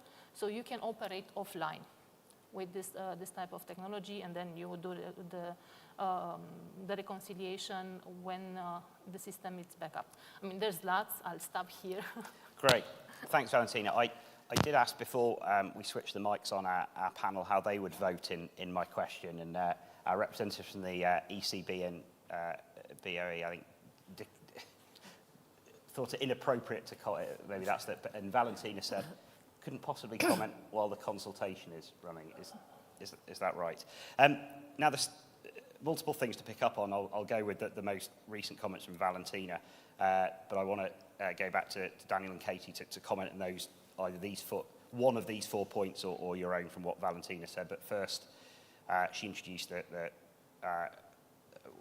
I think he presented as the crossover with Web 3.0, and it all part of that. So if either of you kind of want to react to that. The second was it can't fail. If you launch digital money, it cannot fail. And actually, the second example I put on the slide, the European central banks, Dcash, did have, I think, what was called a system outage for, is that? The East Caribbeans. Yeah, is that what I said? I think you said it was us. Yeah. Oh, ECB, sorry. Close, ECB, ECCB, the Eastern Caribbean's Dcash, indeed, had I think what they call a system outage for 2 months. And I think, there was a bit of coverage about that at the time. So I remember when we were in Estonia last year, we had a representative from Estonia's central bank who's done a lot on CBDC, and he made that point. He said, if you're saying we've got a digital currency, it cannot fail. In that sense, cash. I suppose cash can only fail if you go to a retailer and they say, sorry, we're not accepting cash anymore. That's a different type of failure. But there was, I forget whether that example was before Estonia last year, but it did fail, and they were said they were, I think, learning lessons from that happened. Third one was programmability. I think both the ECB and the Bank of England have put out papers or comments on programmability could be an option, but we're not going to go there or something like that. So maybe I think that's an interesting one because it does tap away from the technical side into the kind of public policy side and kind of a use case for a CBDC. And then the fourth point, it was a little bit touching on intermediaries, but it was the question of if a CBDC were to launch in the Eurozone UK, my sense is it has to be popular. It has to be, say, people are using it, retailers want to use it, but not so popular as it disintermediates, if that's my understanding. So there's four things I've just picked up on there. So Daniel, can I come to you to pick up on any one of those four or one of your own reactions? Yeah, thanks, Ian. Indeed, all very interesting points. I think I can just pull a couple of them out of the air. I think the programmability aspect is a very interesting one, just because we've made very clear statements that the digital euro will not be programmable money. It will not be programmable. And 1 digital euro will always be 1 digital euro. And that was always equating to 1 digital euro of cash also. It's not going to be programmable. However, there will be programmable payments. And there's a distinct difference there. And we even wanted not to talk about the term programmability anymore. We want to call it conditional payments. And subsets of those conditional payments can be what we see today in the market, and that's direct debits, standing orders, or other ways of recurring payments that you do with debit and credit cards. And of course, we would leave that open then for the market to innovate on. So we would see programmable payments being conditional payments and no programmability. We have to be very clear. I know the market and tech people really like the whole programmable aspect, but we also have to be secure that the digital euro will always be digital euro, and that the value cannot fluctuate based on an inbuilt algorithm. And that's what the fare is, and also it's a public fare there as well that we had to respond to as well. In addition, on the too big to fail aspect, indeed, it has to be secure, it has to be resilient, and it has to be usable. And then on top of all of that, it has to be private. So it really has to do probably what no other digital method of payment or digital settlement instrument has done so far, to really hit those 4 things: secure, reliable, efficient, and private. And we have to make sure that is the case, because people, I would hope, trust central banks. Some people, of course, don't. But in general, we get trustworthy entities. And we have to make sure that trust is sustained when we launch a product as ambitious as this. It is ambitious. Launching a digital central bank currency is an ambitious project. It cements the currency for the future. And that is the vision here. It is what we classify as the monetary anchor. It's basically stating that we want to provide the option, both now and in the future, that people can have the liability of a central bank, that people can always hold the currency, be that physical or digital. And that's what we're working towards. And you asked before about can we predict what the decision will be. Project-wise, we go ahead always like we will issue, always. Everything we do today is that we will issue. So that's how we design ourselves. So we create the best product. We create the best in class to make sure that's the case. And then, of course, we will then take guidance from the European Commission and from our governing council if that is not the way you go ahead. But as we work today, we work that we want to build the best product for the European citizens as we can, and as some of the technology allows us. And maybe a final point on the technology. We believe that, couldn't agree more with Katie on this, that basically this is a policy aspect. And it's a policy, then we know the technology is there. So it's about the policy aspects here. So the policy first, technology second. with some caveats. We believe most of the technology is there. We believe that there's major complexity when it comes to offline payments, and that we have to really look to make sure that's secure, to make sure that works. That when you deal with secure element on one phone, and I don't want to get too technical, to a secure element on another phone, that is bulletproof, that cannot be hacked, and that's where we have this additional complexity. So policy first, technology is mostly there. Thanks, Daniel. If you were to put a percentage on how much technology is there, are we kind of the last 3% of it now? And what are the real unresolved technology questions in the ECB's eyes at the moment? There's not that many unresolved. Of course, what we want to do is we want to make this private. So we want to make sure that the ECB does not see user data. Guys, we don't care about your user data. We don't care what you spend your money on. It's not relevant to us. And then to make sure that we will design a system that we physically cannot see this data. As it was referenced, one-time addresses within the settlement infrastructure, basically that cannot be pulled back into a name or a balance. So that's something uniquely that's going to be done for this, and we are looking at technology that will do that. So no matter what happens, no matter if the ECB is hacked or whatever may happen, we cannot infer a balance, and we cannot infer a balance to a person. Of course, the intermediary that you may bank with for the digital euro will have to have more data for AML purposes, et cetera, There may be lower limits for anonymity of payments when it comes to offline, but that'll be very much up to the European Commission and the legislator to define those limits. Because we have to make sure that we are meeting our AML obligations too, while still allowing flexibility when it comes to privacy and anonymity. So indeed, it's a very challenging balancing act to get right. And we have to really try to, I suppose, do better in communication. It's difficult to communicate this to my mother. So if I can communicate this correctly to my mom and my dad, I've done a good job. So we have a long way to go on that, to basically say, guys, this is what we want to do. It's not a short-term objective, it's a long-term objective. And when you give the narration, when you put it on the table, they go, okay, I can understand that. A bit technical, but I can understand that. And that's where we have to get to in the coming months in explaining this, and also where the legislator has to get to as this runs through the European Parliament to explain this too. Yeah. Thank you. Katie, I raised 3 or 4 points, but I'm sure you may have your own. I was gonna try and tie together. Valentina talked through some objectives, and Daniel was saying things on programmability, which are very much in line with how we've been thinking about it in the UK, occasionally using different words, but broadly there. And I think actually what these build on is what we've set out as what we think the rationale is for coming to that conclusion of likely to be needed in the future.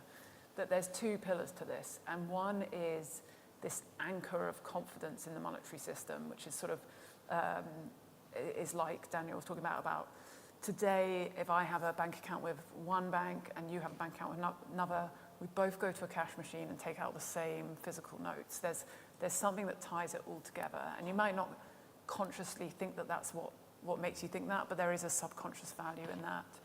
And the way that I like to explain that one a bit is, you can imagine a world where Amazon were to develop some kind of coin. You might use that coin if you're buying books on their website. Oh, they've got some supermarkets, you might use it there.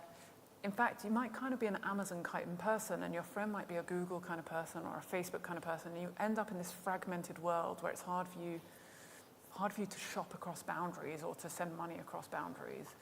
And can this provide that bridging asset that ensures that that never happens? The second pillar that we've set out is about innovation, about ensuring that the infrastructure the central bank is putting out there is fit for the future, is providing what companies need in order for them to provide the services that we as end users demand. And that is evolving. And once upon a time, we could make our banknotes ever better and harder to counterfeit.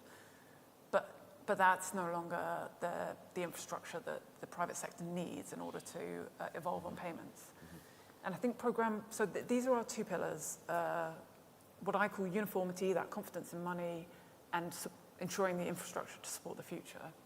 I think programmability comes across those two really nicely. As Daniel was saying, in order to meet that first objective, you really do need this rock solid, there will be no government-initiated programmability. Your money won't expire.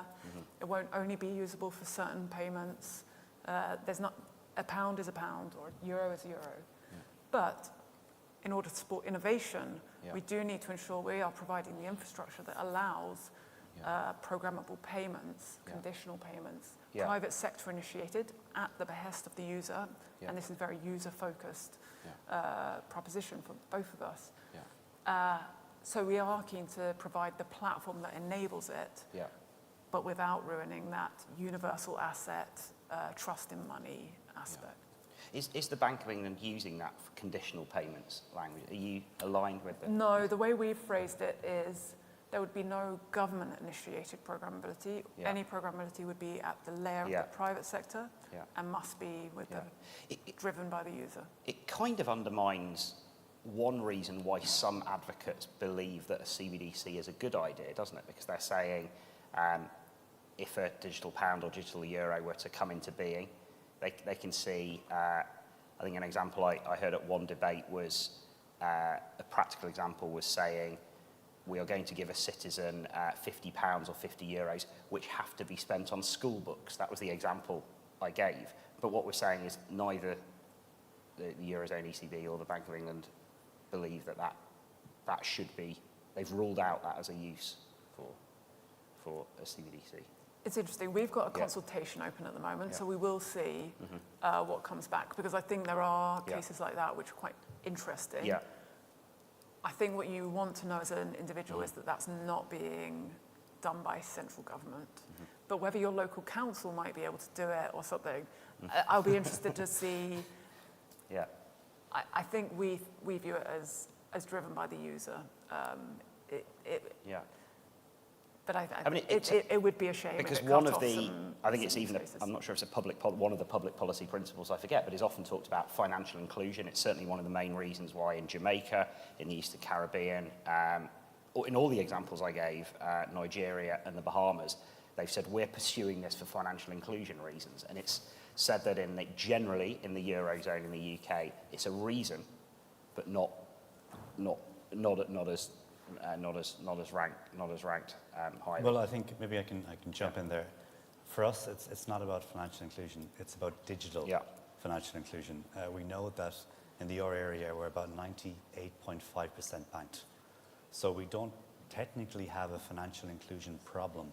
The problem that we have is that people who have bank accounts, almost 1 in 6 of them, have issues with using that bank account online.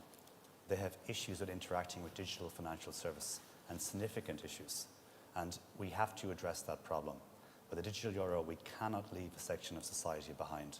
So we have to address digital inclusion. So what we have proposed is that a public approach could be facilitated for the digital euro. And that approach would be that there will be a dedicated entity in every member state that would actually provide that input for people who would like to be financially included, or digitally included that way. So I'll take an example. The post office network could be leveraged in Ireland, where a person wants to be on the digital euro, has difficulty with the app, difficulty with opening an account. That person could go into the post office. There would be a one-on-one FaceTime with somebody to help them through that process, to bring them on board and to facilitate that leap into the digital space. And we think that's critical. And we don't think it's critical. We've been told very clearly by our consumer groups in Europe, by our elderly groups in Europe, this has to be there. It has to be there. That they feel left out in the whole digital narrative. And if we move forward a digital currency, we cannot leave this section of society out. We have to bring them on board. We have to give them the option. And we've just recently actually publicly announced this through the Euro Retail Payments Board, which is a stakeholder body that we use to bring both sides of the market together, both the demand and supply side of the payments market. The consumers, the merchants, the SMEs, government bodies, the banks, the payment service providers, and all the people providing services, to make sure we're not just listening to one side. We listen to both sides to create the product. Thank you. We've got about kind of 10, 15 minutes left. I'm going to come to kind of Valentina next. I want to move us just briefly onto the topic of privacy. I was at an event recently and someone said, this is the debate we haven't really had in the context of CBDCs. I know the ECB, it was the top in the ECB consultation on public consultation digital euro. Privacy was the design feature that was deemed kind of the most important. Valentina, I'll come to you in a sec, but then I want to come to the audience. Peter, sorry. I know. What I was going to say was, when I did the show of hands earlier, if I remember rightly, you were straight up with you don't. I think you were the only one, if I remember, saying you don't think a CBDC is going to happen. I'm coming to Valentina next. Would you be willing to say why? Yeah, but as the tax change, I reserve the right to change. Sure. Okay. But Peter, I just want to come to Valentina first. It was interesting when I did the room, and you were the only hand that shot up. So I thought you'd have a good point to make. Valentina, so on privacy, yeah. I mean, it's someone said it's the debate we've not really had. There's a lot in the Bank of England's consultation paper and others on the technical aspects of that. Where does Microsoft and where do you see that debate heading? So as a technology provider, we say that there shouldn't be a trade-off between privacy and security, because now the technology can cater for privacy.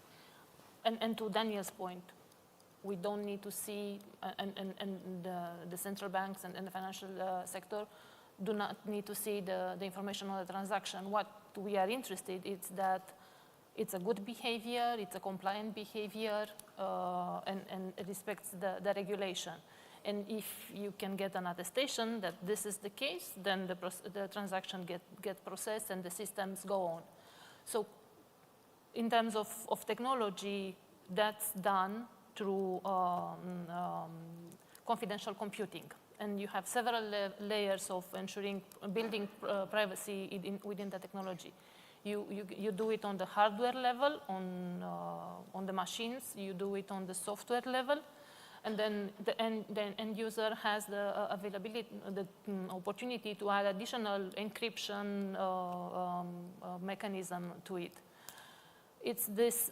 We call it verifiable claims. You have number of actors that need to validate that the things are happening in the right way. It is an authorized economic agent registered with the Ministry of Finance, the Register of Commerce. That's one validation. Does he have good credit rating scoring and the money to back up his economic activity? The banks, the commercial banks, through Know Your Customer and onboarding mechanism will give that attestation, and so on and so forth. So when all these check marks come together, then the transaction moves forward. So that's how we look at it from the privacy. And I want to also come back to the disintermediation point earlier, or what the role of commercial sector would be. There are different designs that are possible, and you can look at having an end user balance into the CBDC, into the digital currency ledger, and that's a retail type of settlement, or you can allow and empower more the intermediaries, and then they will be the ones running the settlements, and you can have like a clearing house set up where they would from time to time roll up and the accounts, the information on the end user accounts, or wholesale pure model, and the settlements will only be made possible to intermediaries. And intermediaries will play a role, as Katie mentioned, on adding additional capability functionalities. When when all the settlements happen through the intermediaries in the wholesale scenario, open banking interoperability it's needed to go out into payment systems, to also allow for audit, anti-money laundering mechanism as well. Great, thank you. So any other kind of show of hands on digital euro, digital pound, CBDC? Peter then, would you like to come in? I think in summary, the way the digital pound and the digital euro is being described right now, right today, no, not in the next 10 to 15 years. It is, as Daniel pointed out, it's not a central bank decision, it is a political decision, which is the people in this room. So when I look at it, it looks like an experiment in trying to be half pregnant. And that never works for anyone. And in the case of the digital pound, because I did have this discussion with someone from a central bank that's part of the euro system with the ECB, who wouldn't accept this fact, the Bank of England paper specifically calls out that the transaction on the core ledger will be anonymous, and that it's through the pass-through, the intermediaries, that I will need to have my wallet in order to get the digital pound. So I'm going to be forced to go to someone chosen by the ECB, whether it's one of my companies, TransferMate or Optal or someone else, Visa or MasterCard, to get my wallet to spend my money. And I don't think that's a good idea. I think if you want to do a digital currency properly, the wallet I have has to be custody at the central bank, together with my digital identity. So I don't know why we're treating you don't tell me where I can store my fiat. I can have my 50 pounds or 50 euros in my phone. I could have it in a physical wallet in my back pocket. But when you start telling people how they're going to be able to access their money, it won't happen like this. So I actually think, controversially, there'd be more likelihood of a country leaving the EU in the next 10 to 15 years before we would see the digital euro coming into play the way it's currently described in its paper, and also the digital pound in the paper that came out a few months ago. Okay, thank you. Any reaction from the panel to any of that? I would say it's a different argument than I was expecting to hear. I'm used to various sceptical arguments. The louder voices tend to be the ones keen that we don't see anybody's individual data and as a central authority. So I will take away the thought and mull on it. Yeah, I think the direct holding model, as you specified, is something that we looked at, and we wanted to use the existing license framework that we have in the European Union under the PSD2 and now the PSD3 coming up, that we have these payment providers, they're licensed, they're banks and they're non-banks. And we know that these guys can provide proper payment services within Europe. Central banks are not posed to provide payment services. It's not in our wheelhouse, except for one or two, I think. The Deutsche Bundesbank and Banque de France does a bit of work there. But in the majority, we do not have that capability. To expand that capability would be massive. It would be thousands of people across the euro area, tens of thousands, to provide those customer services. And we'd see that as a bit of a duplication when those services are already offered through PSPs. So we would see that offering digital euro through PSPs, payment service providers, would be the most logical choice that reduces the cost to the taxpayer in the end, because the ECB will have to pay for a lot of this, and also to allow people to choose who they would like to get the digital euro from.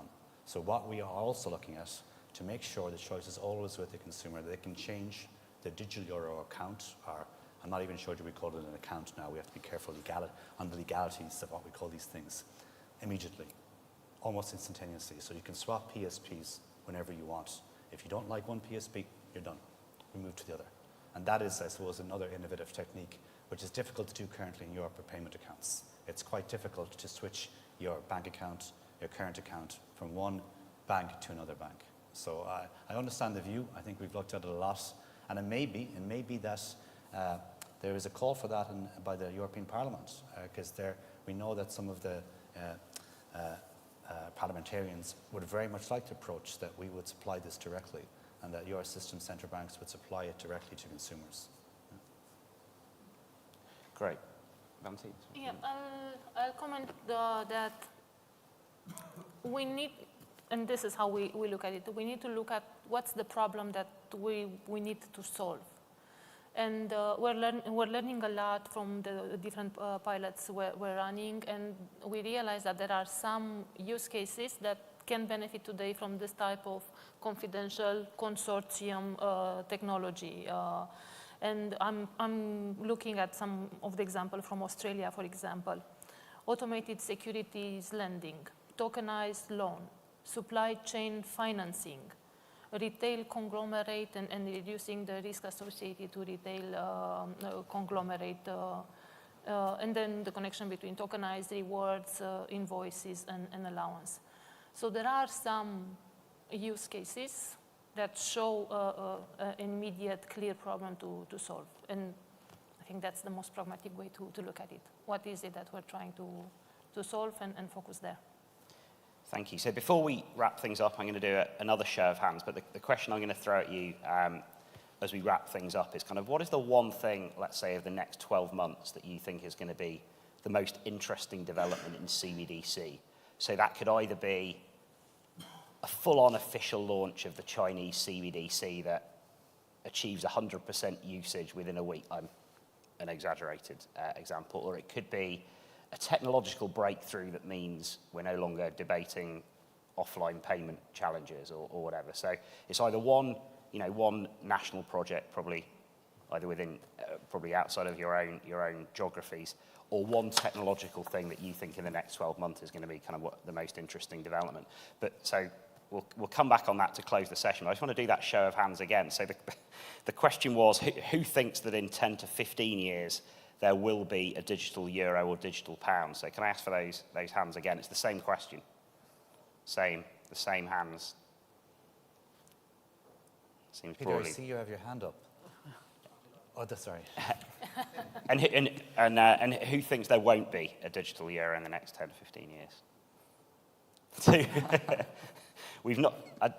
Would we say we haven't moved the dial at all? So I'm not sure we were. I'm not sure whether we were trying to. I don't know. So okay, thank you. So yeah, that's the final question then. So over the next 12 months, what's if you could kind of isolate one development in CBDC that you think is going to be a big moment in this debate, what do you think it will be? Daniel, can I? I think for us it's quite obvious. It's now going into the legislative process. So the legislative initiative is now making its way through the European Commission and the Parliament and the and the Council. And those discussions about what this is all going to look like, what they will mandate the ECB to facilitate, that's going to be the key aspect. And then the decision of the Governing Council to move forward into the next phase of the project in October is the key points for us. And so we will have to adapt and facilitate the project based on the outcome of that legislative process. Yeah. Okay. Katie. Yeah, I mean, sorry to be boring, but Daniel's absolutely right. Like, central banks are quite sort of steady, conservative, make slow progress bodies, but we're working jointly with government on these, and they are not. And so I think it will be driven by that. Do they want to speed up, slow down, react to what's going on in other jurisdictions? Yeah. That I think will really be the major driver. I mean, we will be making steady progress we're doing a lot of experiments, we're learning a lot about the technology, we're forming positions, but that's steady progress. The big bangs come from and that comment reminds me that we haven't at all touched on the geopolitics of the whole thing, and one of the many reasons why countries may or may not want to push on with the CBDC is to increase the international power of their own currency. So Valentina, a final word then from you on something to watch in the next 12 months. Whatever the final decision on digital currencies, CBDCs will be, I think this consultation and all the working groups that exist are a forcing function for private sector and public sector to come together and work together and learn from each other within the country and cross-border.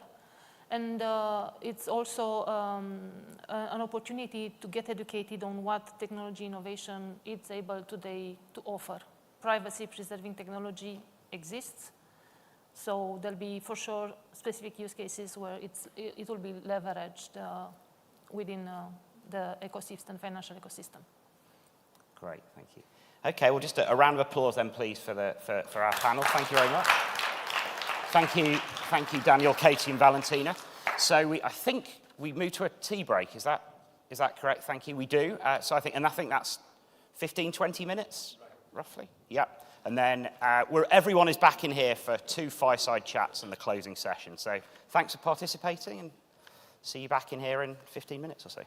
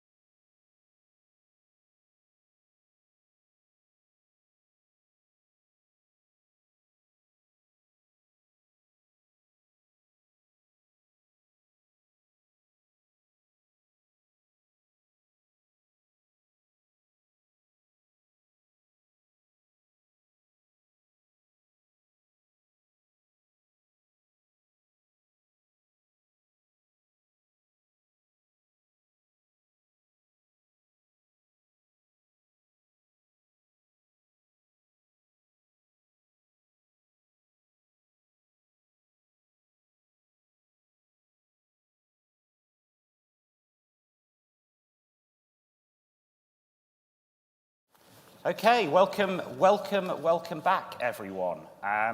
So we're all now back in one room. I've been in here for the last hour and a half. It was like the last hour and a half doing a couple of sessions, but I hope everyone that was in the blockchain and fraud, error and debt session had 2 good sessions. So for the rest of the day, we've got a fireside chat now, another fireside chat straight after, and then the closing panel, which is called Frontiers of FinTech, and then back in the lobby where we're all invited for drinks. So I'm not sure if we're putting it up actually, but the title is Driving FinTech Innovation. Governments worldwide are enthusiastic about helping the FinTech sector. How can they best do this? A perspective from the Chief Executive of the UK's recently launched Centre for Finance, Innovation and Technology. So I'm pleased to introduce Azechi Britton, MBE. That's correct, yeah. Welcome. Thank you for coming over from London, and I think you've been here all day, well, most of the day, actually. All day and half of yesterday. Half of it. And how have you found the event so far? It's been really good, actually. And the key thing for me, obviously, it's the whole purpose of it, is seeing that involvement from the regulator and that regulatory angle, especially how innovation's impacting it, how the regulators want to drive it, and how you want to get your arms around it. We'll talk about my background in a minute, but I remember when I cut my teeth in the fintech world was when peer-to-peer was becoming a thing. And people often say, well, the innovators don't want regulation. Actually, not having any regulation when we were launching peer-to-peer back in the UK was an absolute nightmare because you didn't know where you stood. And it took a while for the regulators to get their arms around it. And only when that happened did things stabilise. It's still happening like that in different bits of the fintech market now. It doesn't say it on the slide, but I'm calling Ez, we've agreed. Ez is an MBE, and I think you're the only speaker we have on stage today that is an MBE. I'm sure the audience are curious how you got your MBE. So before we more briefly come onto your background. Okay. So my MBE was for Services to Diversity and Young People. Before joining CFIT, I was involved in a number of different initiatives. One was an organisation called Code Untapped, which was very much around supporting diverse technologists and helping to get them into the enterprise world through running hackathons, coding workshops, and the rest. We had hundreds of techies come through that route. And then I joined a venture capital fund called ImpactX Capital, where I was a deal principal and the CTO for the fund. And that fund's entire focus was on investing in diverse and underrepresented entrepreneurs. So we focus on founding teams, or at least one member of the team is from a diverse background. And the reason why that was important was we saw the data in the UK showed that historically, something like 90% of all venture capital allocation goes to white founders. Less than 2% goes to founders with founding teams with female founders. 0.24% goes to black founding teams, and 0.02% goes to black female founding teams. So to put that into context, if we had 1,000 companies, all backed by VC, 2 of them would be black, right? So that was the world we were stepping in and looking to change, and very pleased to announce that out of that first portfolio, we've already got one company that's a unicorn, only the second black-run unicorn to have come out of the UK, and that's actually an insurtech company called Marshmallow. Another company that's just closed a 140 million debt facility, making mobile phones more accessible. Another company that sold for 40 million in the hotel revenue management software space, another fintech. And then also a menopause, perimenopause supplements company run by 2 women out of Cardiff that is probably in over 5,000 stores in the UK at the moment. So we've seen some really incredible results out of that portfolio. So it was that blend of activities that led to me getting my MBE last year. Congratulations on that. So your background is fairly different from a lot of the people we've had on stage today, but we've kind of invited you along in your present or very new week 6 in the week job? 5. Week 5 in the job. Your 5-week-old job as the chief exec of the Centre for Finance, Innovation and Technology, known as CFIT in the UK. That's right. So tell us the story of CFIT until the last 5 weeks, and then what's happened since you've arrived. What is CFIT, and how's it come to be launched? So CFIT stands for, as you know, Centre for Finance, Innovation and Technology. Really rolls off the tongue. As you can tell, I wasn't involved in naming it. But where CFIT came from was actually, it was a final recommendation from the 2021 Khalifa Review, which was commissioned by the then Chancellor in 2020. And the whole purpose of the Khalifa Review was to take a look at the fintech sector and go, look, what's the prize that's on offer here? And what are the challenges that are preventing our fintechs from actually achieving this? And when they looked at that prize, it was very much around trade, it was around jobs, and it was also around inclusion and access. And the challenges they found, the things that were preventing UK fintechs from really growing and scaling up, there was 5 key pillars. One was regulation, one was access to capital, access to talent, national connectivity, and international brand and awareness and the rest. So the final recommendation was actually, well, let's set up a Centre for Finance, Innovation and Technology to tackle some of these things. And a steering committee was put together where Ron Khalifa became Sir Ron Khalifa. He led on that.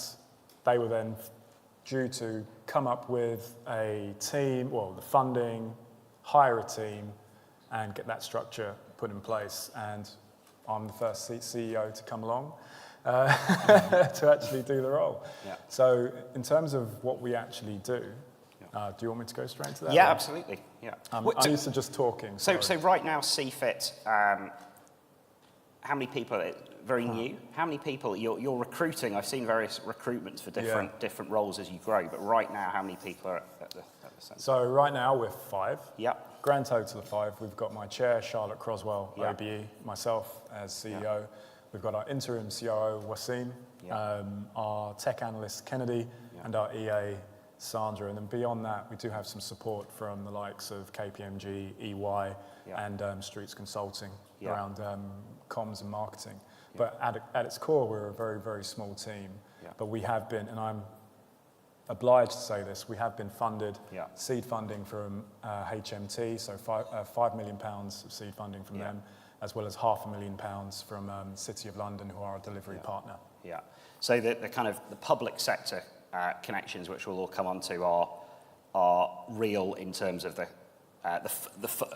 funding for one thing. So so HMT, being the UK's Treasury, is putting in seed funding for the first seed fund, 2.5 years. Technically 3, but year 1 started last year. Okay, so as well as the challenges which we're going to come on to, there's also actually a fundraising challenge for the long-term or medium-term sustainability of the centre as well. Okay. You've been in the job 5 weeks. 5 weeks. How's that been? It's been real fun, actually. Absolutely insane. Lots going on. And by the way, so I've been in the job for 5 weeks, but I was supporting behind the scenes before I came on board officially. So as I was rolling off my previous role at ImpactX Capital, I was supporting CFIT, almost as if it was a portfolio company. And then I joined as CEO. So our first few weeks have been all about, firstly, we launched in Leeds. And then we've been focused on actually spinning up the organisation, getting the publicity out there. And our key activity right now is launching our first coalition. And I'm sure we'll talk about what coalitions are in a moment. But then alongside that, building the team. So we're recruiting for 2 senior directors, so commercial coalitions, and then a head of skills and talents and placements as well. Because as well as our coalitions, which will be solving some of these key problems, there's a desire to build out a placement pipeline between academia and the fintech ecosystem, so we can start to drive that inclusion aspect and those skills development piece from academia into the ecosystem. I suppose just thinking, here we are in Dublin, and there's a little parallel maybe with the, I'm going to get the name wrong, but International Centre for, the lady over there who I was speaking to, Sustainable Finance, the National Centre for, that's the new, as we call it, as people in Dublin seem to call it, the new Centre for Sustainable Finance here, which has come out of a review and being set up to help in sustainable finance. So your background then is kind of venture capital, more kind of corporate banking, and one of the objectives of CFIT is to, use that background and your colleagues to help the private sector fintech firms to grow. So you've mentioned the coalition approach, as it's been described. That isn't the coalition in the sense of British politics, No. and we don't have a coalition at the moment. So tell us about that strategy. What is the kind of coalition approach that CFIT is taking? So the idea behind CFIT is that there are a series of problems out there and opportunity statements where the industry, government, regulators, we all know about these problems. We all know there are potential solutions out there, but there's no one really to own that. So CFIT really sits in the center of that Venn diagram of government and policy, regulation and industry. And we sit there and we bring everyone together and we go, right, well, here's a core problem that you've all told us is a challenge. We can bring you all together, we can sit you in a room and throw in some pizza, lock the door, and off you go, right? So, and that's where the hackathon focus comes in. But more realistically, what we're doing is running what we're referring to as coalitions, which is a time-bound activity, 6 to 9 months.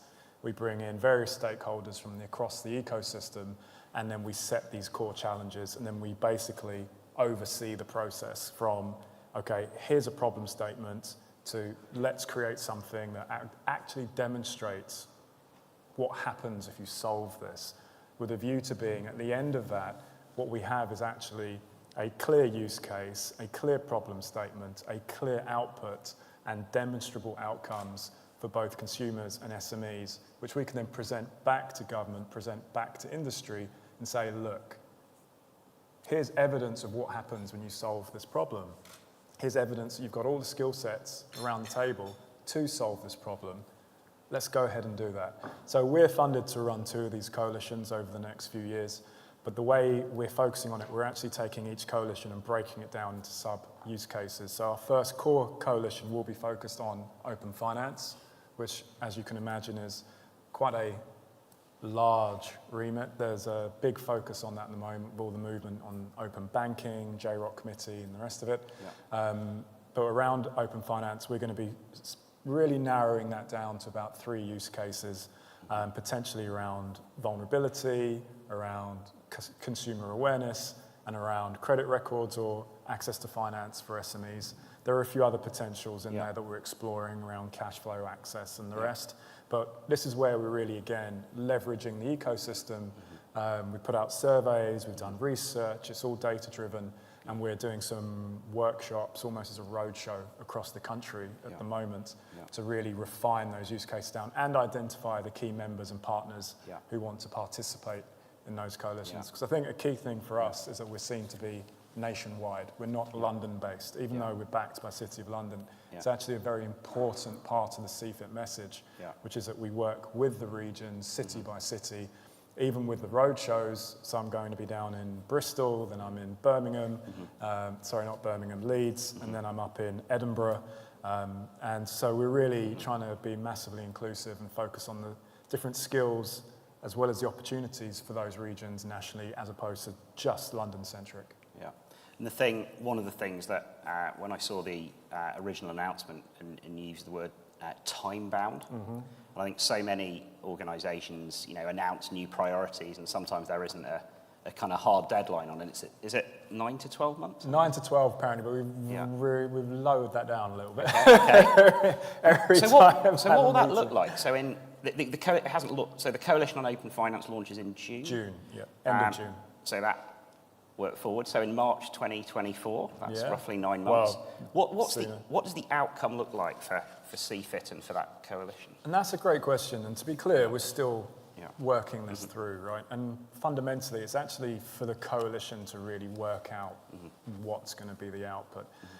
We're quite careful not to be seen for it to be me deciding, well, these are the problems that are key to the industry, and this is what we're going to focus on, and that's what that's what's going to be the output. I mean, it's great to really be at the centre of FinTech in the UK, but it's very, very important that industry drives on this. We're there to really maintain the guardrails, as it were, from a regulatory perspective, and keep that momentum going. In terms of the outcome and what does that look like, I expect there'll be some products, there may be some new APIs, it might be some stitching together of existing solutions, but ultimately what I want, it might even be a few data sharing agreements, right?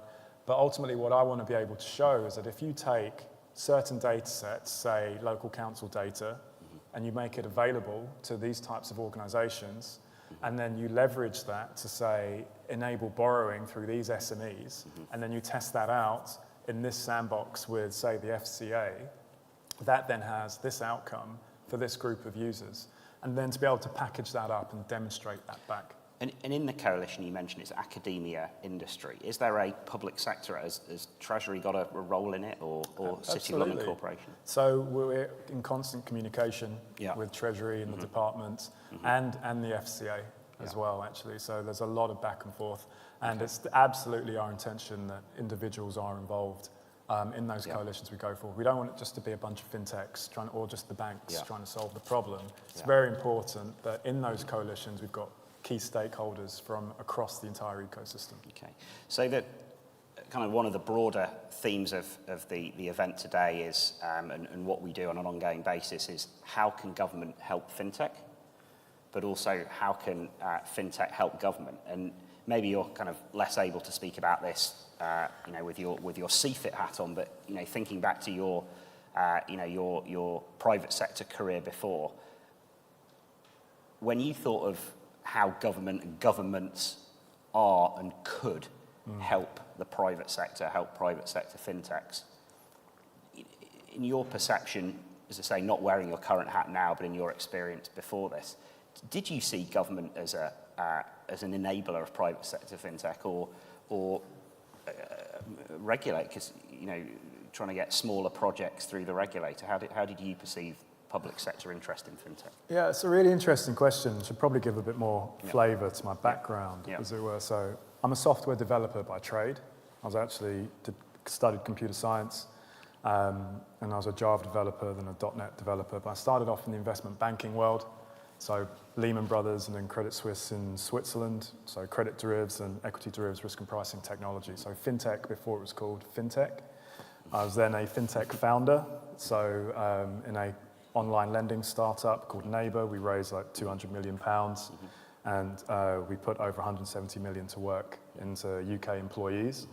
And then obviously VC for about 5 years. So, and then there's some trustee work as well with Crisis, the homeless charity. So a real helicopter view of dealing with innovation in many, many different ways.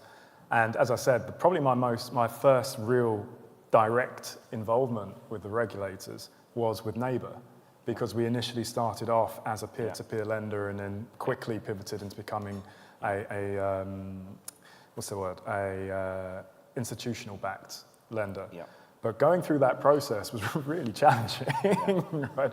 Because the FCA didn't really understand how to regulate peer-to-peer, and that caused all sorts of problems. And I saw firsthand what happens when the regulator is afraid to put their hands around an area and really get involved and provide really clear, strong guidance. And you just had an industry that was really spinning its wheels, really trying to do things and not really getting anywhere. And yet, the regulator's role is to protect consumers, 100%. But by creating an even playing field where everyone knows what the rules are, then everyone can play properly. Everyone can really get involved and start to show what we want to do. If you look at a football pitch, there's a reason why you have a stand and a pitch and you have guardrails in between, right? It allows the people watching the game to enjoy it and be safe, and it allows the players to play the game because they know the rules. There's 11 us, 11 of you, and this is what we do. And it's right, who wins by being the most innovative team on the pitch. And that's what we need. Is your sense that things have improved then? I think so. I actually think the FCA in the UK is one of the most forward-looking regulators in the world. And I don't say that simply because we're working with them. I genuinely believe that. If you look at how we led on the sandboxes, if you look at even GDPR legislation was driven out in the UK. Actually, you wouldn't believe it, given some of the reactions to things at the moment, but it very much was. And Mika, someone... I didn't know that. Someone who shall remain anonymous said to me last night, but let's not go into... Let's not go into that. But ultimately, I think regulators and government has a massive part to play. And if you I know a subject that's very close to your heart, procurement. I can't remember the statistic government spends, was like $1 trillion a year or something like that on procuring services. that's got to be a part of where the fintech ecosystem plays. It makes absolutely no sense if we're not part of that. We talk about scaling, and everyone focuses on fundraising. Well, I've been on the funding side, and I've been on the startup side. One of the key barriers to scaling as a startup is, well, where are your sales, right? Who are you selling to? Where are your contracts? What's the stickiness? What's that sales process? What's that sales network look like? If you can get a sale into governments, wow, the investors are going to love you, and that helps with that scale-up piece. So the government can help directly by getting more involved in the procurement. So that's why I love the example earlier where we were talking about HMRC and their work. So absolutely, huge part to play. I think we've made comment in passing previously that maybe a future CFIC coalition could be on that. You know, could be it would be an unusual one. You know, there wasn't, as far as I'm aware, in the Khalifa report, which Ez mentioned at the start, which led to the creation of CFIT. You know, you mentioned, I think, the 5 themes on skills and all the other things, but not a lot, it's fair to say, on the... But I think it comes directly under access to capital, right? Because as I said, through building revenue, you drive fundraising, right? People always focus on product. Everyone says product, product, product. Yes, product's important. But most of the companies who failed to fundraise, it's rarely because they had a bad product. It's usually because they couldn't sell their product, right? So if you can fix that problem, you solve a lot of the other issues. Thank you. I've got a nod from the side, which suggests to me that I think either our 20 minutes is up or is nearly up. I did want to give the opportunity if everyone had the briefest question that could be answered briefly for Ez. If not, I have a closing question. It's difficult to see. Okay, we'll go to mine. Oh wow, everyone's that. I hope it wasn't that boring.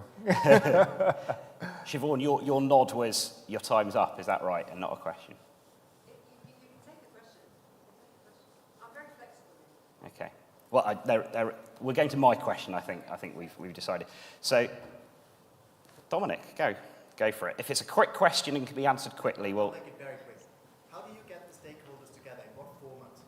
That's a really good question. So, sorry. So the question was just for the live stream, and how does CFIT get the stakeholders together in the coalition? So it's a combination of virtual and physical. We're establishing innovation hubs around the country in partnership with Bruntwood and with various universities, as well as EY and KPMG. Again, as I said, we're very regional focused, so Southwest, North, and Scotland as well. So we're also working with Wales and Northern Ireland in that in various different ways. Some of those organisations will be virtualised, some of them will come together in physical spaces, and then each coalition actually will have its own terms of references, almost its own committee running that, and then we'll be structuring the coalition appropriately based on the various skills around the table, various organisations that want to participate, and the specific problems that they're focused on. Great, thank you. Thanks for the question. So we'll wrap things up with a final question, which is partly inspired by Ez's background, by CFIT, but the question is, if you had £1 to spend on one bit of fintech, AI, blockchain, payments. We've heard it all today. Yeah. Where would Ez Britton put his pound or his Bitcoin? You know, it's so funny. I've been thinking about this question all day. We didn't rehearse. Where would I put it? But it's such a hard one to answer. Obviously, you'd be foolish to ignore what's happening with AI at the moment. That's where all the money seems to be going.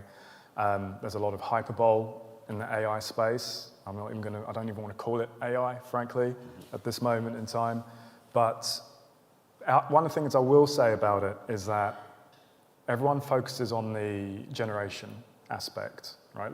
ChatGPT really is something that is very clever at creating textual output at this moment in time, based on a historical corpus of information that it's analyzed.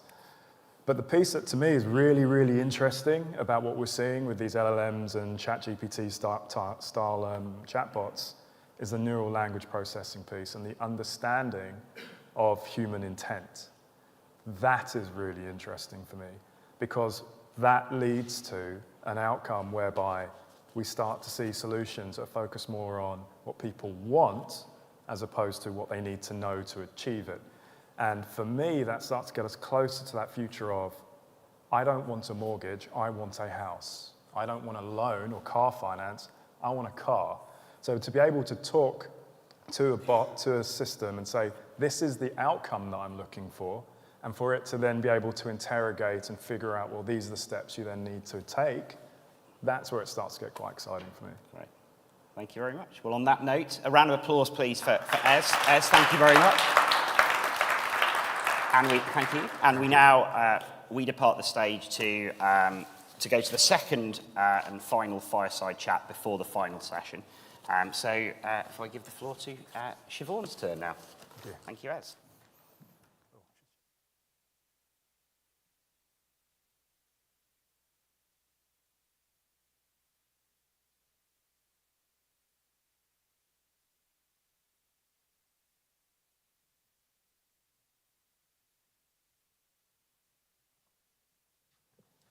Okay, so hi everyone again.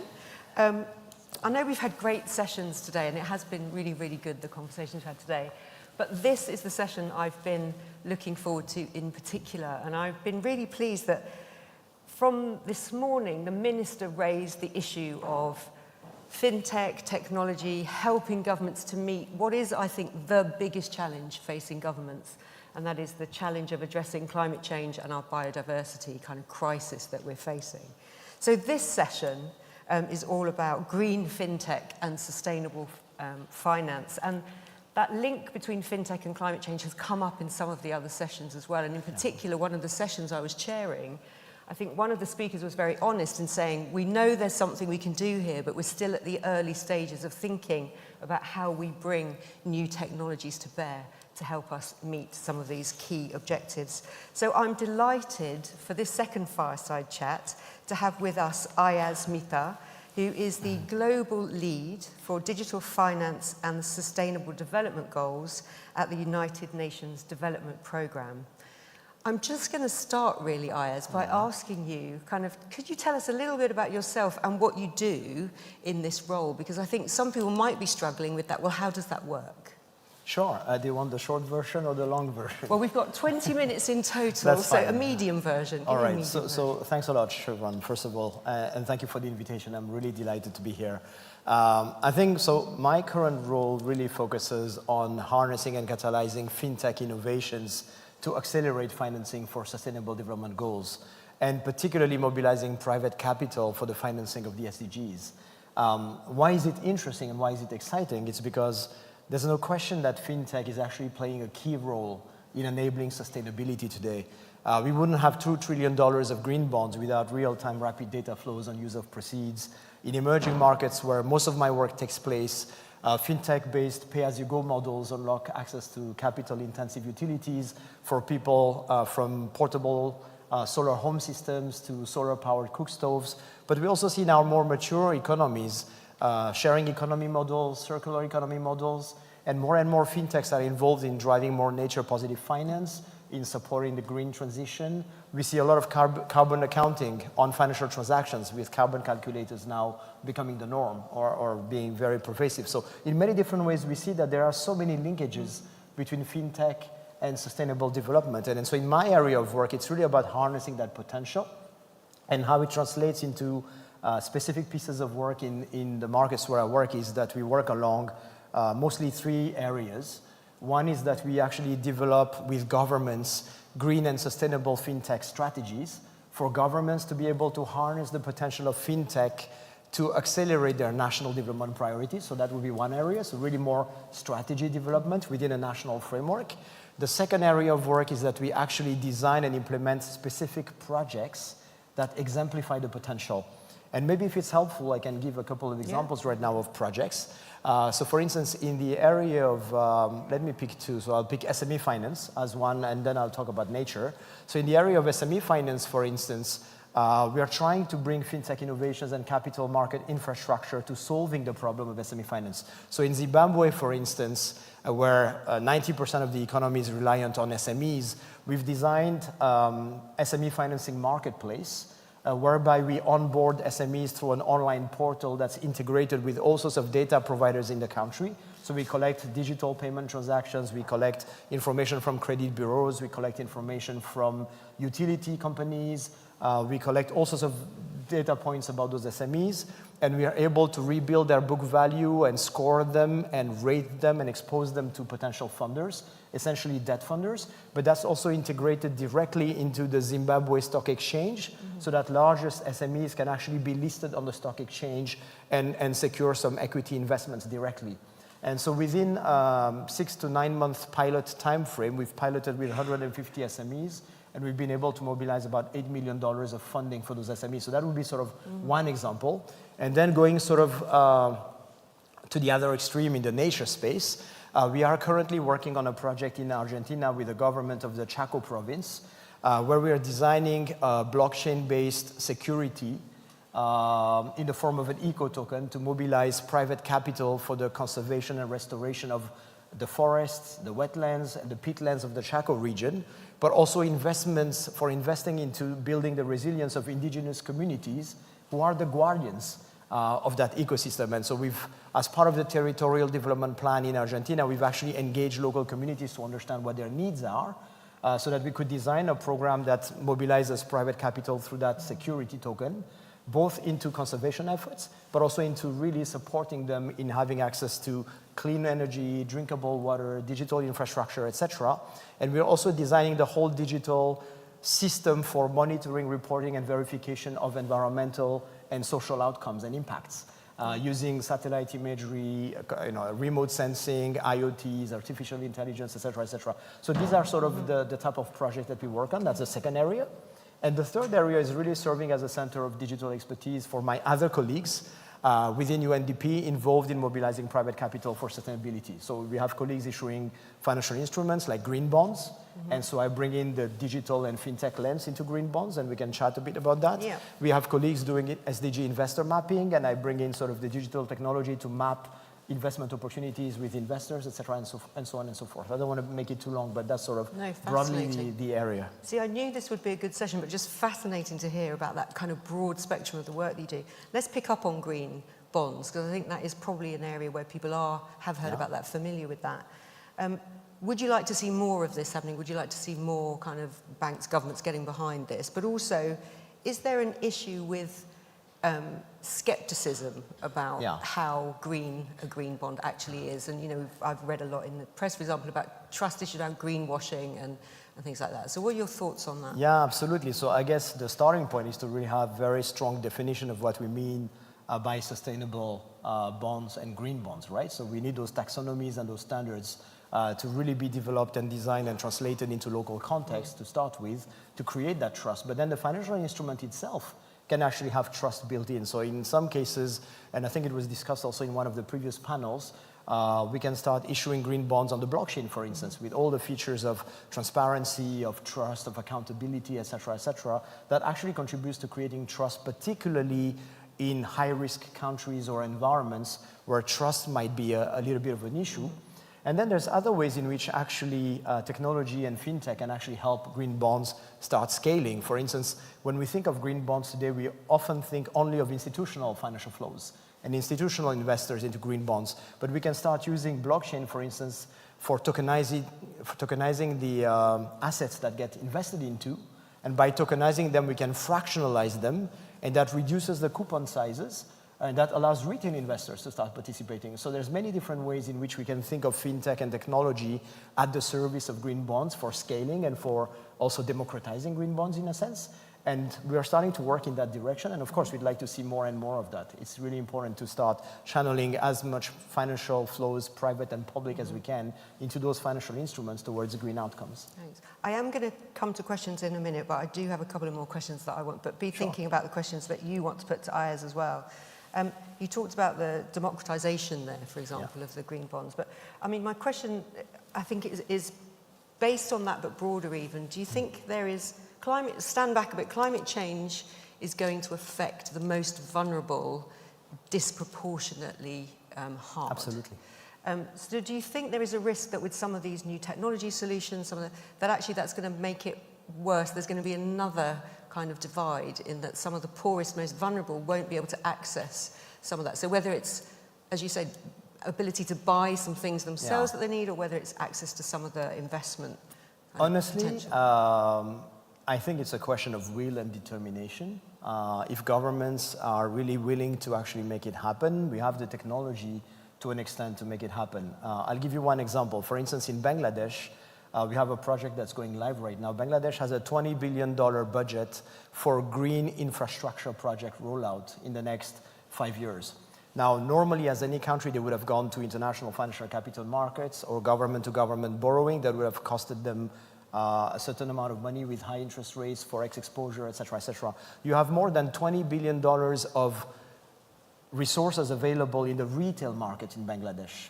And I'm not talking about banked people, but also semi-formal and informal people in the informal economy. You have more than $20 billion available. So what we have designed right now using the digital wallet infrastructure that's available in Bangladesh is a mechanism by which you can actually aggregate small amounts of money from very large number of digital wallets. So any individual can invest $1, $2, and FinTech allows you to reduce the cost of transaction. And so you can start investing a couple of dollars into a mega fund that's managed by an asset manager, and that can be deployed towards the infrastructure project of your choice. And as a result, if I'm living in a particular rural area in Bangladesh, I can decide that for my community, out of the list of projects, what matters is a green hospital, or an energy efficient school, or it's a bridge. And I can decide to invest in one particular piece of infrastructure. I have a voice, I have a say in the development agenda. I am part of the investor pool, so I get returns on my investment, and I get the benefit of use. And this has been already designed. It's approved by the Securities and Exchange Commission and by the central bank. We are about to launch a pilot in June, and that will demonstrate a mechanism by which we can actually involve citizens in that particular project. Now, of course, it requires digital skill building. Of course, it requires financial skill development. Of course, it requires understanding of what's green and appreciating what's green, etc. So all of that stuff requires education, skills development, and building, but that's something that's doable. It's the same thing I would say for carbon calculators today. How many people are carbon literate? We have digital literacy and we have all our smartphones and our apps and stuff, but how many people actually really understand what the carbon footprint of a particular consumption transaction means? And being able to have carbon literacy, even in mature economies, to really have people start understanding and making informed choices is really important. How much are we investing in carbon literacy? So all of these things are now feasible, accessible. It's a matter of deciding of political will to actually really drive awareness, build skills, and enable people to start engaging with those solutions. Well, that's a really good point for my final question before I come to the audience, which is you said that you worked with governments in terms of advising them on their strategies. What more you've got an audience here of overwhelmingly public servants and civil servants. What more would you like to see from governments, from civil servants, in terms of helping people like you in kind of building that understanding of how FinTech solutions can help governments to meet their SDG goals? That's a very broad and very difficult question. I feel very, very shy. I guess one thing is really clarity of thought in terms of how FinTech can support specific national development priorities, and then streamlining ecosystem engagement and market action around that sort of line of thought.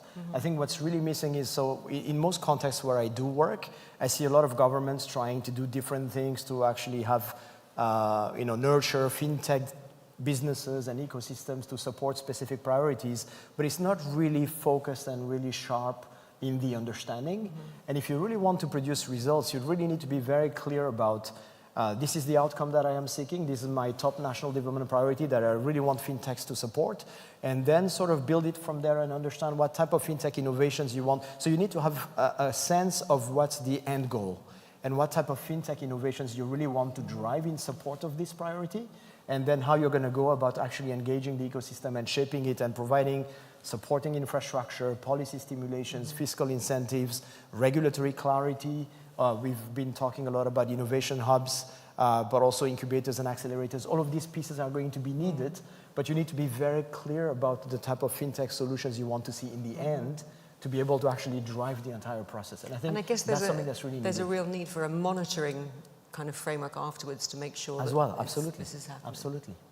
Fantastic. Thank you so much. That's my pleasure. questions from me. We've got 5 minutes or so from the audience. So I'm going to throw out to the audience. Yes, Jose, down here. Thank you. Thanks a lot for all these examples of how the technology could help to improve all the problems that we have in the green finance sphere. I just want to come back to the problem of credibility and how to check that all the information that is provided is real and that really we're improving in the targets. Basically, there are many examples. If you look at the ratings based on ESG, there's a huge dispersion. Several ratings of several third validated parties could say different things. Then what is your opinion that AI could help to improve how to have a better way of what is the carbon footprint or what is the ESG compliance of all these firms? And the second question is, you think, what is your opinion on the possibilities of using, for example, the satellite information in order to get a more objective view of what is happening in terms of emissions, on the terms of deforestation, on this kind of issue in order to improve and to have a more objective view of what is happening, a more clear view on the compromises? So I'll start with the second question because it links to the first one actually quite nicely. Obviously, there's a whole range of sources of data that could be used. And satellite imagery, remote sensing, connected devices, cameras. I mean, there's all sorts of things you could use. I'll give you one example. So in Uganda, for instance, there's a project where we were trying to get farmers to be more responsible in their practices and get financial institutions to provide better loans to farmers as an incentive. And so how did we do that? Normally, lending happens. So in Uganda, I'm not sure if you're very familiar with the context, but for instance, if you take the coffee value chain, there's a whole project of digitalization of payments across the value chain. So you already have digital payment transactions across the value chain that enable you to understand or sort of assess the credit worthiness of farmers, if you would like. Now, what we started adding to this is a few things. Satellite imagery to understand if the farmer is actually deforesting, to your point, Jose, around the farm plot to start with. And that's already a first sort of input into the algorithm. And AI obviously is at the back of the algorithm. We introduced soil scanners that allow you to understand how the quality of soil evolves over time and if there's an over-intensive use of soil. And that helps you understand also the practices of the farmer. Of course, satellite imagery can also give you information about the farming practices, crop mix, et cetera, of that particular farm plot. Then we introduced sound scrapers to understand the sound produced by biodiversity in the farm plot and around the farm plot and how that evolves over time to see if biodiversity is declining or is remaining constant. We also measured the sound produced by human activity around the farm plot, and we measured the sound produced by natural elements, rainfall, wind, and how that evolves over time. And all of these different variables have been actually brought into the AI-based algorithm to make a credit decision, understanding how the farmer's activities is actually affecting biodiversity around, and providing better loan terms with better interest rates to farmers that were more sustainable. So that sort of speaks to both questions in a way, where you can use a whole range of data sources and you can use AI algorithms to start really analyzing that data, crunching that data, and start training on those data sets and improving over time to start making, for instance, better credit decisions. That's one example. Of course, in the carbon accounting space, that would be very relevant. I think there's other things that need to be done in the carbon accounting space. You have all sorts of carbon calculators today proliferating. Everyone is using their proprietary methodologies. And for me, one of the biggest challenges of that is fragmentation of the market. And as a user, if I'm using 2 different apps, because I'm using 2 different types of credit cards that have partners providing me with my carbon content of my transactions, and I'm getting inconsistent feedback using different apps, I'm going to start losing trust in the information that's provided to me, and I'm going to start disengaging. And so there's a need for harmonization in that space as well, and AI at the back of that can actually also help. So there's many different ways of looking at the question, but I think there's a lot of opportunities. Thank you, Az. We've got time for one final question. Ian. And it's the end of the day. It's the end of the day. I know Ian's got a question he's burning to ask. I know. You'll have to be the final question. Go on. Hold on, the mic, You the have to be mic the is final there. question you were saying. So. Are we on? We're on. Yes, you're on.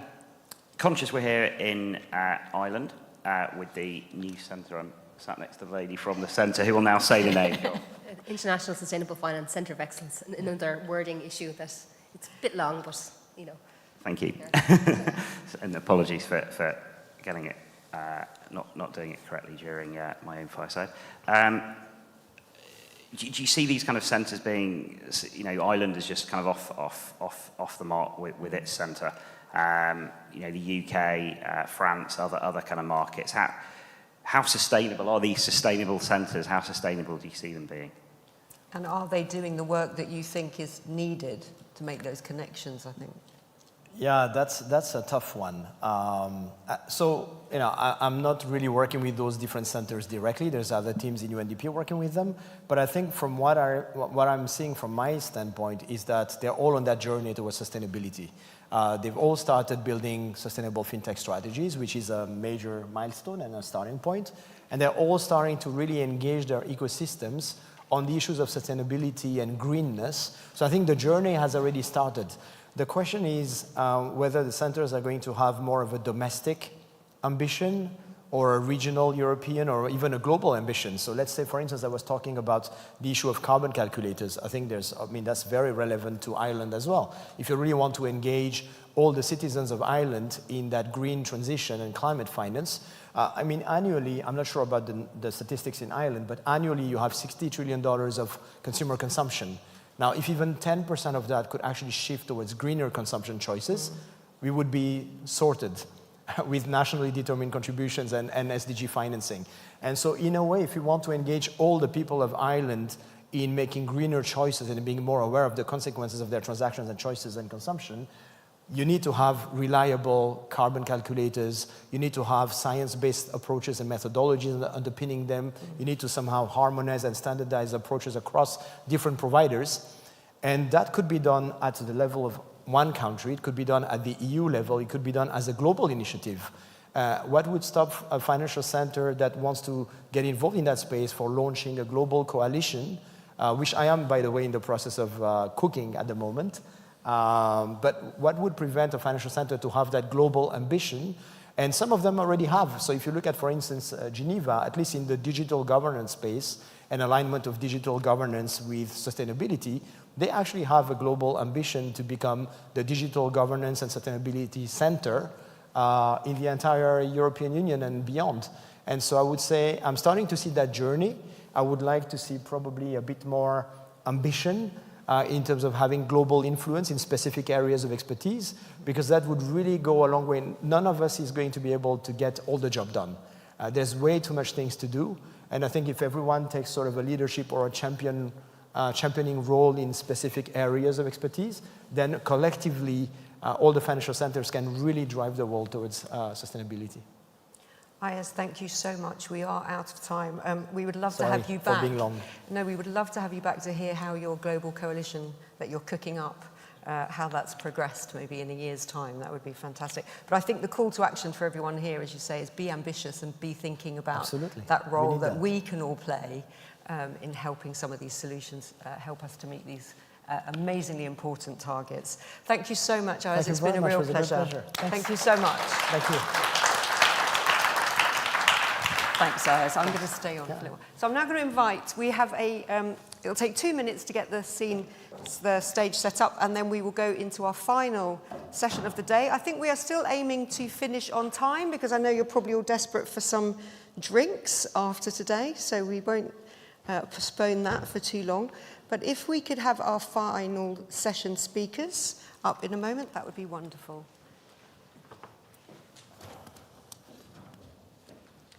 Ian, if you would, I will call you up halfway through, if that's okay.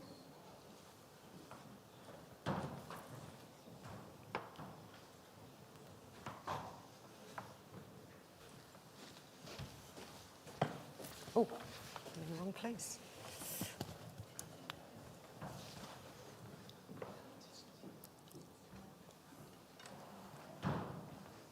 Thanks, guys. Do you want me to mention that?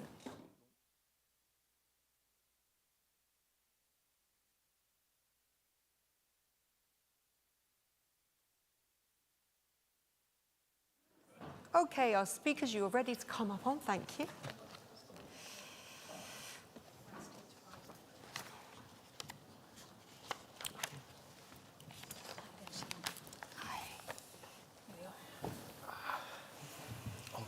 This is bright. So, thank you so much for joining us on this final session. This is going to be, we've done kind of FinTech and climate change, FinTech and payments, FinTech and all sorts of things. We're now doing FinTech and fun, I think. This will be FinTech and fun. There will be a lot of fun in this last session. But the actual topic is really a look at how you found today's sessions, what has struck you in terms of anything surprising, maybe anything that you're going to take away with you from today's conversations. And then also a look ahead, as we've said, to frontiers of FinTech. So how you think the technologies are going to be developing over the coming kind of months and years, and what that means for kind of how government engages with FinTech solutions. I will introduce our session again. You have our speakers again. I think most of you will have seen a couple of them, but we do have Jose with us, who is the first time he's speaking today. So we've got with us here Jose Manuel Marquez Sevillano, who's Director of Financial Innovation and Market Infrastructures Department at the Bank of Spain. We then have again Dominik Freudenthaler, who's the FinTech expert at the Federal Ministry of Finance in Austria, who can tell you all about tax inspectors and sausages if you weren't in the blockchain session earlier. And we have, now infamous for his sausage story, we now have Mai Santa Maria, who heads the financial advisory team in the Department of Finance here in Ireland. So a big welcome to the three of you. Thank you for being on this final session. I am very quickly, I think Jose, we'll start with you as we haven't heard from you before. Let's do first your thoughts on today, and then we'll come around again on where you see kind of FinTech developing over the coming period. So just some reflections on today and the sessions you were able to be part of. Okay, first of all, thanks, and thanks for being in this amazing event and for being invited to this FNF session. My main views of the event is that basically it's not a surprise, but basically we are in the same issues. But I will say that for the authorities, this evolving of the technology basically affect us in several ways, and I think it's good to have some structure on how to deal with that. The first one is in the public services and the public goods that we provide as authorities. And in this sense, it's not that is, there could be changes in the way we provide traditional services, like payments, for example. There could be some instant payments and some changes in the way we interact with the citizens, but also in the definition of what is a public good, of how we can adapt the public good. And a good example is what we are doing with the CBDC. That is the CBDC in a framework where you have an increase of the digital sphere, you had to redefine how to access to central bank money. That is the public good that we are going to try to support.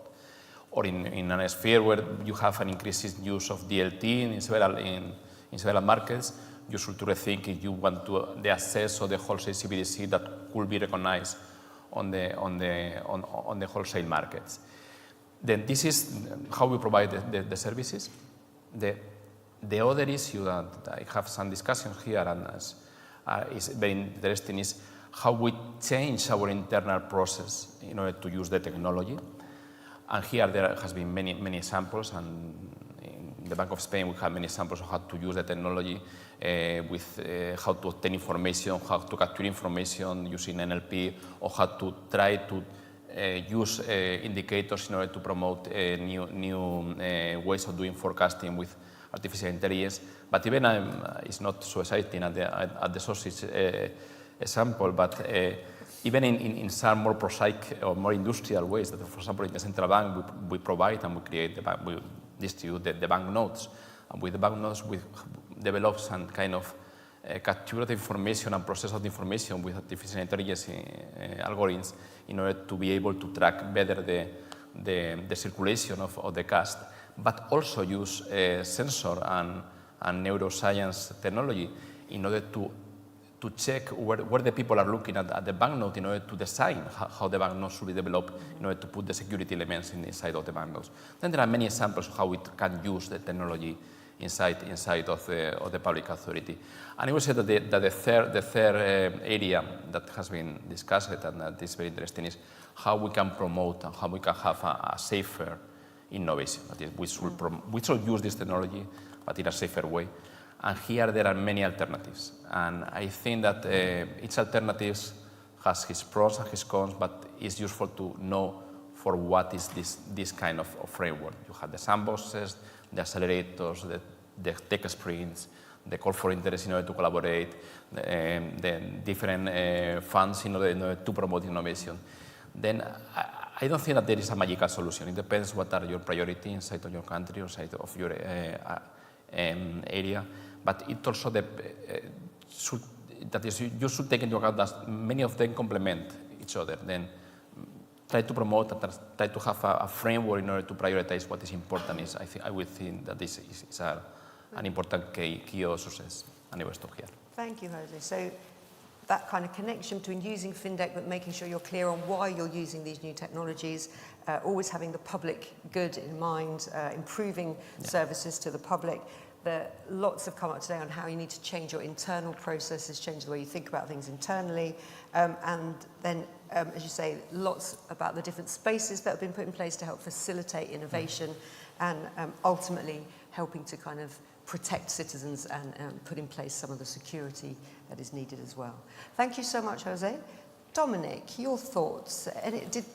Similar in terms of what you've taken away from today? So it is the last session, and you said we're going to have a bit of fun, and I'm going to get you back as an audience here. So what really surprised me is how uncomfortable these chairs are. We were in a breakout room, and I was a bit jealous about the big stage, and now sitting here is like, what? How could you sit here? So what really struck me was similarities that I saw.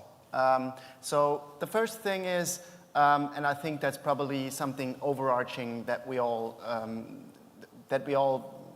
should care about, is how important it is to keep stakeholders together and keep talking. You know, there are some elements that we can't influence. For example, regulation that is already in place, that has to be followed and has to be where you need compliance, and that is not negotiable. And you know, compliance and regulation is already something where we agreed upon what level of security and protection we want to give to consumers. But still, from innovators, I often hear regulation is the one that keeps us away from innovating, and supervisors are the bad guys that imply that on us. And the supervisors say, you know, if only someone came along and explained to us what they really want to do, what their business model is, what the risks associated are, then we would probably be, we could even be help you to implement your business model in a compliant way. And so it was very great what ES and CFIT are doing. We had a similar project in Austria as the FinTech Advisory Board. We actually tried to get stakeholders together and just keep them talking. And that is something that lets steam get out of the system and sometimes facilitates innovation just by that. So that is something that I also in the margins of the meeting talk struck me, that these issues are probably similar in many jurisdictions and areas where we all come from. The next thing that was very interesting for me is I think we will enter a new area of data usage. You know, like a knife, technology is there and can be used in a bad way, or it can be used in a helpful way. Let's hope we will foster the first and not the second one. But you know, we have to stay vigilant, and I have seen various examples where the challenges that we face, climate change and so on, require a lot of data. I mean, I'm thinking about Climata, for example. If you think about the disaster control app that was just launched as a coalition between EIOPA and the ETH Zurich, where they actually tried to make available scientific data in order to assess risks associated with climate change. So I think we will see a lot of that. And yeah, then of course, the third element that I want to mention is I think we have to be careful and it is very important to keep technology always in mind. But then what Gavin said, or the book he referred to, we should not underestimate humans and their abilities. That is probably one thing I will repeat, because we tend to say there is technology, there is a solution, so we don't have to think about it anymore. And that is definitely not true. You mentioned the sausage example. I probably have to explain it to the ones that were not present in the blockchain panel. So what I was referring to is we have a solution for fraud in cash registers. We do have a blockchain solution in order to link transactions that are within a cash registry. But also that technology does not help us if a cashier in a bar or whatever is not typing in the transaction into the cash registry.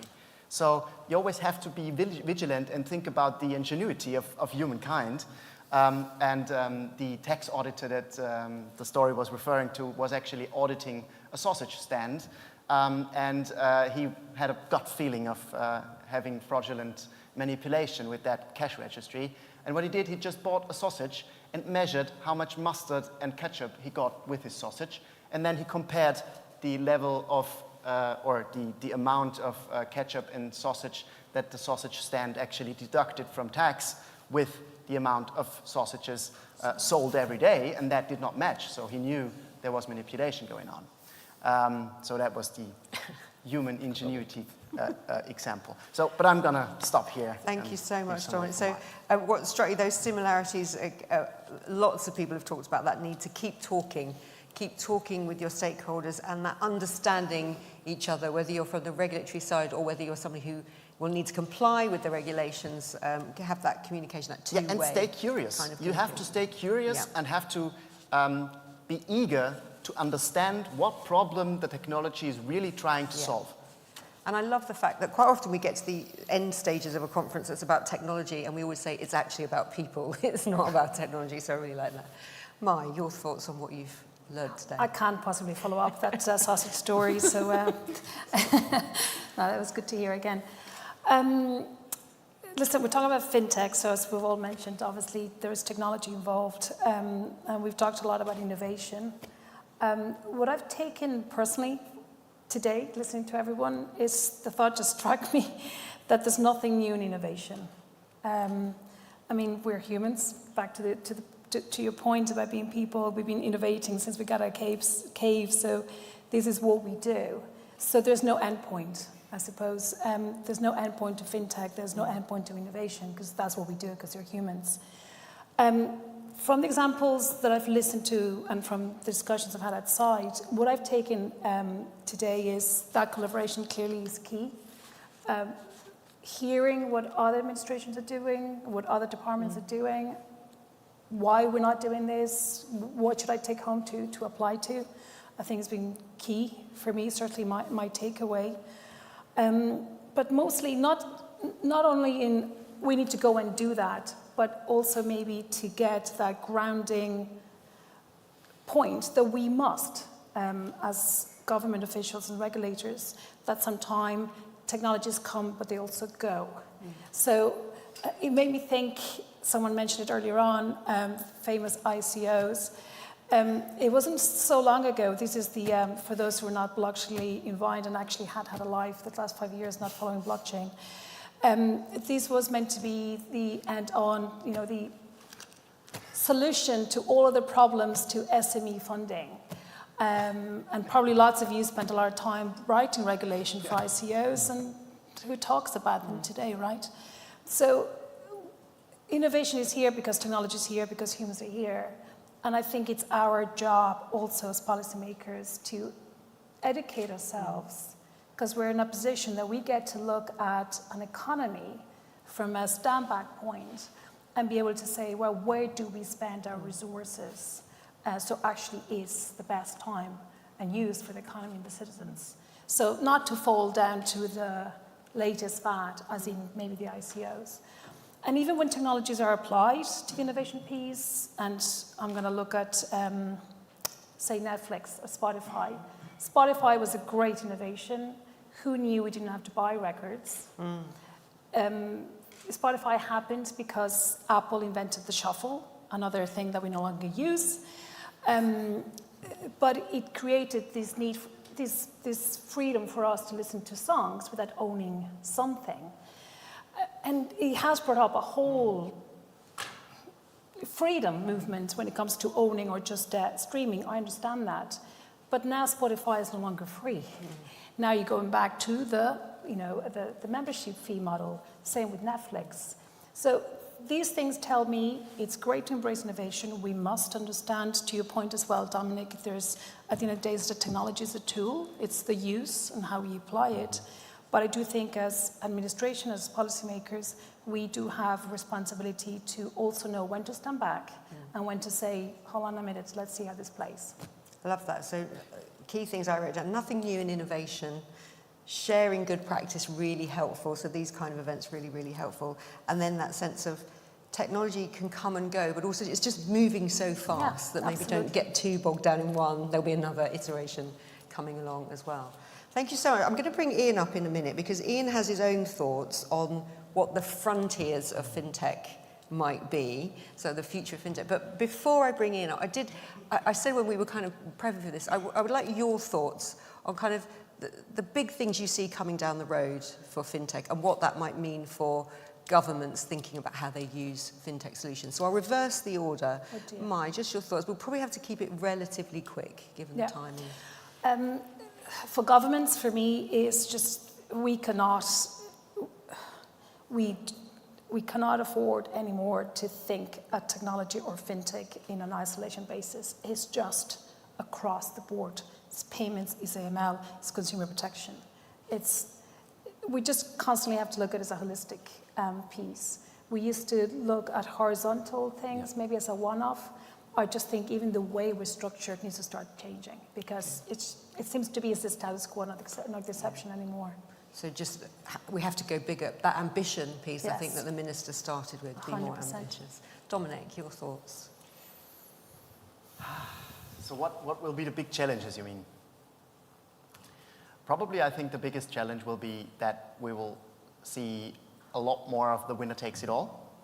And big tech is here to stay, and it's probably here to invade also the financial sector. And I think that might be one of the challenges we might have because, at the moment it is very diverse in Europe, and we have a lot of players, and that might consolidate. And I think we should prepare for that. Yeah, great, thank you. Jose? The same line, I will say that we need to adapt that most of the cases are not sectoral, involve different authorities. Things like data protection, AML, competition are increasingly more and more important, and we should think to discuss more with other authorities. That is something complicated many times because the language is not exactly the same. The level of international coordination is not exactly the same, and this is another issue, the more international cooperation. And I will say also that more, and this is related with a question at the beginning of the journey about how we keep the pace with regulation, with all that is happening in the innovation. More imagination in how we develop the rules. That is, for example, the European Union pilot regime on DLT is a very good example of how we can try to make in production something, and after that, changing the rules in a production way, but safest way, then these kind of solutions are the only way to adapt our regulations to these new initiatives. So really having to try and keep pace, but making sure we have some of the rules, regulations in place. Thank you so much. The session hasn't quite ended. I'm going to bring Ian up to replace me. Oh. Here. I'm going to stand at the podium. Very good. So Ian, as you've probably gathered by now, has been behind a lot of the thinking on today's agenda, what we would be covering. But there was never, ever going to be the possibility of covering everything. So Ian and I did some thinking about maybe some of the issues that maybe we didn't have a chance to get into, but which will be, I think, very important going forward as we think about FinTech going forward. So Ian, would you like to? Yeah, thanks, Siobhan. Do we have yeah, I can do it. Yeah, do you want to hit the special slide? And what we're going to do, I think, is we're going to ask our speakers to think about this, but we're also going to give you, the audience, the chance. This is the fun bit. Okay, this is enforced fun. Okay, so you will enjoy this. Okay, Ian. Great, it's working. So this is a sandbox for this. This is a sandbox for this closing session. So yeah, not just me, but Siobhan and I and the rest of the team have kind of obviously we run our ongoing editorial content, we're on a program of webinars, and obviously we've been listening to the conversation today. And we just thought for, as I say, the final closing segment, we would just put up 9 almost game show style, well, I think that's overhyping it slightly, 9 topics that we thought would come up today, have come up today, or maybe haven't come up today, but could be interesting in discussion of the future, the frontiers of public FinTech. So I'm going to read out the top 3. And sandboxes probably have come up, I think. Very much so. They've come up. So we can move on from sandboxes, because I think they've come up quite a lot. So I'm going to do the top row, then go to Siobhan for the middle 3, and then back to me. So yeah, innovation hubs. I mean, that's come up. You know, we're looking to evolve the conversation, and we had some discussion of this in Estonia 1 year ago, but I think almost all the sessions have featured a discussion of the different authorities developing, evolving, sharing experiences to how to run an innovation hub. So these are kind of structural things on this row. And then, yeah, thirdly, this was, I know that seems curious to put on there, but we wanted to nod to the present as well. And I think, obviously, as the title suggests, we're looking at the frontiers of public FinTech, but we didn't want to go, you know, access to cash is always an issue that comes up in these discussions as well. And I think it hasn't particularly cropped up so much today, but we just wanted to make sure that we won't so far in the future we weren't acknowledging kind of a big public policy challenge there. Siobhan, I think I'm passing back to you for the middle. Yeah, so digital IDs, this is an issue that Global Government Forum and FinTech, we've written about this quite a lot. We've had webinars on this. It has come up in some of the sessions today, but I'd be interested in people's thoughts on how important digital IDs are going to become going forward as technology develops even further, and whether countries that have them are going to have such an advantage over countries that don't have them over the coming years. That was my thinking on digital IDs. Artificial intelligence, I think goes without saying, that has actually come up quite a bit today, but anybody wants to add anything on how they think kind of artificial intelligence is going to influence the use of FinTech solutions in particular government use of solutions or public sector use. Oh, and I like this one, the metaverse. Oh. So, you know, is the metaverse going, say if we're here next year, will, you know, there be examples of public sector bodies using the metaverse to deliver public services? I think in Korea, in Seoul, they've actually established now a metaverse platform where they are going to be delivering some of their public services. So is that something that anyone here in the room, in their organizations, is thinking of already, and do you think that's going to happen? Thanks. Yeah, I did an interview in January with a guy in India called Joseph Joshi, who is Chief Technology Officer at India's International Financial Services Authority.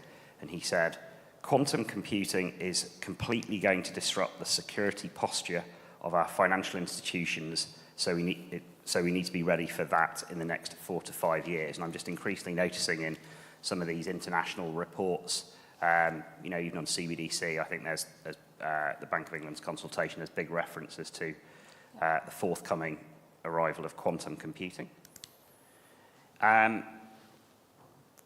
Yeah, as the day has gone on, we have seen some mentions of open finances in quite a few of the sessions, and I suppose the data session was a bit different, but the kind of even broader look at open finance, the discussion I did with ES, their first coalition is on open finance. Interesting developments in Australia with the consumer data right, so it's all about kind of governments bringing in rules to enable data portability, whether that's in finance, more banking, then more broadly in finance, and then in, for example, the energy sector. So it's how governments are moving to enable that. Just finally, crypto. I just thought we had to nod to crypto. I don't know if someone used the elephant in the room to describe something else earlier. Obviously, by its nature, crypto is not public fintech, but it seems to be, on the lips of. I was actually speaking to someone in this room yesterday. He said, "Very topical agenda. This is it all about crypto?" And it wasn't a delegate here. They'd seen this event was happening, and I think it touches on these discussions with things like CBDC, because people say, let's have a digital pound, and you can see people saying, "Oh, is that a crypto?" So I've thrown it in there because for that reason. There we go. So thank you. So we didn't share these issues with our panel in advance, so this is throwing it at you a little bit. So Jose, did you want to take one of those? Is there one of those issues that you're particularly excited about and you think it's going to be really interesting over the coming years? It's hard to choose one, but I will say quantum computing. Do you want to explain the reason? Or Yeah, give us one sentence why you think quantum computing can... Because for me, I have clear that could be the most, or one of the most disruptive issues, because it could change dramatically all the cybersecurity and all the ways that we are doing cryptography at this time. But for me, it's not really clear. That is, I have some sense that this could happen, but in a long term.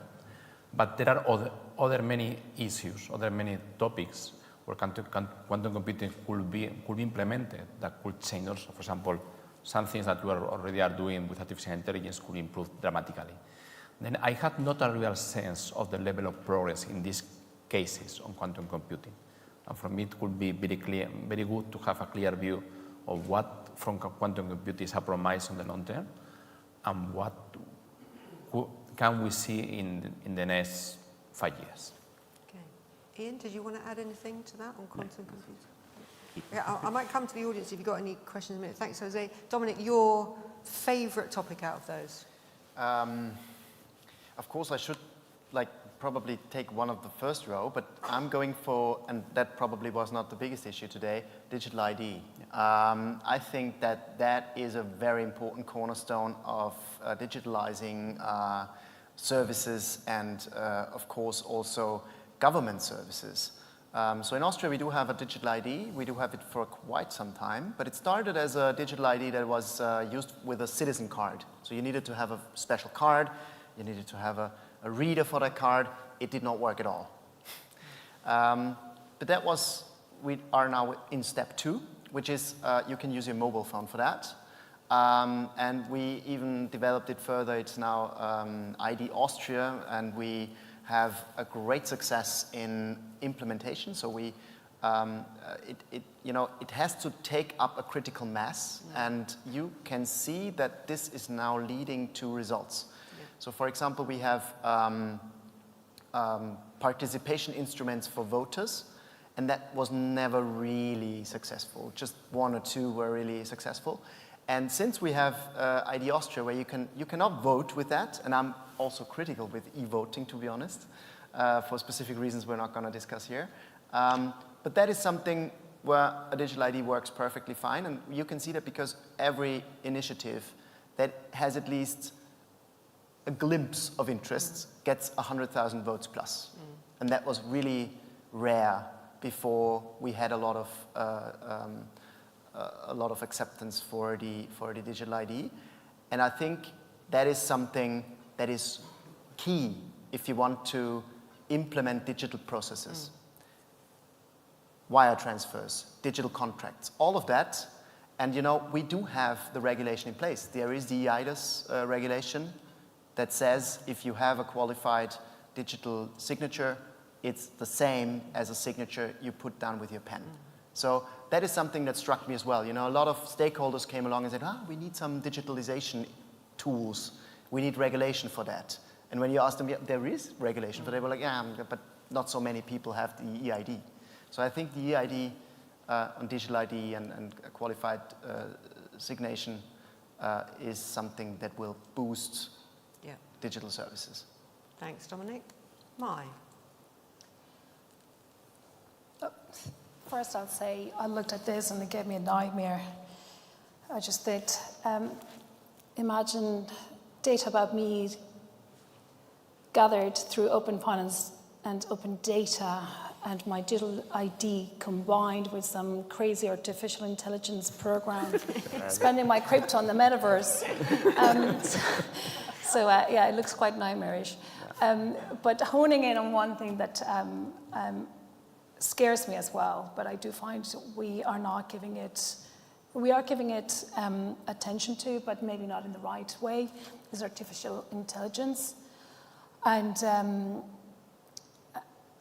what it can actually do to misinformation and how that's used. So again, look at nightmarish examples. Imagine a prime minister or a finance minister in any one country being used on a video saying, or purporting to be some secret meeting saying X bank is going to fold. Next thing you have is a bank run, and you never know whether that video was right or not, and the impact that could have on a financial system. So I don't think we're dealing with this. I think we're still at the headline interest of what's happening. ChatGPT was mentioned so many times today. I think it's scary that the the man who effectively came up with ChatGPT is now asking for regulating ChatGPT. That's like, the atomic bomb maker saying we need regulation for the atomic bomb. And I think that itself, from gatekeepers to gatekeepers of financial stability of an economy to a certain degree, I think we should be really actively looking at what artificial intelligence can do, because I don't know what safeguards we could have in place to stop something like that. It's fascinating the way you've all answered that, because there's like this moment where there's huge potential benefits, but there's also these massive risks involved. Yeah. And it goes back to that question about how do you embrace innovation but keep up on the regulatory side and make sure that we are looking at all those. Ian, I'm going to throw it open to the audience, but did you have a favourite? Did you want to particularly? Yeah, when I introduced crypto, I didn't mention the example that I meant to mention while introducing it, which is a couple of articles we've written in the last year, which is of a government authority very much embracing crypto, and that's an example from the Swiss city of Lugano, which is very into blockchain, where they are looking to enable people to pay their tax in cryptocurrency, and that's already happening in Colorado in the US, which has introduced a cryptocurrency payments option on the Colorado Department of Revenue's online payments portal. So we're not going to have the time, of course, but if we were to have a separate session on if you worked in it, for example, a Ministry of Finance, and I'm thinking of Rachel from HMRC, they've just enabled, and Nazim from Azerbaijan enabled payments by open banking. Could you imagine logging online to a tax portal and then not clicking on pay by debit card but pay by cryptocurrency? And that's happening. They're two kind of left field examples, but it's I suppose that was why it was the final slide on Frontiers of FinTech. So. Thank you. Well, in the final few minutes that we've got left before drinks, I'm going to give anyone in the audience an opportunity. Do you think these are the kind of frontiers of FinTech? Are there any things missing from there that you think should have been up there? Anything that you think would have come up today that didn't come up today, that you're surprised didn't come up? Or are there any issues on there that you would like to give a final comment on? I know it's just between, yes, Marine, down here, Marine, thank you. Thank you. I was just looking to these 9 boxes and realized that actually there is one box that is most critical one, and it is a cash, and the cash is the key, because any other boxes are fully dependent on electricity. And actually starting right now, when we are only in the beginning of the energy crisis, and we also have not any kind of preparation for the common prices that are coming in a food area, in another area. So the question is, do we allocate resources right now in the right way? Because everything can disappear in a moment. Your digital ID could be compromised. Every kind of transaction can be compromised, even in crypto. but the cash will survive anyway. So that is one of the critical here. Thanks. Good point. I think as well, one of the boxes that I think maybe we are missing, especially after the fireside chat that I did, is sustainability, because I think that's going to be hugely important. Anyone else before we finish? No? Well, we are exactly on time. I'd like to say a big thank you to our speakers on the final panel. Thank you so much, Jose. Thank you, Dominic. Thank you, Mai. Thank you, Ian, for the fun as well. I just want to say a few closing remarks, just to say I hope you've enjoyed the day as much as I have. I was writing down during the day as well some of the things that I took away from the conversations. I think the need for skills development came out really, really clearly. That fast pace of change and how we in the public sector are kind of maybe struggling to keep up with that. How can we actually rise to that challenge? The willingness, I think, in the room, though, to seize some of these opportunities and really see the benefits there, and the importance, crucially, of that engagement and building those networks and building those spaces where those conversations across different traditional silos can happen. Thank you so much to all of you in the audience for for putting in such great questions, for being such an engaged audience. It really did make a difference. Thank you to our knowledge partners and our exhibitors. To the audience, we will be sending around a questionnaire. Please, I'd be hugely grateful if you could take a few minutes just to fill in that questionnaire so that we can make sure that the agenda when we do this again is the most useful agenda for all of you. And on that note, in terms of doing this again, I'm delighted to announce that we will be coming back to Dublin to do FinTech, the third FinTech Lab next year. Mark this date already in your calendar. It's going to be the 25th of April here in Dublin next year. And then lastly, I would just like to say a big thank you to Ian as well for making all this happen. I know people have found the connections really, really useful, and it's Ian really who has brought all of these people together over the last couple of years to create this amazing network. So thank you so much, Ian. And we will toast you over a drink in the reception.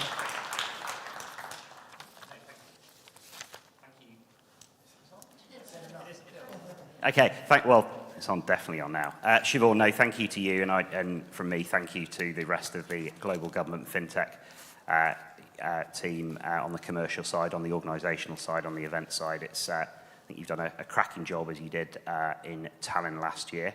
I think the bar outside is now open. Is cash only? I'm just I think it is. You can pay in crypto, Bitcoin, anything you like. The bar is now open. Please do come and join us and continue the network. I think the drinks are complimentary, are they? I think they are. They not? They are. I believe they are. Okay. Thanks. Thank you very much. Thanks, everyone. Have a good evening. Thank you. Thank you so much. Thank you.